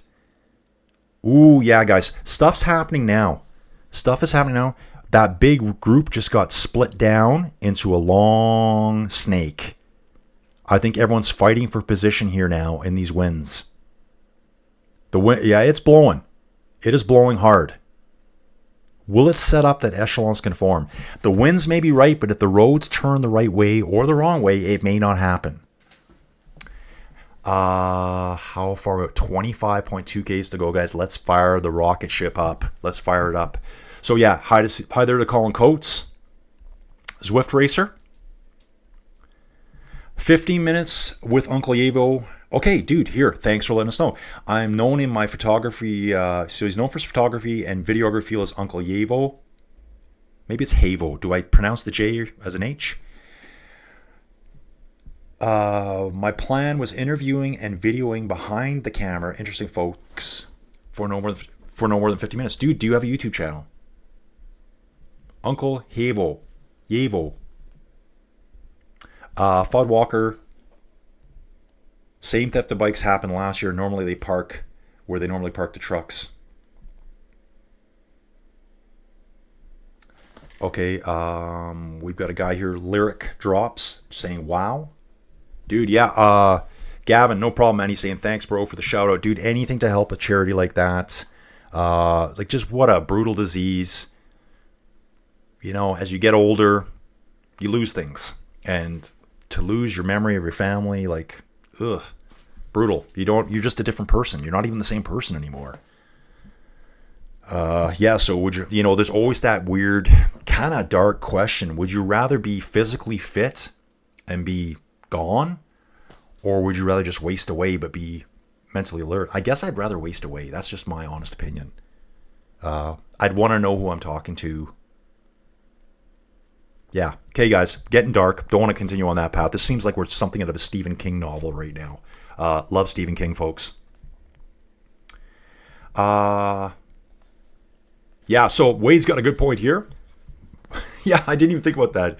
UAE rider had the polka dot, and now another UAE rider's got the polka dot. Good point, Wade. Hey, on course right now, we are so close to the old stage. We're seeing the exact same field artwork as we saw on stage 1. Like agriculture, yeah, I can't even say that. There's a bunch of people that it's like the wheelbarrow with the food in it and a kid pushing the wheelbarrow, and the wheel is people walking round and round. Love it. Okay, Fod saying usually they park the truck same together, but I don't. It still. You think they'd know better and there'd be someone near those trucks all the time. I know the mechanics work super late. Shout out to the mechanics. Those guys are working past midnight every night. Changing, cassettes, chain rings on the front, charging batteries, cleaning bikes. It's constant work for them. I think they work like, probably 18, 20 hours a day. How the bikes are always getting stolen? Someone's got to know something here. Conspiracy theorist Colin. Wade, thank you, dude. He's saying please leave a like to show support. Guys, I'm really happy with the likes today. I'm seeing 140. I've got 340 something people watching. Why we were over 500 for a while there, I don't know why, but dudes, I love it. Thank you so much for watching my little channel. This is your independent voice of cycling commentary. Guys, let me know what other races you want me to do. Are you interested in the women's Tour de Zwift? Sorry, the Tour de France avec Zwift, the Vuelta. I'll cover all of it. I just need to know that people are interested in what I'm doing. Okay, going back here, I see Jason finally responding. Willie, hey Willie, brand new viewer here. Any chance Van der Poel will push for victory? Dude, I wouldn't be surprised. It looks pretty flat. This looks like a pure all-out sprinter type stage. And like I said before, Jonathan Milan, Jasper, Matthew, they're all very fast, but Matthew is fast for longer. He may not have that greyhound speed, but he's right there. I would probably say like a Jonathan Milan, but now with Jasper being out, maybe Matthew's going to be leading out Caden Groves. Got one rider off the back here getting back in. Mike Tunison for the Astana team. Looks fine. Probably just a mechanical. We're cruising along now, guys. 22.2 kilometers to the finish. Going to take a look at the commentary. Yeah, Wellens is caught. We already know that. He was caught at 27 kilometers. He sat up. His goal was only to get the polka dot jersey. That's all it was for there. Let me think about this here too. Overall standings right now, I think Taddy's overall second in the standings. And there are time bonuses at the finishing. I think on all these stages, 10 seconds for first, 6 for second, 4 for third. Taddy could be in the yellow jersey. Let's find out. Hang out with me and find out, folks. Yeah, again, watch numbers insane again, guys. Just bumped to 450, 470. Guys, just to, I don't know how to say it, but yeah, so impressed with you guys hanging out with me, that you appreciate what I'm doing. Again, I've been doing this 2.5 years, and really, I love my cycling commentary, all my inside stuff, but I love real world cycling. I've always thought about doing something like this. I never really had the internet to do it before. I live way out in the country, and my upload speed was so slow, I could never do this. Now we finally have Mr. Tesla Starlink. And Taddy sitting on the front here looking very comfortable, riding with Soler, and having a nice little chat with Tim Wellens. Yeah, they're just having a nice, easy conversation riding at 38k an hour. I would be gasping for air at this point, especially after 4 hours of riding. That's what you got to realize. These guys are a total another level. If you know what that's from, let me know. Trying to get caught up here, guys. Love the chat. Love the chat.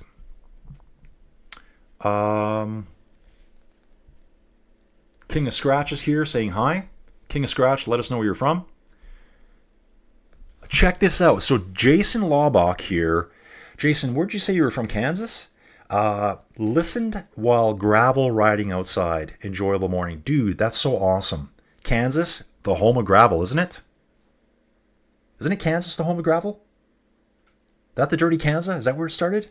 Pretty sure. I know they call it the Unbound 200, 300 now, 50, 100. They've got every event now, folks. What a great event that is. John Shady back as well. 454 watching. Smash that thumb and like. Yeah, thanks, dudes. Guys, just these little reminders. And I hate reminding people because I'm horrible at it. So it's so cool when you guys can do it. Really helps me out here. We got Bev Newton in the mix. She's saying show the race. Bevs, I apologize, I can't. It's copyright. I'm following along as close as I can. They're saying here, Wellens already knows the polka dot jersey, set to take the polka dot jersey at the end of the stage. However, Tim Wellens already took the lead of the KOM standings on day 3 of the 2019 tour. Check this out. He went on to keep it for 15 days until Romain Bardet took it from him right before the end. Wow. With the 16th jersey, Wellens will match Poggy's record. That's pretty cool. Let's see if we can get any video here. And tomorrow, guys, okay, we got something from... let's get the team radio here. See if we can hear anything. It might show up on screen in the captions. Here we go, guys. Yeah, don't even know what it's saying here. They're obviously talking to Tim. Something about attacking on the coat. I can see that there. So this is the UAE team radio here. Nothing too exciting. He did his job. Made it happen, right? See the live tracking. See where we're getting to the coast now. So the winds apparently are coming straight out of the north. I think crosswind potential is pretty much gone now. For crosswinds, we'd want to see the winds coming from the west or the east as they're heading in this direction. That would break up the peloton. Coming out of the north, we're not going to see that. It says the winds are just out of the north to the right-hand side. So basically head on. Peloton has slowed down 37, 38k an hour, probably battling the wind a little bit. 19 kilometers to go, folks. Sprint teams will be getting to the front now. Nerves will be getting up. The tension of the sprint. They all know Jasper has had could be a season-ending injury right now.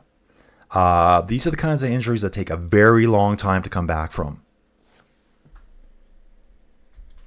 And jumping back into the chat. So Bev, nice to see you here.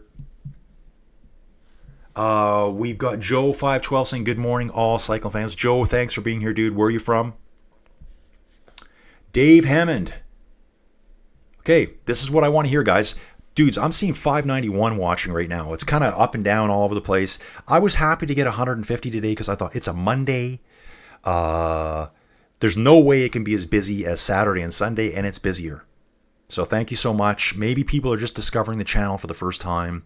And again, Ruben knows, John Chady knows. They're two of the guys that have been with me a very long time. I've known John a long time now, probably 2 years.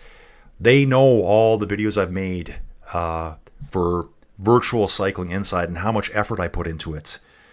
Hours and hours and hours per week. Just for fun. Just for fun. So if I can get kind of seen by someone here, that'd be so cool to me. I'm just an unemployed old ex-geologist. No, geologist. I'm still a geologist. I will always be a geologist. But wouldn't it be cool if I could do this full time? Quinn Simmons back on the front right now, folks. Where's his Harley? The guy has like mutton chops. He's got the full stash, the full chops down the side. He's got chops over here. That guy is a legend. Absolute legend, and a pretty good bike rider too. Let's just leave that there. Okay, getting back in here. So Dave Hammond. Dave, where are you from? Oh, he's telling us right here. Here listening because I'm sitting at a train station in Belgium and Peacock won't let me log in. Yeah, dude, you know why? Because they know your location. You need to be, well, you know this. They check your ISP, I guess is what it's called, and they know your location. I tried to log into stuff, my Canadian stuff. Yeah, that's what it was. I resubscribed to Flow Bikes on June 26th, right before I went to Denver for the Metallica concert. I'm sitting in Denver going bored to death, waiting for the concert. I tried to watch Flow Bikes. Not allowed. Wrong location. I could only watch the American stuff. And I couldn't see. I was trying to watch stage 20 of the Giro, where UAE gifted Simon Yates of Visma the Giro. Yeah, that was very poor strategy by them. Go back and watch that stage if you can. Stage 20, really good. Carapaz on the attack with Del Toro. Simon Yates just walks up the road, wins it. Same climb he lost it on, I think it was 7 or 8 years ago. So Dave, yeah, thank you for listening. Don's back again. Road Furniture, crazy fan of Echelons can make a flat stage more exciting. Oh, definitely. Yeah, guys, and that's so true too. You know, I've watched the tour every year that I can. There's stages that aren't as exciting as the other ones. Sometimes it's the climbs. The sprints are great. Sometimes the stages just play out. They're not as exciting as others, but I'm learning so much as I do this, really learning the teams well and all the riders. You kind of forget, you know, you probably know 2 or 3 riders off every team, if that. I'm staring at the stuff every day now, learning it. Again, more cemeteries with the tombs, the mausoleums above ground. 16.3 kilometers remaining. We're right at 10 miles out, folks. Sprint trains, let's rock. We are set for a ring-a-ding-dong dandy. Let's hit it, folks. That's a shout out to Eddie Wellens, Fast Eddie Wellens of Stampede Wrestling from back in the day. Something I grew up with. Stampede Wrestling was kind of like the launching point for all the stars of the WWE and the WWF. The WWF, what it was really called. They all came to Stampede Wrestling and trained in Calgary under the Hart family. I know it's fake. I know it is. I know it's scripted. Those guys get hurt though. Those guys get hurt every time they go out. It's scripted for them to get hurt. Anyways, enough of that. So that's something that Eddie Wellens would say. Colin Coates, yes, I'm awake now. Just finished a VO2 workout. To answer your question from yesterday, I do not have a bike trainer at the station. I'm working on saving for that second trainer. Okay, got you. So basically, Colin, on your 48-hour shifts, you're not doing any cycling. So 2 full days off the bike. That can be tough. Uma Ali's here. Good morning. All cylinders. Gavin's, thank you, buddy. You made my morning. Y'all wish me luck. I've only been riding a few weeks. I'm addicted, though. So this dude that's doing the 200-mile ride to end Alzheimer's, he's only been riding his bike for a couple of weeks. What a brave soul. What a brave soul, dude. Good luck. You'll do it, man. You will do it.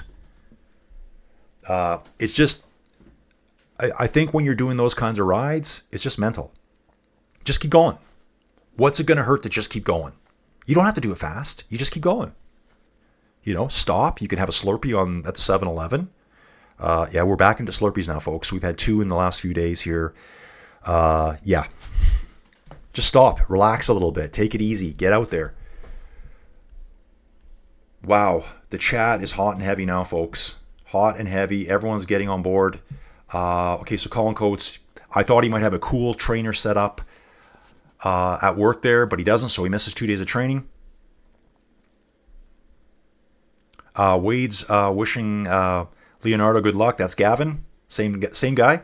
We've got someone here. Looks like Maurice F. 28. Is there a chance for a breakaway Pogacar and Jonas not making a move? Dude, I'm going to say this is sprint finish all out. Full guns a-blazing. Watt bombs. Watt fests. Mother of all bombs just going off in your face.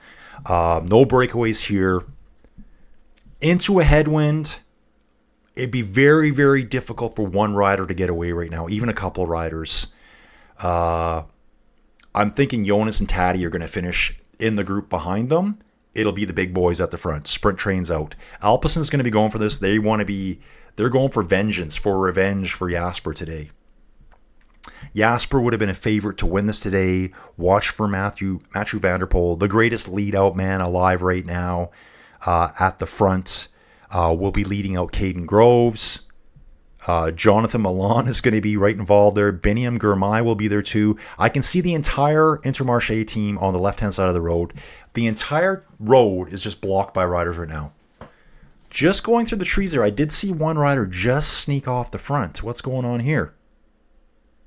Just moving over to the right-hand side of the road, probably trying to get in position with one of his teammates. It's just a block across the road right now. Getting close to the finish, guys. Getting close to the finish. 13.8 kilometers to go. And I'm going to have to go into the chat here again. Yeah, Don, totally right. They should all have security. The tour should maybe provide security for it. They can hire me. I'll do it. Just fly me over, food and lodging, and I'll do it. Just hang out with the cyclists all the time. We've got Posy Cat here, another new contributor to the chat. Thank you so much for joining us. She says, I think it's a she, I'm not really sure. Yes to Tour avec Zwift for the Femmes. So I'll be doing that at the end of the month, folks. It starts on July 27th. I've already previewed the course myself. They got a great website. And the Australian rider here for Jaco Alula giving himself a little self-massage, punching himself, it looks like in his left butt cheek. Must have a little bit of a cramp there. So it does start on the 27th. So what I'm going to do for that one is I'll do the tour. And then with Flow Bikes, I'm going to do a live watch on Flow Bikes myself. And figure out how I'm going to do that. So I'll be watching it live, taking it in. I don't want to know anything about it until I watch it. Give it a little review. I actually thought about doing some olden stuff, like take some old footage from the past and do a little, let's take a look back at what happened in 1991 and react to it. Because I didn't see a lot of it. I knew about it, but I didn't see it. We just currently hit just over 4 hours into the race. Quinn Simmons in the stars and stripes on the front. Probably the coolest guy in the peloton right now. I think he's the only guy rocking a mullet right now. Back to the days, and unfortunately, Mitch Docker never actually rode a Tour de France. I think he rode the Vuelta and the Giro. Love his podcast. Such a cool dude. He had the ultimate mullet, but never did the actual Tour de France. Okay, Soudal sitting on the front here. Jaco, all the teams are. I can see Biniam just lurking in the background there. We've got 3 or 4 Alpecin riders on the far left-hand side of the road. Yellow jerseys up there. That's Matthew, just kind of sitting in the wheels right now. Third from the front on the left-hand side of the road. Jumping back into the chat here. So I will be doing the ladies tour, the women's tour. I'm going to spend a lot of time learning who they are, because I got to say, Pogacar, that I don't really know a lot about women's cycling. That's, I'll say it, it's mostly my fault, but it's also the fact that no one's covering it. And when I say no one, I know there's coverage. It's not promoted enough in a fun way, I don't think. I think it'd be so fun to do the same thing with all you guys hanging out watching that too. We got Warren Stanworth here listening in Bangkok. Thank you. Great to hear this. Hey, Warren, great to see you, man. Great to see you. Pogacar is watching from Kazakhstan. Wow. Okay, so cool, Pogacar. Pogacar, who is your favorite for the women's tour? Let me know. I'll be watching the Giro, the ladies' Giro, later today. Poggy's sitting at the front. Yeah, Poggy looks really relaxed right now. The Visma team is riding right alongside Alpecin, and actually Jonas is sitting pretty in second place in his little lineup. Jonas looks under no stress here. Perfect positioning. Get to the 3 kilometer mark and then kind of start slipping back. Avoid the sprint action. Support for Binny again. Love it. Nick Fu. Hey, Nick Fu. Glad to see Team GRC jersey. Good to see you, man. So yeah, guys, I'm wearing my Team GRC jersey. This is the team that I ride with. Not as much as I used to, guys. I know. 10.6 kilometers to the finish. Team GRC is I've been riding on Ruvi cycling platform inside for 3.5 years now. Way back when I met a guy named Gilles. I met a guy named Gilles. Me and him started riding together a lot. I met him at a race, actually. And I hunted him down on Strava using flybys. Sent this dude that doesn't know me out of the blue. I sent him a message. Hey, did you do this race today? Because on Strava flybys, it'll show you where you are on the stage. I could track down his name. His name on Ruvi was close enough to his Strava name. I'm like, is that him? It was him. And then within a week, maybe 2 weeks, he's like, hey man, we were doing some long stages, I think they were 60, 70 kilometer stages in Korea. Dead flat, boring. They were so boring. Guys, moving along really quick here now. 9.8 kilometers to go. Wind shifting a little bit. We met a third guy. He goes, hey, I know a third that'll do it with us. His name was Roger. So by the following week, you could give yourself a team name. I did this without the guys knowing. I put in Team GRC. Jill, Roger, Colin. I was trying to be the good guy.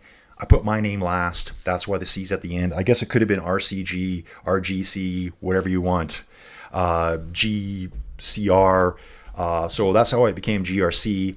And the funny thing is, Gilles is from the Montreal area in Canada, French speaking. And he goes, why is it called Team GRC? Why did you call yourself GRC? And I'm like, dude, he says, do you work for the RCMP? That's kind of like our federal police here, the Royal Canadian Mounted Police. In Quebec, they call the RCMP the GRC. So at the time, I think Jules thought I was an undercover police officer doing some special investigations. I'm like, no, dude, it's our names. I thought it was so simple. It's just our names, dude. Fast forward a couple years from that, I rebranded the Discord again. I made the Team GRC Discord. We had a bunch of people come in. I know this is unrelated to the race, guys, but I thought it's a cool story. We asked them, guys, let's rebrand it because GRC is just 3 of us. Everyone knew us. They said, just keep it as GRC. That's who we are. We have a team jersey. They race all the time. End of story.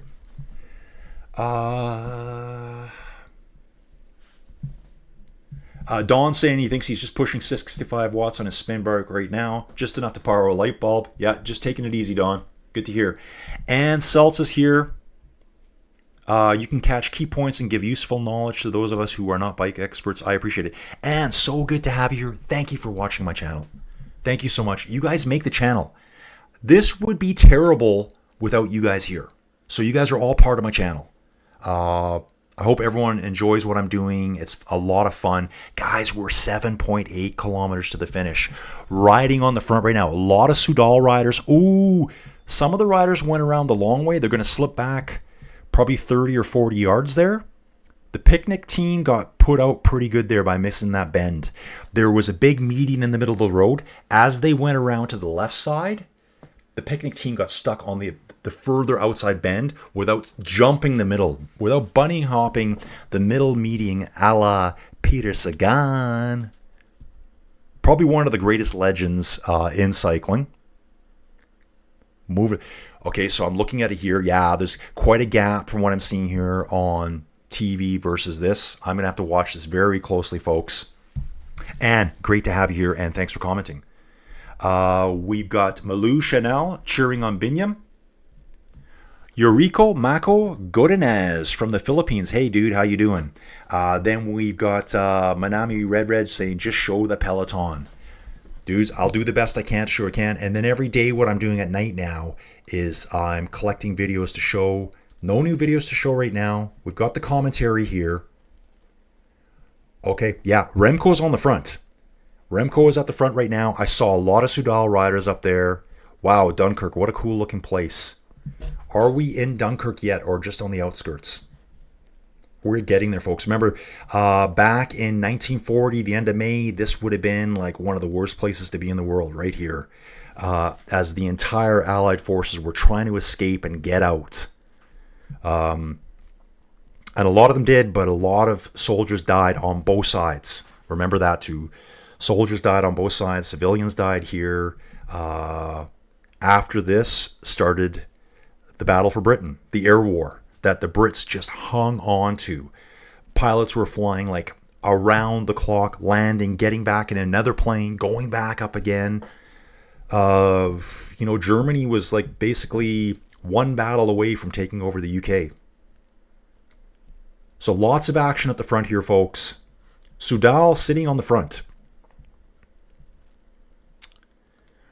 Okay, so this is interesting here. They're saying combativity award. The jury has decided that there will be no award today. I wonder if that's because of the crash. So the green jersey was only introduced in 1953. Jasper Philipsen, unfortunately, is the 8th rider to abandon the race while leading the points classification. It also happened to Marcel Kittel in 2017.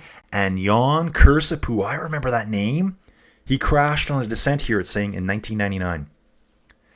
Tom Bonin was wearing it when he withdrew in 2005 wearing the green jersey. He crashed. Poor Tom Bonin. Loved that guy too. What a beast he was. He crashed 3 times in 5 days. Wearing the green jersey at the leave. 2003, Alessandro Petacci was wearing it. Crashed on a mountain stage. And the beast himself. Check out this one. Mario Cipollini was disqualified in 1993 on an Alpine stage at Isola 2000. I wonder why he was disqualified. The last 5 kilometers, guys, going into the sprint zone now.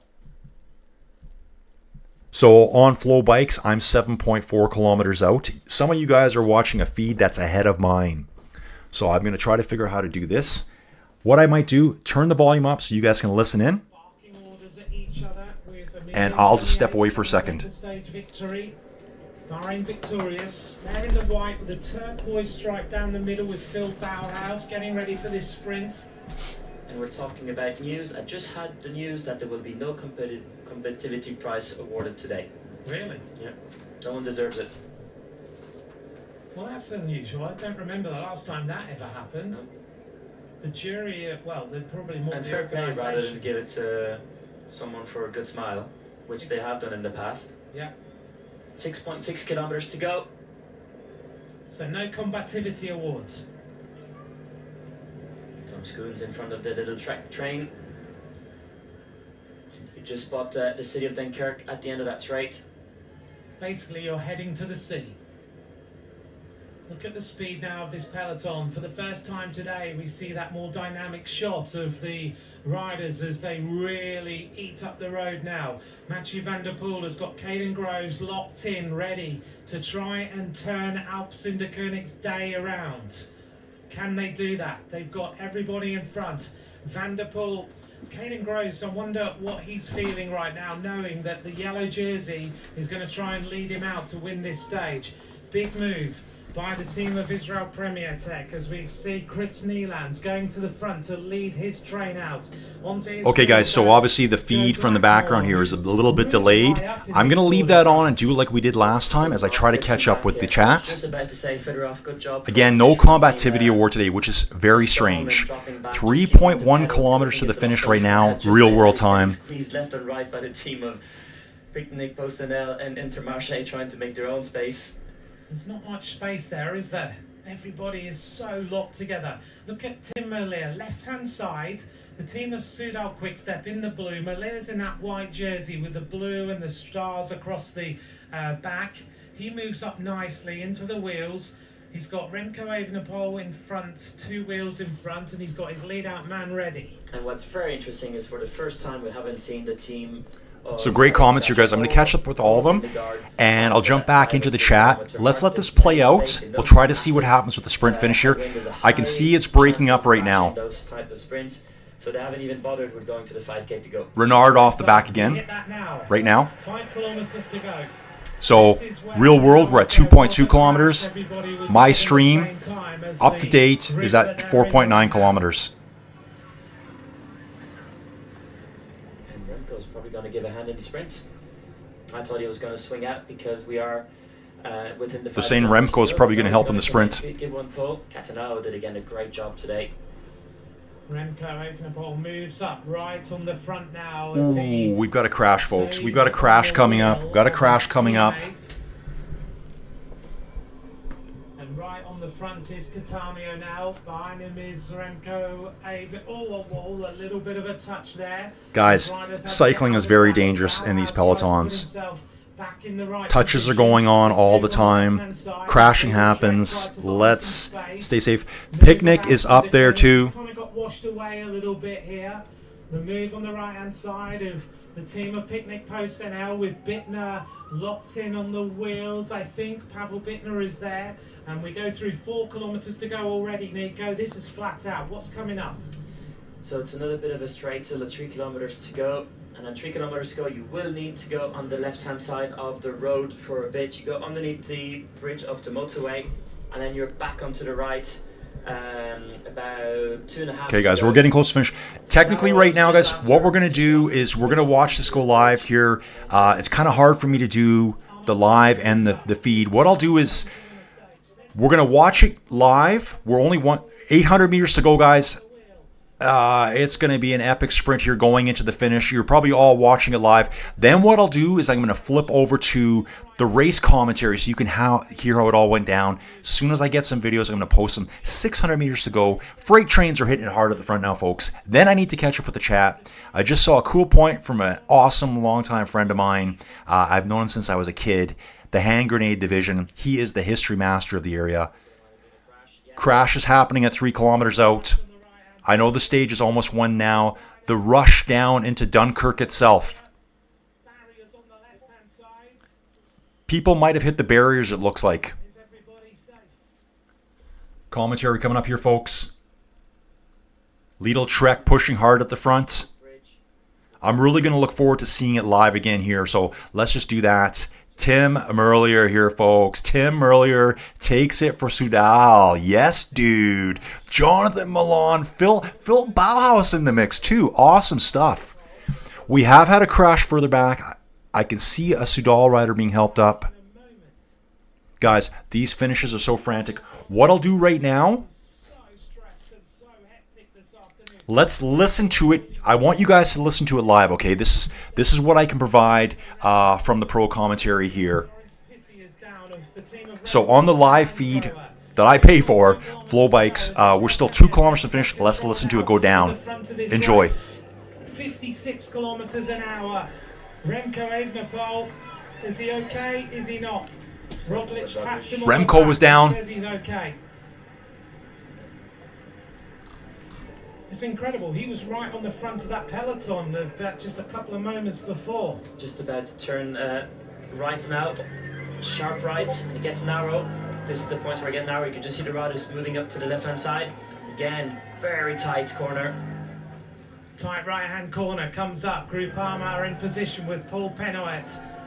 They're getting ready to unleash. Pavel Bittner moves up for the team of Picnic Post NL. Sam Watson is there for Ineos Grenadiers. Moving up is Axel Laurence to come up to Sam Watson. Oh yeah, let's go, let's go, let's go, folks. In the center, 3 riders, 1 kilometer to go. It's a bit early. Soudal rider on the front here. Looks like Picnic's trying to move up there too. It's actually the Trek team. Trek is driving hard for Jonathan Milan here. Just bangs Sam Watson out of the way to the right-hand side. 1 kilometer to go here on my stream. Lead on Trek now, in control at the front. Jasper Stuyven has control for Jonathan Milan. Love the Trek bikes right now. Paint schemes. He's been looking for big move of Tim Merlier as he comes up. Yeah, Tim Merlier just flew up the side there. He's fighting his way into the Trek wheels. They were banging each other. Love it. Groeneweggen's in the mix too. Lotto looking around. We're almost at the finish line as they swoop around that corner. Pavel Bittner is about to sprint. Where does Merlier come from? Where does he come from? 59 kilometers an hour. Big move on the right-hand side by the team of Israel Premier. We're 62 kilometers an hour right now, guys. Huge crash on the last corner. Huge crash. Milan's going. Merlier right on his wheel. Merlier going past like a freight train. Choo choo. Very, very close. Very, very close, folks. Very, very close. Very, very close. We know Merlier won, but dude, watching that was awesome. That was awesome. There was another crash back there. I'll try to get some details on that. I want to get back into the chat, guys. I want to get in the chat, see awesome comments here. Where is it? So, let me see here. Fod Walker's at stage 4. He's going to send us some stuff from site from the next stage. And Don saying he started watching way back in 86. Don, that's pretty much when I started. I did see Mike here. So there's a guy commenting here, Hand Grenade Division. Mike. So this is my childhood friend Mike. We met in grade 10. He sat behind me in social studies. We've had a kind of a strange friendship. We've been from hanging out every day to not seeing each other for 20 years, for hanging out with each other day, going on trips together. I don't think I've seen Mike in a few years now. But good to see Mike here. And by the way, Mike has a channel, a YouTube channel called the Hand Grenade Division. So if you're into World War II history, that's the place to be, folks. He's got some incredible videos. Go check him out. And Mike, your comment here, they fought there again in 44. I just learned that last night. So at the end of the war, 44 into 45, Dunkirk was actually a holdout fortress for the Germans. They were never taken over. The Allies went around them, and I think it was the Canadians trying to take them out at the time. They surrendered a day after the war was officially over. The Germans just kind of hunkered down there. I only learned that last night, Mike. So Merlier definitely gets the win. Jonathan Milan, probably like 2 inches. Phil Bauhaus 3rd. Uno X rider in 4th. When are they going to win a stage? I'd love to know the finishing speed here, folks. Would love to know the finishing speed. See if we can get some commentary again here. Where's my commentary? Okay, they're just showing us this now. The race. Here we are. Guys, let's see if I can show it for you here, okay? You guys ready for this? Okay, it's just showing a little picture of him. So, Tim's been around quite a while. I think so. I might be thinking Tim Wellens. So, great win for Soudal. Again, guys, kind of a smaller team. Top 5, Tim Merlier, Jonathan Milan. We got a Groupama FTJ guy walking across the finish line. Chiseled legs, beautiful bronze legs, as a famous commentator used to say. Handlebars twisted completely sideways, just walking to the finish. Doesn't look hurt at all. Not actually sure who that is. Phil Bauhaus in 3rd. Soren Verenskold. We saw him a couple days ago. And then Pavel Bittner for Picnic in 5th place. I'd like to see a sprint finish video. As soon as I get it, guys, I'll let you know. So yeah, guys, if you're interested in history, go check out Mike's channel. It's called the Hand Grenade Division. We've got Thomas Prenner here, listening while cycling in the woods near Vienna, Austria. Thanks for doing this. Dude, thank you for being here, Thomas. Thank you for taking your time to listen to me ramble on about cycling. Really appreciate it. Mike's saying pretty incredible place. I know Mike's done quite a few history tours over there. And guys, I got to tell you, sometimes I think I know a lot about World War II history. Mike makes me look like a dummy. Like, just to be honest, I'm just saying. I call it how it is, folks. Mike's written books about World War II. Me and him have done a lot of World War II, I guess, simulation gaming in the past. That's how we kind of knew each other from the past. Mike does a lot of reenactments, things like that. He's really into that. So good to have him here. Mike, I haven't seen you forever, dude. Marco Taser, just checking in from the Hungarian highway. Dude, are you riding? How is Roglic doing? Roglic yesterday was in great standings. He was 49 seconds behind yesterday with a ton of other riders. So what we'll do here, guys, we'll go to the rankings after stage 3. Let's have a look. Okay, sorry, jump to stage. We need the general rankings overall. Ooh, they're still giving it to Matthew. Okay, is this up to date? This is up to date. Kevin Vauquelin. Yeah, this is saying at the end of stage 3. Okay, what we can do here is we can see the stage ranking. Yeah, it's showing Tim Merlier.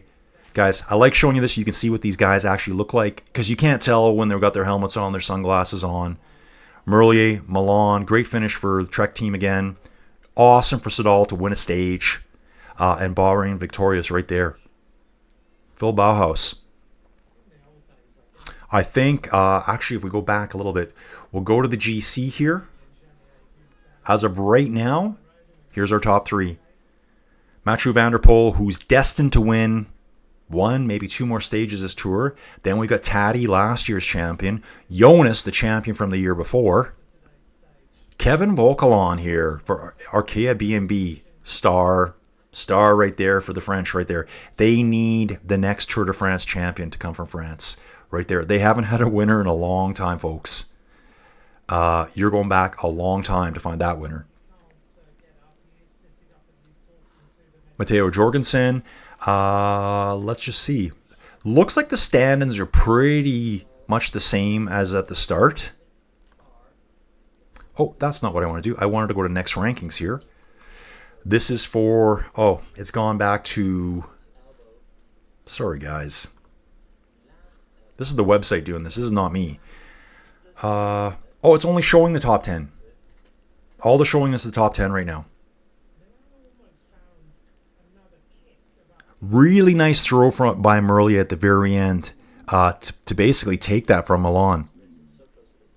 Merlier did a really good job surfing the Trek wheels. Looks like Biniam finished maybe 6th or 7th place. I can just see him coming in here right now. Yeah, I would say Jonathan Milan is a very animated sprinter. He's all over the place. Okay, so we talked about Thomas. Mike's here. Oh, wow, guys. So many comments for me. Okay, let's get through this. I really enjoy this. So Marco was asking how Roglic was doing. Dude, I'm cheering for Roglic this year. He could be a dark horse if Taddy and Jonas have troubles. Sorry, guys. I got the too much brightness on my face again. There, let's dial it back a little bit. It literally looks like I have a spotlight in my face. Let's turn this down. Yeah, so I think Roglic's fine. I think he was 49 seconds behind going into that stage, and they all finished together there, so no worries for Roglic. I'm really pulling for him this year. He's a really cool dude. Fod's saying here he's in Romilly sur Andel, part of stage 4. It's a hilly section, and the streets are decorated. Welcome to Tour de France. Awesome, dude. Fod, if you get some pictures, send them to me. I'll post your pictures. I'll share them. I'll give you full credit for it. Oh, Savage Pro from St. Lucia is saying that Jordi Muse crashed out. Okay, so hopefully he got across the finish line. I did see there was a crash at the end. You guys are all ahead of me here. Wade's asking what happened to Taddy. You know, I'm sure they just cruised across the finish line. Savage Pro saying Biniam got 6th, so he was just outside the top 5 there, obviously. This guy here, Bohov Avanting Andersen, who won? Tim Merlier for Soudal. Quick step. Probably won by about 2 centimeters over Jonathan Milan. Phil Bauhaus in 3rd. Charlene saying the live watch was fun. I'll be back tomorrow. Thank you. Thank you, Charlene, for joining us. Let us know where you're from in Ireland. Taddy finishes in 19th overall. Posey Cat from Kazakhstan, loving the commentary. Posey, thank you so much for being here. Love your support of the women's racing too. I will be doing the women's Tour de France at the end of July. Yeah, so Bingham did get 6th.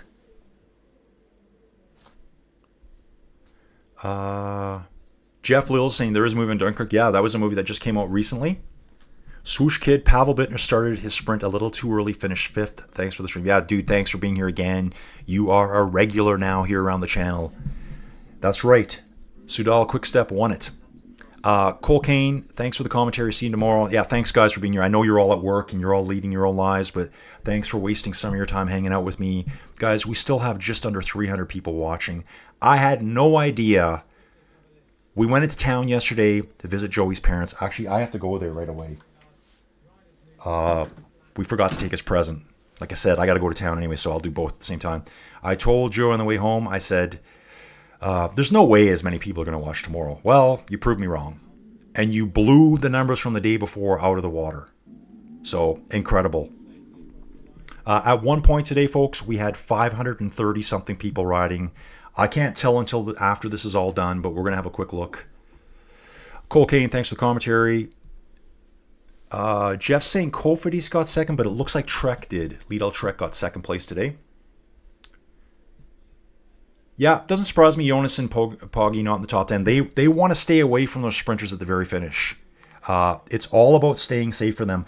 Either one of them could lose the Tour with one crash right now.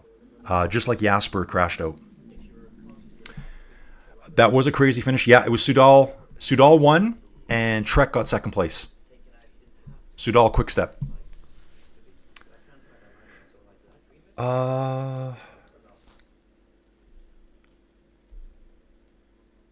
And I'm not sure if Jeff is asking me about the Battle of Dunkirk. Well, I do know a little bit about it, not a ton.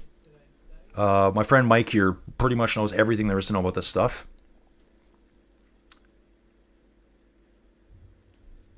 Yeah, so the crash that happened in that second to last bend, I don't know exactly who went down there. Guys, let's take a look at this. Here's the last kilometer of the Tour de France. Get ready for this, folks, if you're still here. This is the last whole kilometer of the stage right here. See Trek driving hard at the front here. Jaco Alulu coming up on the left-hand side. Guys, you can see how crashes happen. One quick move, and you're down. Picnic Postal there as well. Post NL there as well. Arkea coming up. There's Biniam right in the center of the screen. Guys, quick movements. They're all fighting for position. See the Lotto teams up there? Dead center, we see Mathieu van der Poel trying to lead out a teammate. He's already off the gas here. Mathieu didn't have it at the end there. Picnic going hard. Mathieu shut down really early today. And there's a crash. Lotto rider down. Here's the finish. That Picnic rider's riding really good. Uno-X coming. Phil Bauhaus. Tim Merlier takes it at the finish, folks. Barely over Jonathan Milan. Tim Wells in the polka dot jersey. Mathieu van der Poel still has the yellow. Green jersey to Jonathan Milan now. And the white jersey stays on Kevin Volkalan's shoulders. Let's get through the chat, guys. I want to say hi to everyone here. Evan Barron, great watch party. Dude, thank you so much. Thank you so much, dude. Yeah, I hope no one got hurt in that last crash there, especially so close to the finish. There was a guy walking his bike to the finish. I'm not sure who it was. Definitely wild stuff. Jonas and Taddy will not be anywhere near the front in these kinds of sprints. They have to stay out of trouble. The yellow jersey, I mean, they're the 1-2 favorites to win the Tour. Why would you go and try to sprint against these animals up front here? Like, these guys are like basically these sprints, they're putting their lives on the line.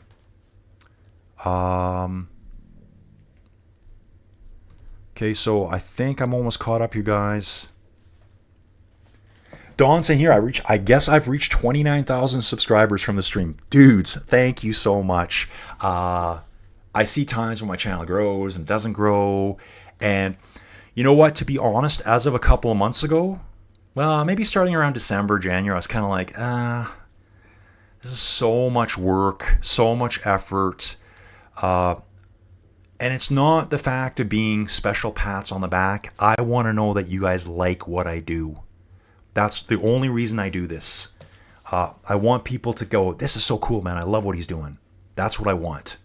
That you guys get something out of it, that it's something extra that maybe someone else isn't doing. So thank you so much.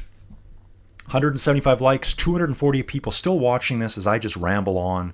Guys, thank you. Jeff says he subscribed because your play-by calls are pretty nice. Yeah, dude, Jeff, if I could get more live, I would. So I'm struggling right now trying to figure out how to do it with me. Like, I knew who the winner was there, just like you did, before I saw the finish.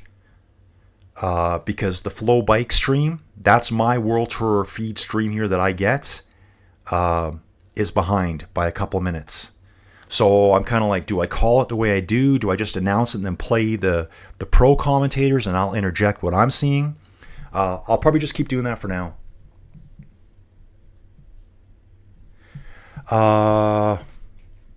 Yeah, Jeff, I like what you're saying here. Binion does not have that lightning acceleration. Yeah, I think Binion, super smart racer, super smart guy. He's probably more of a positioning sprinter. He needs to be in the right place at the very right time. I think that was a lot like Mark Cavendish. Didn't have the most power, not the biggest dude out there. Like Jonathan Milan looks like a beast to me. Just a shredded beast. Tim Merlier too, big guys. They develop huge power, but a smaller, smart sprinter can win if they get in the right place at the right time, surf the wheels, and accelerate past those sprinters at the last second. I think Binion needs a good lead out. Okay.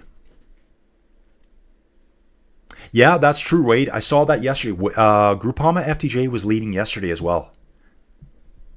So Clifton Dawn 74, you are number one on the leaderboard day today. I'm going to try to show you. Can you guys see this? You guys can't see this part. But yeah, I think they're showing the crash from earlier here. There was a crash on the bend before.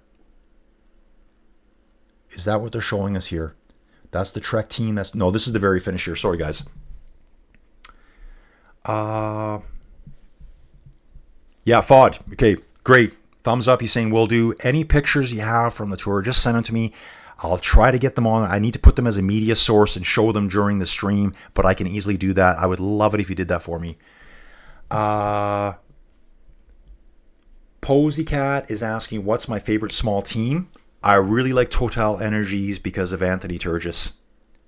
Ooh, there was a Cofidis rider that went end over end somersault in the crash on that corner. Looks like about 5 or 6 riders went down. There was a Lauder rider that just kind of like had to put his foot down and sit on the ground, but one guy went right over his handlebars. I hope that dude's okay. Let's see if we got anything else. Okay, guys. Yeah, so this sprint, not that fast. He hit 66.4 kilometers in the finish there. The last kilometer, okay, that's the speed over the last entire kilometer, though. Max speed, 66.4. Average speed, almost 58 kilometers an hour. Okay, Tim Merlier won today's sprint. Check this out. This is a really cool fact here. You could see the top end speed of Jonathan Milan. 70.2 kilometers an hour. It was Tim Merlier's last second throw that stopped Jonathan Milan from taking first place there.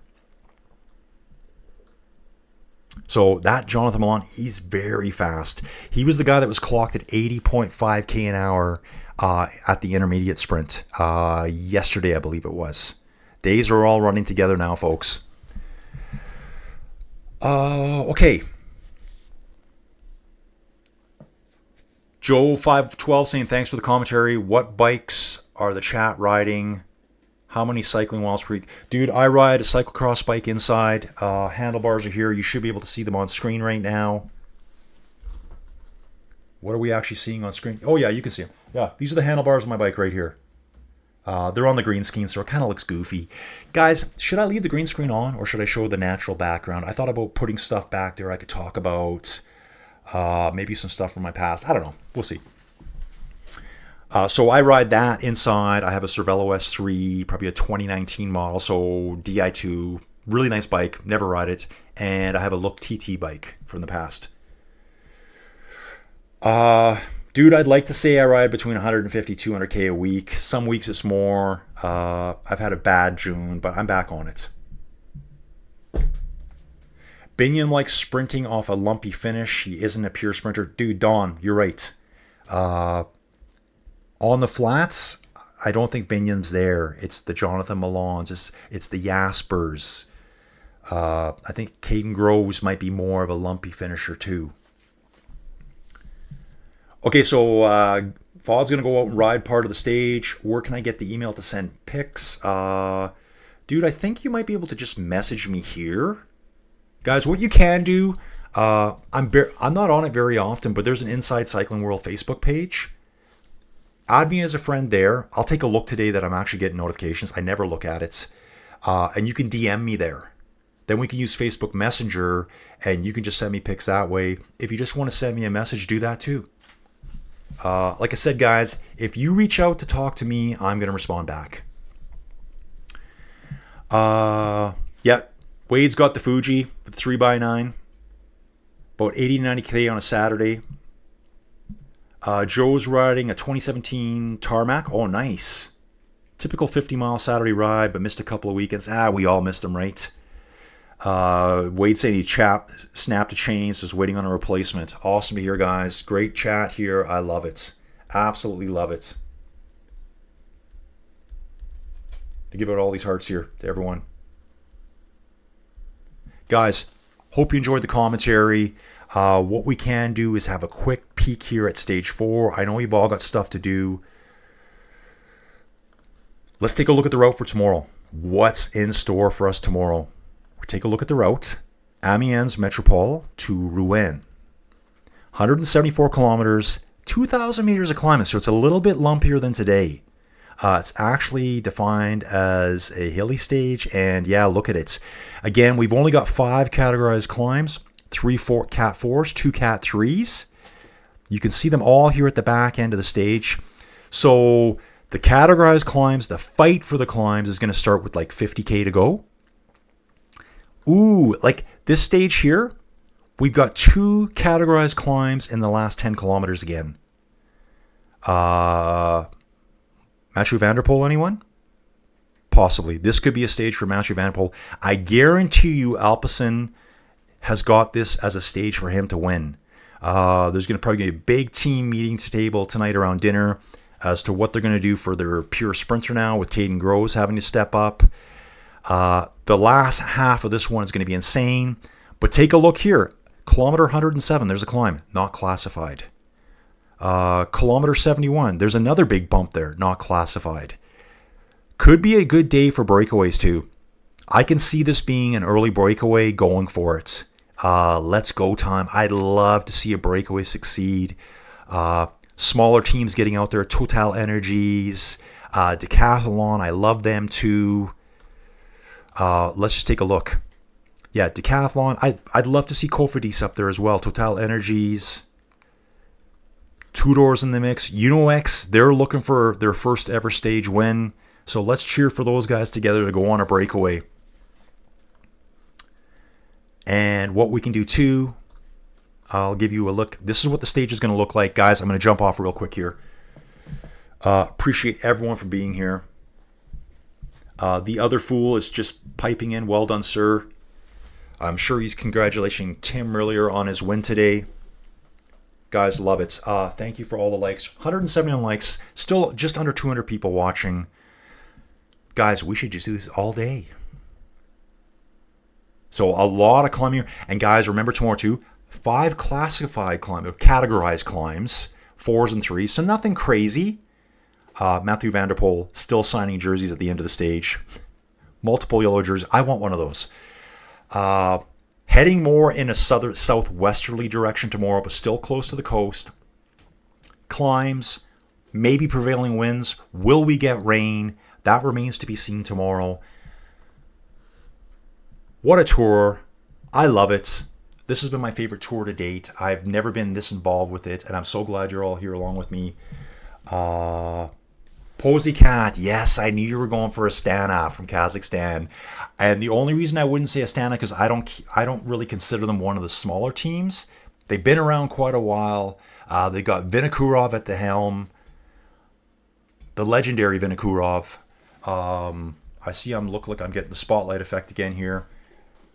So I consider them to be one of the bigger teams. I know they're not anymore, but you're right. They probably are one of the smaller teams. Anyways, riders, I'm going to jump off now. Thank you so much for being here. You absolutely made my day, made my week. I was expecting maybe less than 100 people to be here today, to be honest with you. So getting on with my day, stripping out of the jersey, racing to town, feeding animals, getting on the bike, trying to take that course. Please don't make me take the course. Please let me be a pro commentator. Thanks for watching, guys.